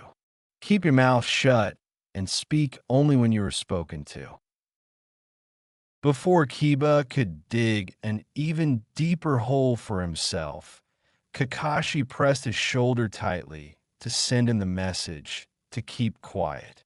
Mama Kurenai, San, forgive him. My team is still a little unsettled from their earlier encounter. Can I have a word with you in private? Asked Kakashi. As Kakashi and Kurenai moved to an adjacent room, there was tense silence in the dining room. Team 8 looked at ragged condition of Sasuke and Kiba, made a guess that they were in a fight, and it wasn't an easy one. Team 7 in turn studied Team 8 to find that only Hinata had a small bandage on the head, others are just fine. Tsunami broke the silence by saying that why don't Team 8 freshen up while she prepares the dinner. Hinata immediately offered to help, and Tsunami was thankful for it. Kiba couldn't control himself. What is your team doing here, Shino Uzumaki? Kiba was a little familiar with the Aburame heir, as they have met earlier at certain occasions. Why would be here, Kiba? We are on a mission, of course, replied Shino monotonously. Kiba wasn't pleased with the response, and even Sasuke was irritated a bit. Kakashi and Kurenai returned before an argument broke out. Kakashi informed to all who were present that teammate was there for a different but related mission and was also there if they needed any help. Team 7 was not pleased and the boys' ego was hurt. Tazuna and family were just happy that they had more shinobi at their house, which meant more protection for them. Kurenai explained the situation of Team 7's mission to Team 8 later in the night. Things between the two teams didn't improve the next day. If the fact that Team 7 just escaped Zabuza yesterday to find out later that he was actually alive wasn't enough to rattle them, then Kakashi informed them in the night that Team 8 just finished an A-ranked mission. Kakashi mentioned it to motivate his team to train harder. However, Sasuke was just pissed that a team of nobodies completed a higher mission without any significant injuries. Kiba was irritated that the people he thought were weak were there to help them to complete the mission, and Sakura was just unhappy that something was upsetting her precious Sasuke-kun. When Kakashi told them to climb trees with chakra, Kiba complained that why was Team 8 not doing it. To add to the injury, before Kakashi could reply, Shino just walked down the tree Kakashi was hanging upside down from, apparently after finding a new species of bugs. Then Hinata walked out of the house and found Shino. She said, "Shino, Kun, I have been looking for you." Kunai-sensei said that we have to leave in few minutes. Shino just nodded when they heard Naruto calling for them. Everyone turned towards the direction from which the voice was coming and found Naruto hanging upside down from a branch 10 feet high on a tree around 15 feet away from them with his hands crossed in front of his chest. Oishino, Hinata, Sensei is waiting, called out Naruto, and both of them were beside him in a moment. Then all three of them took off, leaving a very stunned and irritated Team 7 and an impressed Kakashi. Apparently, they don't need it. Wouldn't you agree? Asked Kakashi mockingly. Kurenai explained them that their mission was to find Gado's base and infiltrate it to find its weaknesses and where the safe was. Then they have to eliminate him and confiscate his riches. For 3 days, they have been scouting the area and collecting the information, and they finally found his base. Hinata used Byakugan to find the layout of the place. Shino sent a swarm of his Kikai bugs to collect more information. They would report back to Shino in the night with all the information. When Team 8 reached Tazuna's house, it was time for dinner. When the dinner was going on, Inari lost it at Kiba's antics. He started bad-mouthing everyone and telling them their efforts were futile. He also mentioned that he was sick of their attitude while they were all oblivious to what suffering is. Kiba was enraged but didn't know what to say. Sasuke was seething as he has suffered far more than the boy, but it would not go with his image if he just started raging at the boy. Naruto just stood up and said coldly, as if you know what true suffering is, you don't even know a fraction of it. He then turned to Kurenai and spoke, "Sensei, I am going out to train and will return later." Kurenai nodded as she understood that Naruto had some steam to blow off. Naruto trained late into the early hours of the morning. By the time he was through, he was utterly exhausted and just slept bare-chested on the ground. Next he knew was that someone was shaking him gently. He opened his eyes and was mesmerized with the first thing his eyes landed on and spoke breathlessly. Tenshi-chan, Chapter 6, Flight of Icarus. I'm tired. Dead tired. My back is hurting like a bitch. Every muscle in my body is screaming for putting them under such abuse. I am breathing heavily. My chakra levels are running low, just below half. I guess this is acceptable considering the fight I've had. I think I can get guilty pleasure in the fact that even my opponent isn't even faring any better. Though, she's far more composed than I am. The fact that she's wearing a mask does help her out in that respect. There is definitely something familiar about her, but for the life of me, I just can't put my finger on it. I can't find time to ponder more over it. She didn't underestimate me. Rather, she seems to be overcautious, as if she has an idea about my true skills. This can't be possible as no human is aware of the extent of my skills.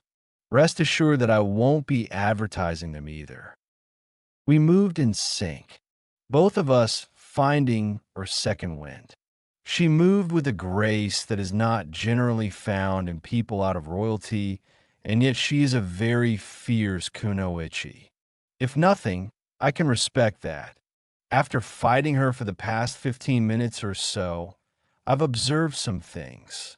As she prefers sunbon needles over kunais, her precision is amazing, and so is her observation skills. Her hits are aimed for internal injuries, and no movement is wasted. At the caliber at which we are fighting, the one who makes the first mistake is going to pay for it heavily. We again became entranced in our fierce dance. Making my decision, I deliberately overextend my punch, which flew right past her face, kissing the cold mask on it.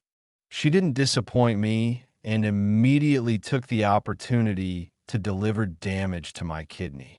Unfortunately for her, I was prepared for that. With the subpar control I've on my chakra, I try to lessen the blow. It wasn't very effective, but I braced myself for the pain. As the blow found its target without fail, I was hard-pressed not to scream. Though, I'm sure that the grunt was like music to her ears. Someone very wisely stated, "No pain, no gain." This is when I put my plan into action. My other hand snapped and caught her hand before she could retract it. I gave it a tug, and she lost her balance, momentarily. I seized the opportunity and delivered a sharp knee to her lower back. She showed her skills by trying to arch her back away from the kick to dampen the force. Even then, she hissed in pain. I pivoted on my other ankle, spun, and delivered, literally, a shattering elbow to her mask-covered face. This made her scream and stagger backwards. Immediately, I had a kunai in hand and was moving to finish her off, and then it happened. The mask on her face crumbled as if in a slow motion, taunting and tormenting me at the same moment. Even before the lower half of the mask could touch the ground, I was filled with dread. How can I forget those lips? I was stuck in mid-stride like my body has turned to stone, like I have been graced with Medusa's presence. Even she didn't make any threatening move, apart from righting herself. As her entire face came into view, I was filled with profound sorrow, which, if I was honest to myself, was mirrored in her beautiful eyes. All that came out of my mouth was one word, Tenshi. Ironically enough, that was the first thing I said to her when we met for the first time. The feeling behind it, however, was completely different. When earlier there was reverence, now there was only pain of betrayal. I thought to myself, why does everything in my life has to go down the gutter? Flashback, few days back. Dreams. Never had a lot of them. When I was little, I used to dream that someone would come to take me away from my lonely existence. in a sense that was fulfilled when Kichi and I became friends. It wasn't much, but the void was filled by a little. From early on, life taught me not to dream. I made my peace with it. However, I wasn't prepared for the nightmares. After the beating I received almost a decade back, I regularly had nightmares. For the first few weeks, I just wished that an angel would come and end my misery. What did you expect? I was 5. Now, after so many years, I was really surprised to see one. My vision was hazy. It seemed that I was in a trance. However, the ethereal beauty of the angel was breathtaking. Without even realizing what I was saying, I murmured Tenchi-chan. The serenity of the moment was broken when it felt as if my body was being shaken and a melodic voice drifted towards me, saying, "You shouldn't sleep outside or you will catch cold." My eyes suddenly snapped open when I realized how vulnerable I was. I was so far gone that I didn't even realize that someone was in my personal space, let alone that the same person was shaking me. I focused on the person sitting beside me. Calling her an angel was not an overstatement. She was beautiful. She had long, smooth black hair, kind brown eyes, and a delicate body. When the wind blew and a strand of hair blew in her face, the mere action of moving it behind her ear was an epitome of grace. I was spellbound. There is no other way to say it. I have seen a lot of beautiful women. Somehow, it seems that they can't even hold a candle in front of her. Is this what they say? Love at first sight. The graceful woman in front of me was stunning with a warm smile, slightly pink cheeks, creamy white smooth skin, but above all she gave off a feeling which brought peace to my heart. Her eyes held such sadness, as if she had seen a lot in her life. I chose to ignore it as I can't even think of her and sadness in the same thought. Though I couldn't deny the fact that there was something in her eyes which was like looking at my reflection. Alas, I need to come back to reality. I don't have a lot of experience with love, but I hardly believe this is love. I don't even know her. There is no point in thinking so much about it. For all I know, I will never meet her again. I sat up and said, I don't get sick very easily, though. Thank you for caring. I was collecting the herbs for Zabuza-sama when I saw a body lying at the base of a tree. I was worried. Why would someone be sleeping in the open in this weather? I moved closer to ensure that the person was fine. If it is something not very serious, I can always try and heal her or him. When I reached the tree, I found that it was a boy with beautiful golden hair, well-toned body, and hardly any baby fat on the face. He was sleeping peacefully. What caught my attention were the 6 scars on his face. For a moment, I thought that he was a shinobi and was disheartened, as the only shinobi around this area were most probably from Konoha.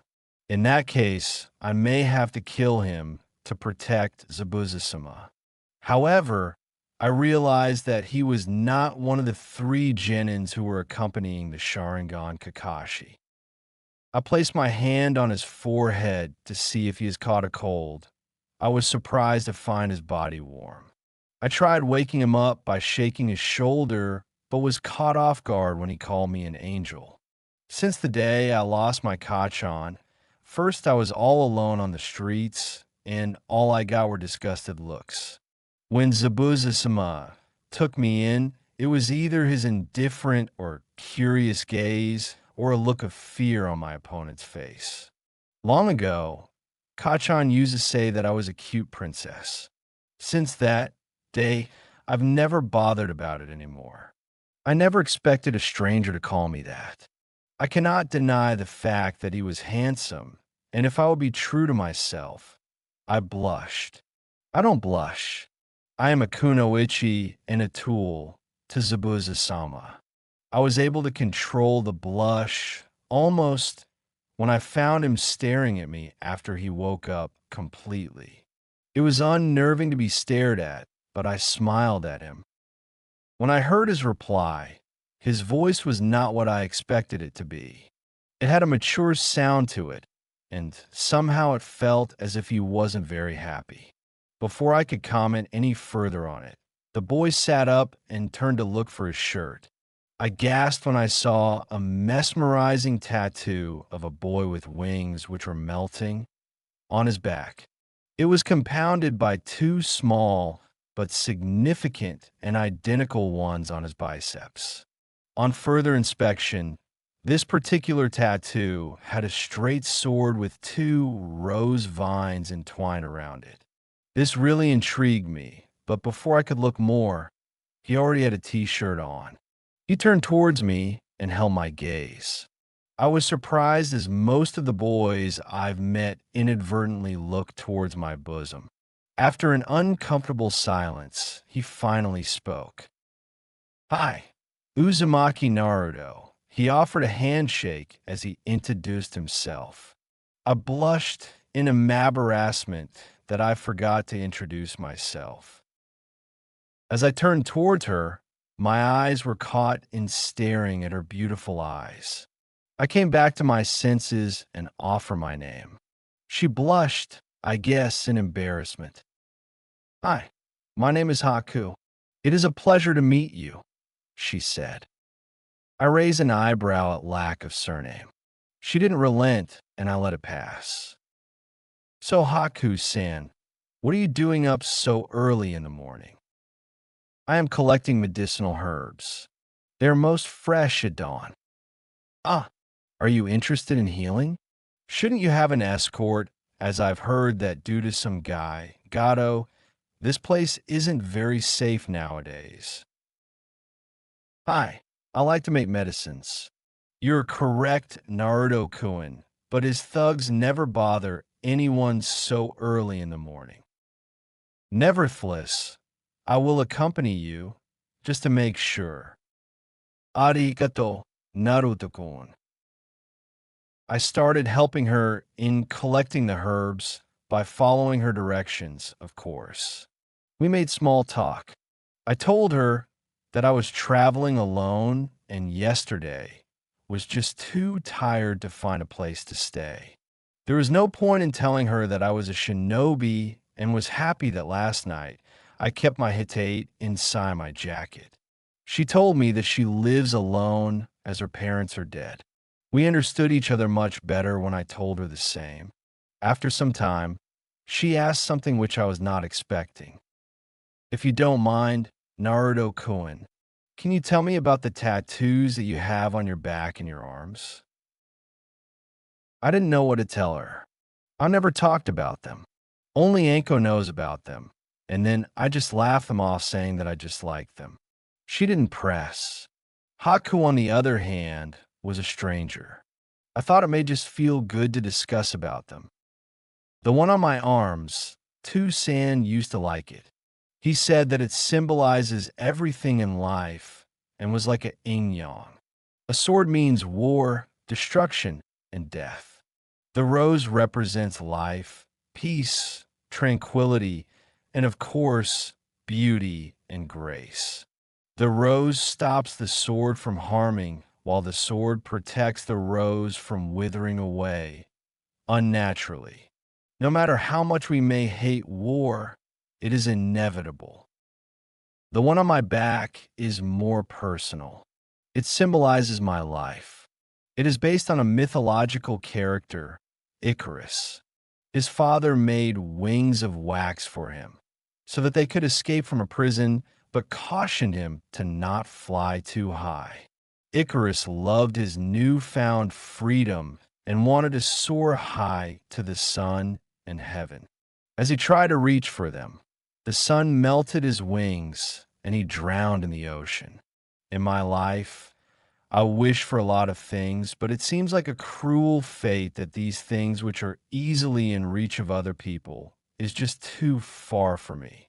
Whenever something is close, it just slips through my fingers like sand.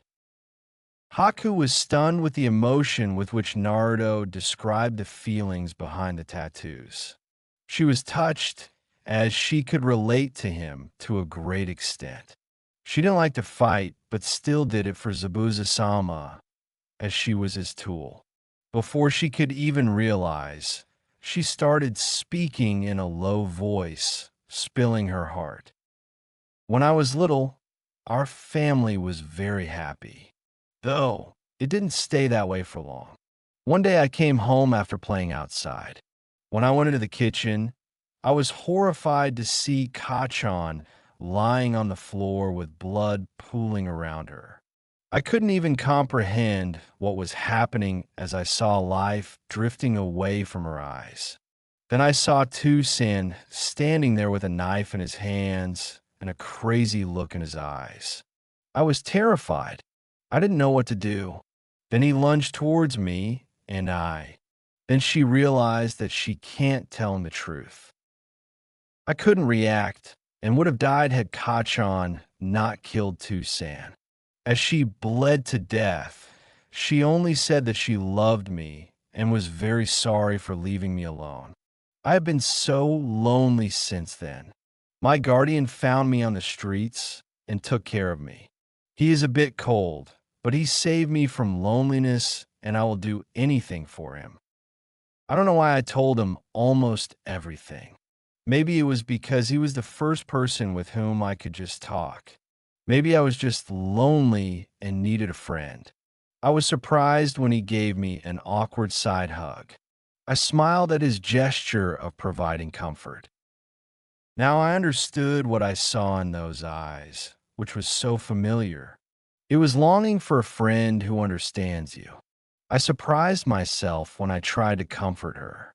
She showed her gratitude by a heart-melting smile.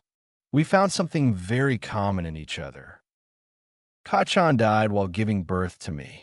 Our village was attacked few days later, and Tusan died fighting to save the village. I was sent to an orphanage. My guardian, Aji-san, took care of me since I was 4. He has always been a very busy man, and even though he cared a lot for me, our interaction was very limited. It is not easy making friends when you are an orphan, which is not liked very much by the general populace. Apparently, Tusan made a lot of enemies with the influential lot. I was like a pariah. Since then, I made very few, but good friends, and I will even give my life for them. You'll grow very strong, Naruto-kun. When one has something precious, she or he will gain strength to protect them, said Haku. As the hour grew late, I dreaded the fact that I may not see her ever again. I have never been in this kind of situation. Kichi and I became friends when we were kids. It took a very long time to get close to Anko-chan, and I've known that she will be always there. Aji-san is always there. I care about Kurenai-sensei, Hinata, and Shino, and we will be together for a long time. I don't know what to do with Haku. In my indecision, I didn't even realize that we came in front of an inn. She had already told me that she travels a lot with her guardian. I cannot have told her to meet me if she ever comes to Konoha. Well, life sucks. We stood there for a long time, both of us not knowing what to say. As the silence grew long, my heart broke piece by piece. I am sure that I will never be able to meet him again, as I am needed by Zabuza-sama. I purposefully led him to an inn so that he will not find me, even if he tried. There was no point. I steel my heart and decided to go away before it gets even tougher to leave his presence. As I was about to leave, I impulsively gave him a brief hug and a chaste kiss on his cheek. I walked away after saying, "Sayonara, Naruto-kun." I was even more surprised to hear his quiet reply. As I saw her leaving, I couldn't help but reply, "Sayonara, Haku-chan." I was not in a good mood since that meeting. My team wisely gave me space as they knew that I'll tell him if it is something serious. For the past few days, we have been scouting the area in and around the village to gather as much information about Gato as possible. We found his hideout, and we are set to attack it the next morning. Interaction with the other team is kept to bare minimum. I think that was a good thing, as that Uchiha has some serious issues. Here we are standing in front of Tezuna's house with all our gear. Kurenai-sensei has already intimated our plan of action to Hatake. As Kurenai-sensei gave the signal to move out, we were off. Within 15 minutes, we reached our destination. Without wasting any time, Hinata activated her Byakugan. There was a slight surprise on her face. We were immediately on our guard, as if something was amiss. She quietly told that there were very few people inside, and we should scout the entire perimeter once so that she can confirm further ado. We jogged around the building and reached the starting point. Kurenai-sensei, there are only around 50 thugs inside, in comparison to the 300 we observed earlier. As far as I can make out, Gato is also not present. It may be possible that Gato took his men to the bridge or for some other purpose, said Kurenai. While Kurenai-sensei mused about it, I gained memories of one of the bunshins I left at Tezuna's house as a precaution. Kurenai-sensei, once Team 7 left for the bridge with Tezuna, 2 thugs attacked his home in order to capture his daughter for leverage. It seems that Gato and his thugs will be attacking Team 7 as well. Anyways, my bunshins took care of those 2 and told Tsunami-san and her son to hide somewhere. Akage Bunshin is accompanying them, just in case. Our mission is to assassinate Gato and take away his riches. This is a very good opportunity to accomplish the second part, with only a sixth of the thugs present. However, it may so happen that Kakashi and his team may not be able to fight the thugs after facing Zabuza and his accomplice. Naruto, I think it would be prudent that you go to the bridge to lend some help if they are in a bind. Once you reach there, use Kichi or a Bunshin to send us the status. We will catch up once we are done here. If possible, we could try to flank Gato and his thugs from his blind side, said Kurenai. As you wish, Kurenai-sensei. I will send information with my fastest summon. Kichi is not that quick, and he cannot summon himself at your position as he does with Hokage-sama. Before you ask, Gamabuna-sama presented me with 2 reverse summoning seals, so that Kichi can summon himself to this plane if he wants on my request. One of which is present with Hokage-sama, and the other is present on my person. I will go now.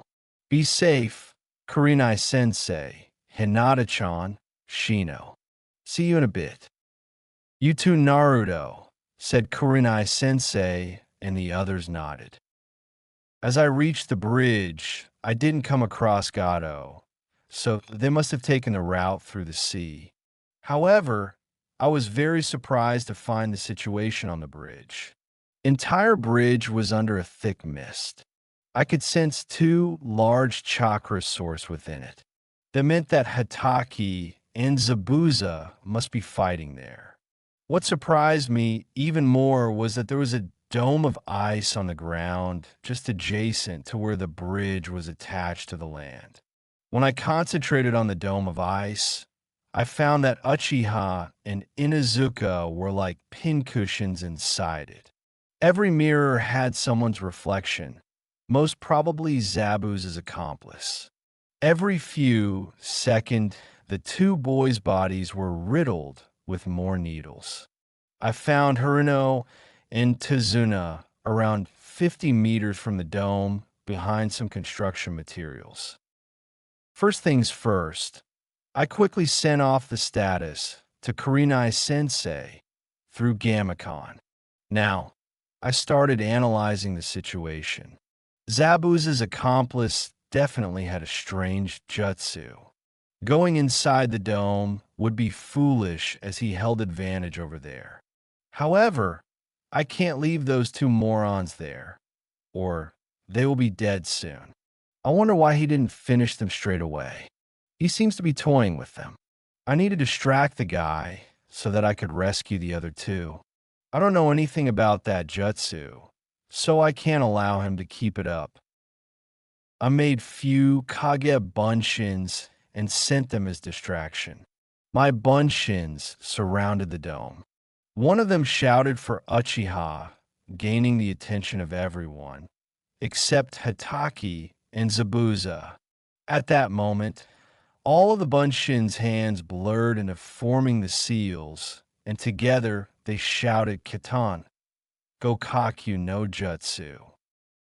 While everyone was distracted, I used Doton Shinju Zanshu no Jutsu to travel underground and emerged inside the dome right behind the two boys.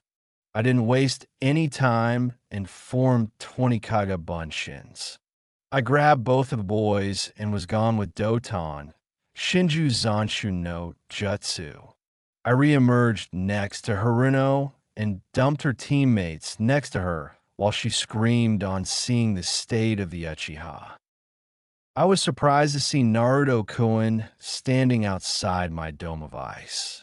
Depression gripped my heart, thinking that Naruto-kun was after all a Konoha shinobi. I have to ensure that he doesn't seize my face.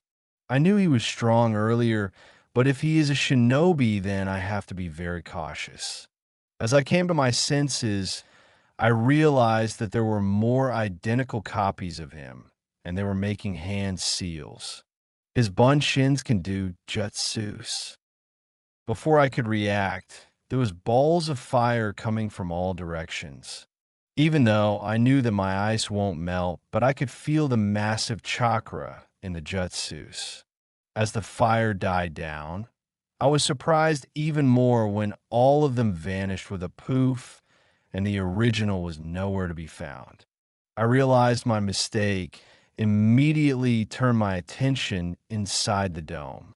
I caught a glimpse of Naruto and the two Genins disappearing into the ground and more bunshins left behind. I know that bunshins are dispelled with one hit and prepared to decimate the lot of them when they started glowing a bit. I was just in time to react as I created another slab of ice mirror a few meters away from the dome. I was flabbergasted when the clones started exploding. One or two of them wouldn't have made any difference, but with 20 or so exploded inside a compact dome, it was a recipe for a disaster. The resulting explosion was so forceful that all the mirrors were shattered. Such power. I didn't get time to ponder more about this, as a glowing ball of chakra was heading towards the mirror I was residing in. I immediately jumped out of it to see it being shattered completely. Multiple explosions of huge magnitude was one thing, but seeing my mirror being smashed so easily was very unnerving. Even Zabuza-sama was unable to break it this easily. As I regained my composure, I came face to face with Naruto-kun and knew that I'm going to be very sore after this fight regardless of who the victor is. I have to finish this quickly. When the mirrors were completely unaffected by my Bunshin's Katan Jutsu, I had to reassess my enemy. This shinobi definitely had a Kekiai Genkai. When the Bunshin no Jutsu worked, I came to a conclusion that only really strong physical attacks will be able to affect the damn mirrors. After watching that the shinobi used another mirror to escape the explosion, I realized that I'll have to use Rasengan. Looking around, I surmised that Tizuna was hiding behind a crate. Haruno was busy fussing over the Uchiha. The two boys were out cold, and Kakashi was nowhere to observe my battle. Thus, it was safe to use it. I immediately created a Rasengan and charged the mirror in which the shinobi was hiding. He avoided the attack and righted himself before I could decimate the mirror. Once I got rid of the mirror, I came face to face with my opponent. Damn, was I surprised? It was a kunoichi, and something about her was very familiar. I can't waste time to analyze this as I have to finish my fight as soon as possible so that I have time to be ready for Gato and his thugs. After fighting such strong opponents, even Hitaki and myself will be shit tired to face the thugs, and there is always strength in numbers. Only this time it can be our downfall. There is no telling when Kurenai Sensei will be coming. As we rushed towards each other to engage in a taijutsu fight, I was assessing my opponent. After an intense exchange of blows, she flicked a sunbon needle in her right hand and tried to stab me, and I countered it with a kunai of my own. With a subtle shift in her stance, I stumbled forward a little, and quick like lightning, she jabbed me in the other shoulder. I was impressed as she showed immense experience of fighting with opponents of greater physical strength to use it against them.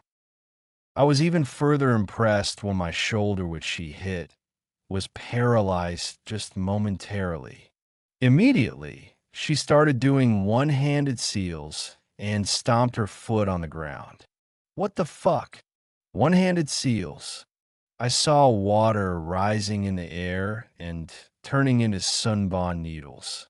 Just as I was preparing to jump to avoid them, she kicked one of my knee joints and my leg buckled. Fuck! She hit another pressure point. She immediately jumped away and the needles rushed towards me. I can't use Kawarami as the needle were rushing from every direction except where she went. Going in that direction would be suicide. By then I could move my hand again and immediately started doing hand seals. As the needles were about to pierce me, I sank into the ground and consecutively tried to pull her down after that, but she deftly avoided it. Damn, she is good. Okay, close range is dangerous. Can't give her time to do that dome jutsu, but it seems that it taxes on her chakra reserves. She is almost equally matched in speed, thus any mid-range or long-range attack will be avoided by, if nothing, then her ice mirrors. My Katon and Suiton jutsus will be weak against her Suiton or Hyuton jutsus. Let's try something else then. I created 4 Kage Bunshins with me at the center. All 5 of us rushed towards her. The one in front of me went for a sliding tackle, while 2 headed to either side of her, and the last remained behind me. As she was about to hit the one coming towards her, I chucked a shuriken towards her. This didn't faze her, as expected. However, what followed next did. Within a split second, I completed the seals for Kage, Shuriken, no Jutsu, and that lone Shuriken multiplied into many.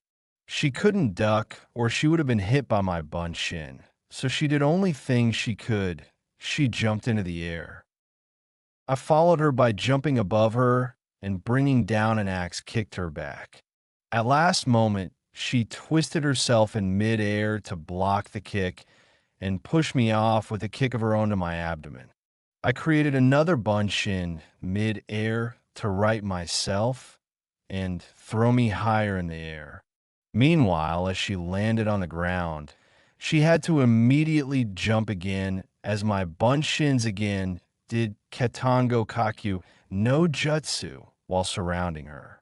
This is what was the plan, and before she could react, this time my kick connected with her back and sent her flying into the dying inferno. To my utter shock, as her body hit the ground, it shattered into pieces of ice. Shit, that was a Hayutan Bunshin. The table was turned so suddenly that I was completely unprepared for the dragon made of water that crashed in my body and sent it flying into the ground below. As I landed on the ground, once avoiding the kick from Naruto-kun, my arms were stinging from the force behind his kick. Immediately, I saw that his bunshins were again sending those damn balls of fire from all sides. I knew that their view will be blocked by their own jutsu, and that real Naruto will not have a clear view of me, as last I saw he was riding himself in the air with the help of another bunshin. That long second was all I required to gain the upper hand in the battle. I immediately created a Hayutan Bunshin and it jumped into the air. Without wasting even a fraction of a second, I created two ice mirrors, one right above me and one about 5 meters above Naruto-kun. Before he could realize what happened, I was above him and the first mirror vanished. I waited for just enough time to let him watch my bunshin shatter when I hit him with a Suden Suryuden no Jutsu at point blank range. I was sure that at this range, there was no chance that he will be in any condition to fight again. I took a sigh of relief as I watched Naruto-kun crash into the ground with a heavily damaged back. There was a crater where his body landed, and he was definitely down for the count. I was completely exhausted. Doing so many high-level jutsus left me with only a quarter of my reserves. I was just turning to go and see if Zabuza-sama needed any help when something caught my eyes and shocked me to the core. Naruto-kun's back was healing at a rapid rate, and he was already on his hands and knees. How was that even possible? End of flashback. Why Haku? I asked. In Kirigakure, Mizukage ordered a genocide of all the clans with the Kekkei Genkai, and the general populace also hated us, as they thought of us as the harbinger of suffering, death, and war. Kacchan's Kekkei Genkai was never awakened. I accidentally awakened mine when I was around 5 and Tusan found out. It was I who killed Tusan by mistake when he attacked me after killing Kacchan. I lived on the streets till Zabuza-sama found me. He gave me a purpose to live. He is my most precious person, and I am whatever he wants me to be, which is his tool. Even if that forces you to do things you don't like. We're shinobis, Naruto-kun. We're just weapons for our village's clients, ambitions, greed, or simply our heart. Of all of them, whoever or whichever we give power over us, it is for them to use us. You gave that power to your Kage. You will do anything he tells you to, or is treason. I do whatever Zabuza-sama tells me to. We're not just weapons, Haku. We follow orders. That is true, but we follow our own code. We are our own person. I will never do something which I believe is wrong. Even if one of your precious person asks you, Naruto-kun, even if it is for their dream, that does not justify doing something wrong. Nothing is wrong in our profession. A shinobi, anything and everything, lie, deceit, act, anything to complete their objective. That is what a shinobi is, Naruto-kun. What if instead of those two inside your dome, it would have been my teammates? What would have you done then, considering the fact that hurting them would indirectly hurt me?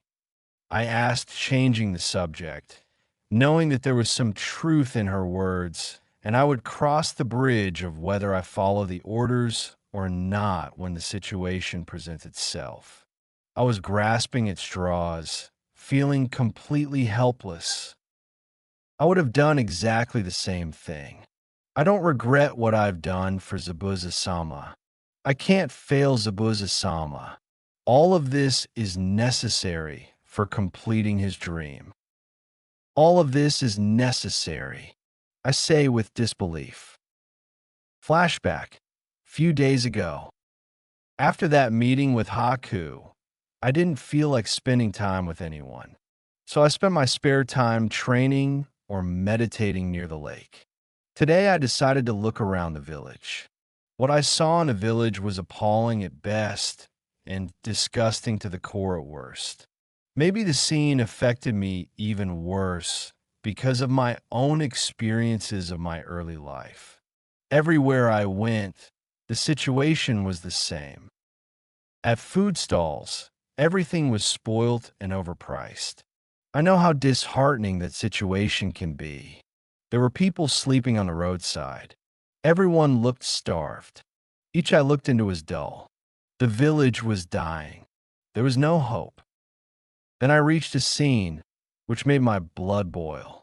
I saw a cute little girl looking through trash cans to find food. What little she found was too foul to eat, but she still kept it. She then took all the food she was able to scavenge and went into a nearby alley. I followed her to find two small boys huddling in a corner. When they looked at her, their eyes brightened. One of them said happily, "One-chan found food." Then they caught sight of me, and immediately all happiness vanished. They cringed with fear and lost hope. The girl turned around and gasped. She immediately hid the food behind her back and started moving towards the boys. With tears in her eyes, she said, "Noaniki, please don't take our food. Hiro-kun and Jinta-kun haven't had anything for 2 days. You can have my share, but please leave some for them." She was pleading as her life depended on it. I was so fucking enraged. To look at children so young facing the cruelties of the world, I don't know how I was restraining myself from releasing Ki. I beckoned the girl with my hand. She came forward very apprehensively. I smiled kindly at her and asked, "Now what is your name?" "Mine is Naruto." "Me is Suki," she answered shyly. "Suki-chan, no need to be afraid. I won't take anything from you, nor I will hurt you. But you don't have to eat that spoiled food either. I will give you fresh food. Will you like that, Suki-chan?" The look of surprise on her face was comical, but there was hint of concern as well. Obviously, she must be suspicious as to why a stranger would give her food. Also, it seemed that she was worried about the two boys as she looked back at them. I beckoned them as well. "No, why don't we all go somewhere clean, and I will give you proper food." "Okay, I will show you a trick as well. Kahibun sin no hutsu," I said after making the necessary seal. They were totally surprised. After all, they don't shinobis out here. My two shins piggybacked the two boys while I did the same with Suki. For entertainment, I took off the roofs and ran at moderately high speeds. Their squeals of delight was like music to my soul. Within minutes, we reached the lake where I used to go every day. My shins and I washed their hands and faces, then dispelled the shins. Then I took out a storage scroll and unsealed spare food, which I always keep with myself. As soon as they saw the food, they were delighted, but looked at me to see if they can have it. I gestured for them to have it. "Have as much as you want and don't hesitate to ask for more." "Naniki, how you make two more you? How you make food out of that paper?" asked Suki excitedly while munching on rice and fish. "Suki-chan, I'm a shinobi. We use energy called chakra from inside us to do these things. I already had prepared the food. I just stored it in that scroll." They all nodded after hearing this, but didn't pay much heed to it as food was more important. Once their appetite was sated, I asked them where do they stay and their answer was simple: wherever they can. Making my decision, I created sufficient kagebunshin to build a cabin for them in a place which is not too easy to find, but is also safe from wild animals. I told them to have proper bath, while I sent a bunshin to buy some secondhand clothes for the kids. I entertained them for the day and prepared dinner for them by catching fish from the lake. The cabin was sufficiently ready for them to stay. I took them there and told them to remember the way. I took out another scroll and unsealed all the extra futons and blankets I had. Suki-chan, Hiro-kun, and Jinta-kun, you all can stay here for now until there is some other better arrangement available. Also, I will come daily with food so that you don't have to worry for it. If you know any other children who need shelter and food, you can bring them here. I will take care of you all till I'm here. Okay. They all started crying and hugged me. I generally don't like interacting with people, but can't help it when it comes to children. I can't see them suffering cause I know how bad it is. As I was leaving the three kids, I swore to myself that first I will get rid of Gato, and before returning to Konoha, will definitely do something permanent for them. That day onwards, every day either I or my bunshin went to their cottage for all the 3 meals. By the end of it, there were already 10 of them. End of flashback. Remembering the state of those kids brought righteous fury in my heart. Feelings of desperation, disgust, and above all betrayal from someone I really liked. I unconsciously fueled my anger and hate. Even though I could never hate Haku but the situation, so she was the outlet of it.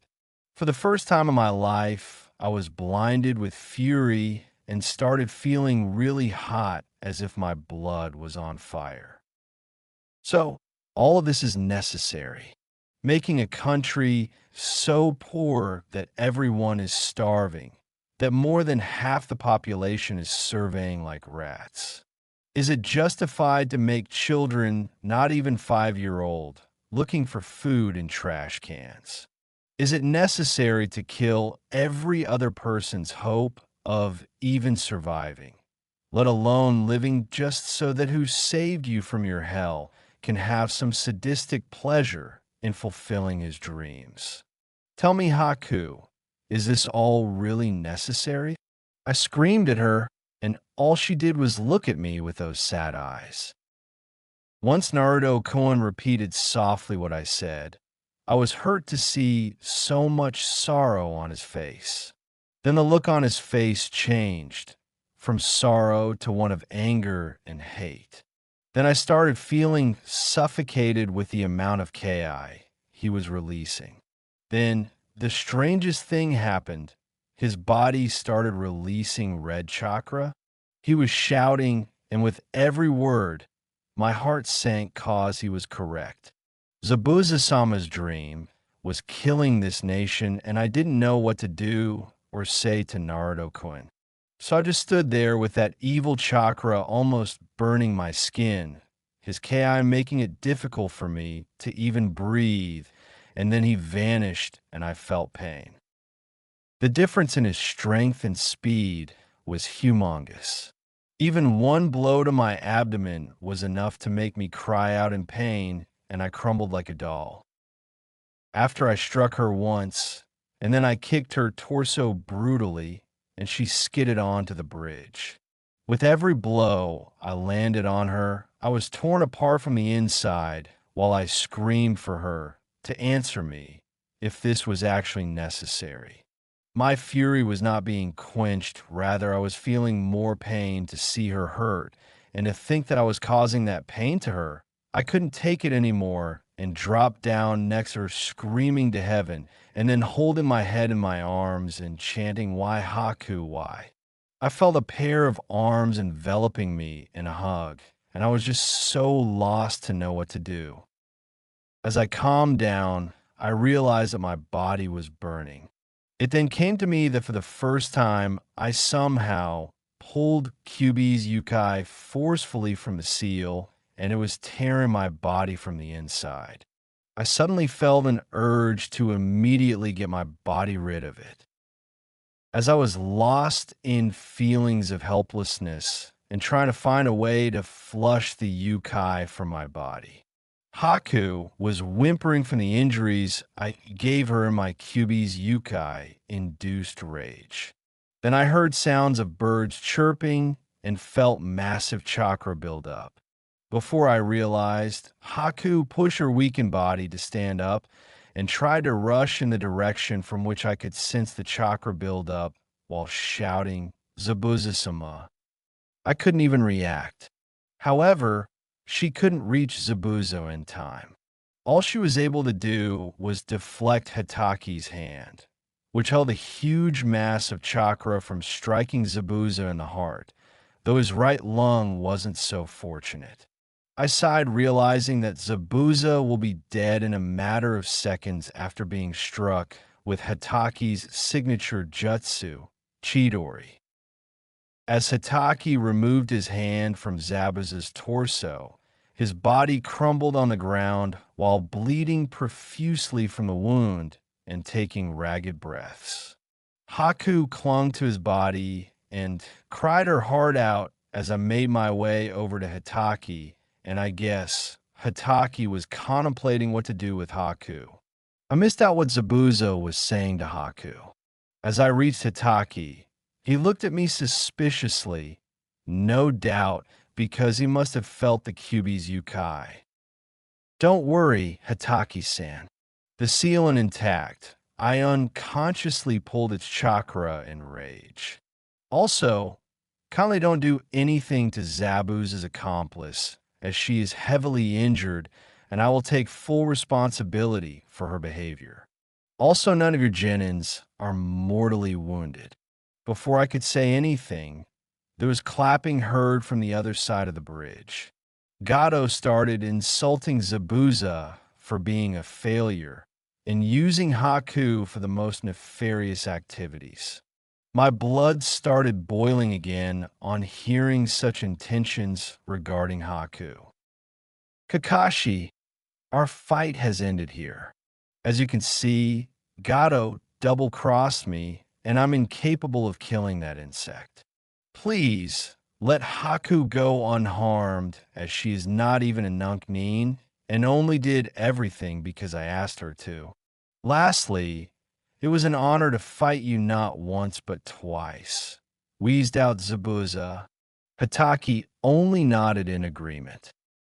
Meanwhile, Gato was relentlessly sprouting garbage, and I was already sick of it.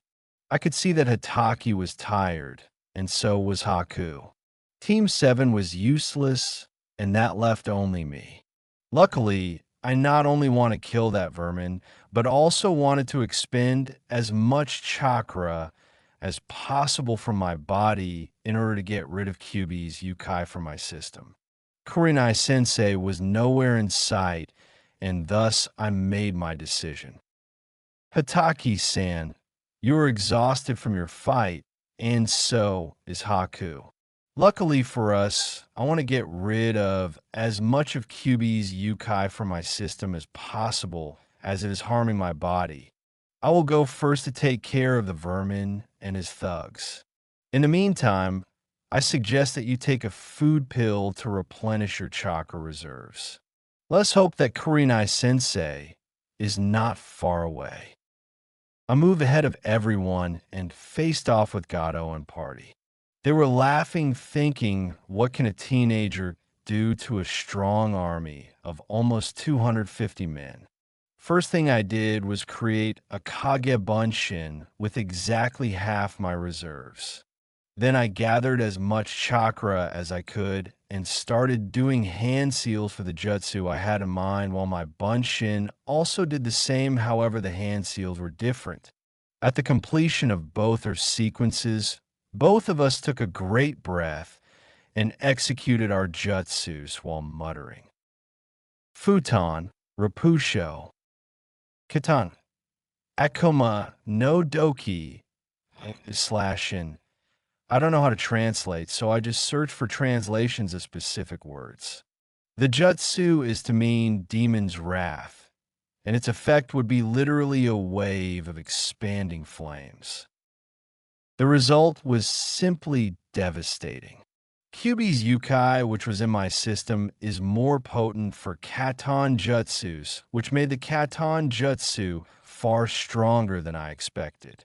When it combined with the Futon Jutsu, well, let's just say that I expected to decimate the enemies approximately by half, and actually they were totally decimated except a few who were smart enough to jump into the water below. The last thing I saw before I succumbed to darkness due to chakra exhaustion was stunned expression on Hitaki's visage when I turned towards him. As I returned to the land of the living, I realized that I am back in Tizuna's home. Also, my reserves are only back to a quarter. Lastly, Kurenai-sensei was sitting next to me and Haku was sleeping on her other side. When I tried to get up, Kurenai-sensei forced me to remain lying down, and then she spoke. Naruto-kun, first of all, you will be happy to know that our mission was successful and both Hinata-chan and Shino-kun are completely unhurt. It took us time to reach your location because they had hostages as well. Kakashi tells me that you've quite a tale to tell me. Do give me a full account of your fight. So, I gave her a complete report of my fight against Haku till the point when I discovered her identity. I hesitated for a while, but Kurenai-sensei didn't say a thing. Then I told her about my first meeting with Haku and the reason behind what happened on the bridge. She remained quiet for a while, I guess wondering how to reassure or comfort me. Naruto-kun, it is never easy to fight someone who is dear to you. Knowing about the life that you've had and her similar background, I'm not surprised by what happened apart from the only fact that you grew close in such a small period of time. However, stranger things have happened. To be on the safer side, once we reach Konoha, I'll ask Hokage-sama to have a look at your seal. I also hope that this event will also serve as a lesson that in your whole life, there will always come a time when you will have to fight someone precious to you. You will have to be prepared for it. Now, this situation has left us in quite a dilemma. We are undecided on what to do with Haku. When Inuzuka's and Uchiha's wounds were examined, and now from your own observation, it is clear that Haku could have killed them any time throughout the fight. This will definitely work in her favor. Kakashi is conflicted on what to do. He wants to honor Zabuza's dying wish, but is also wary of Haku's reliability. What is your opinion on this? What is my opinion on this? I am really hurt because of her actions, but now, when I think with a clear head, I am able to understand her point of view. Damn, hindsight is always 20/20. One thing is for sure. I can't let her be punished. She has already suffered enough. Kurenai-sensei, if it is possible, then please for my sake, let her go. She has already suffered a lot. Also, I know I'm being selfish, and it is unbecoming of a shinobi, but I want to try and ask her to come to Konoha with us. She has no one left. I don't want her to feel the pain of loneliness. If possible, I want to help her through it. I replied hopefully. I was surprised to see Kurenai-sensei smile. Even though you try to be cold to everyone, Naruto-kun, but you have compassion in spades irrespective of the fact that it takes some time for you to show it to others. I'm really proud of you for that. Our life is a long struggle to keep a hold on to our humanity, and yours even more so. Do what you need to do. Naruto-kun and I will take care of Kakashi. Kurenai-sensei, if I may, can you part away with a small portion of the money obtained from the Gado's money? I want to ask Tazuna to help building an orphanage for the children here. After all, they are the future, and Gato made more than half of his fortune by running this land dry. Even though I'm sure that Wave de Mio will definitely use the money for bringing this country back to its former glory, I think it would be wise to do what you want. Orphans are generally the ones who suffer the most. Don't worry about it. Now, it is time for dinner. Why don't you wake Haku up and come downstairs for dinner while I talk to Kakashi? After Sensei left, I stayed unmoving for some time, trying to clear my mind. When I thought through everything, I realized that I was very worried about Haku. Given my abysmal social skills, I wondered if I will even be able to help her, but then again, talking to her was just so easy. I have procrastinated enough, I guess. I went over to her and shook her shoulder. "Wake up, Haku-chan." She opened her eyes slowly and then looked at me, and I said with a smile, "Our positions have changed completely with respect to how we met, Ini Haku-chan." "Sure they have, Naruto-kun." She replied with a smile, which vanished within a second. I guess reality finally caught up with her. I am helpless, as I have no clue what to say to her. "Come, Aku-chan." Dinner is ready downstairs. She has already got up and is staring down at her hands. Her posture suggests that she is extremely sad and has almost lost all hope. Without lifting her head, she asks me with a haunted voice, "Naruto-kun, are you not angry with me? I know I've hurt you a lot, and I'm really sorry. I will be happy to take any punishment that you people decide.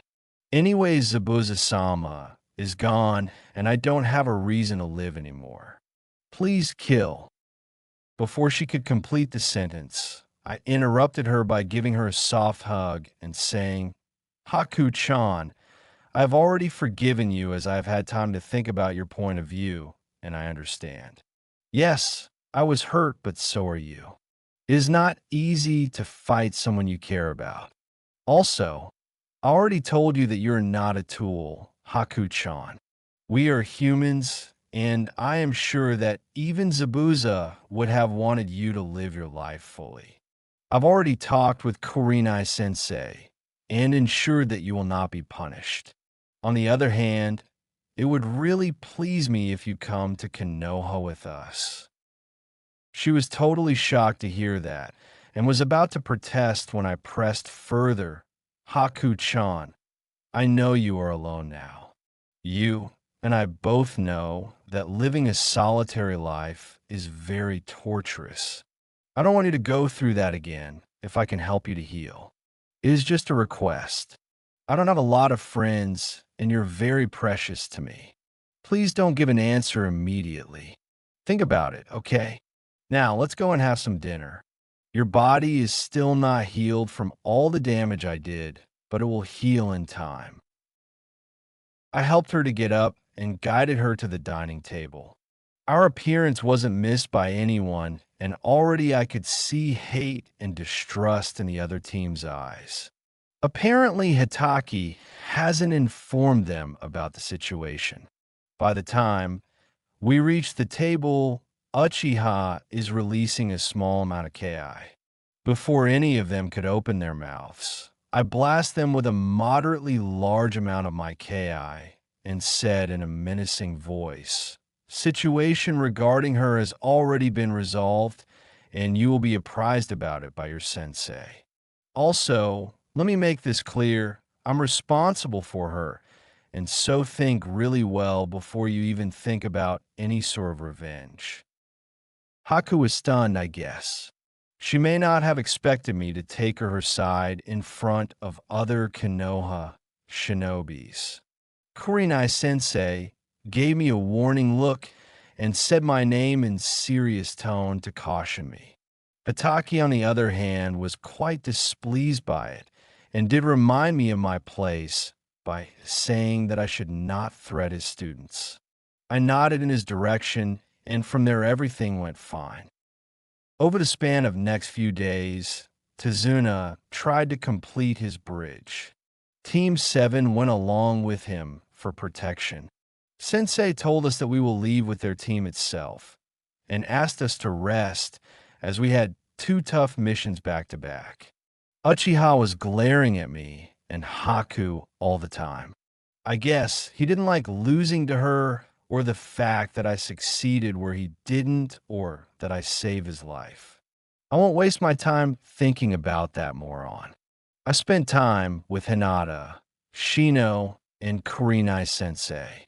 Haku was absent for long periods of time and was always really sad. Sensei advised me to give her some time to heal alone. I have already talked to Tazuna regarding the orphanage, and he agreed immediately. I continued my routing of meeting with Suki-chan and other kids. I took my team as well. The kids were really happy with the food and for the company as well. One day I surprised them even more when I summoned Kichi. They were flabbergasted to see him speak. Once they overcame their shock, Kichi was run to the ground after giving numerous rides to the kids. Finally, after 2 days, I took matters into my own hands to help Haku heal a little and took her to the temporary orphanage. Initially, she was very quiet and depressed, but when all the kids were trying to talk to her, she started talking to them. Then, with the help of the kids, I finally saw her smile for the first time since that day. She started to come out of her depression. Finally, after a week from the day of the battle, it was time to return to Konoha. I went to meet Suki for the last time and gave her some Rios as they will need it to buy food when I'm gone till the time orphanage is built. All the kids cried a lot and made me really sad that I have to leave them behind. So, I promised them that whenever I will be on a mission nearby, I will visit them. I was happy that I at least did something good for them. This brings us to my present situation. I have to ask Haku for her answer, and I really hope that it is a positive one. So here I'm standing at the edge of a lake, at the center of which Haku is meditating. I made my way to her and sit in front of her. Ohayo, Naruto-kun. Ohayo, Haku-tian. We are finally leaving for Konoha tomorrow. I know, I have made my peace with Zabuza-sama's death, Naruto-kun, but it still hurts so much. I change my position to give her a side hug, and she rests her head on my shoulder. So, what have you decided, Haku-chan? The very thought that you may not come with us makes me miss you already. Don't worry, Naruto-kun. You're all that I've left now. I'm not ready for being separated from you. Arigato, Haku-chan. I sighed, and we just sat there for a long time. Finally, I said, Gomenasai, Haku-chan, for everything. All she said in a very soft voice was, Arigato, Naruto-kun,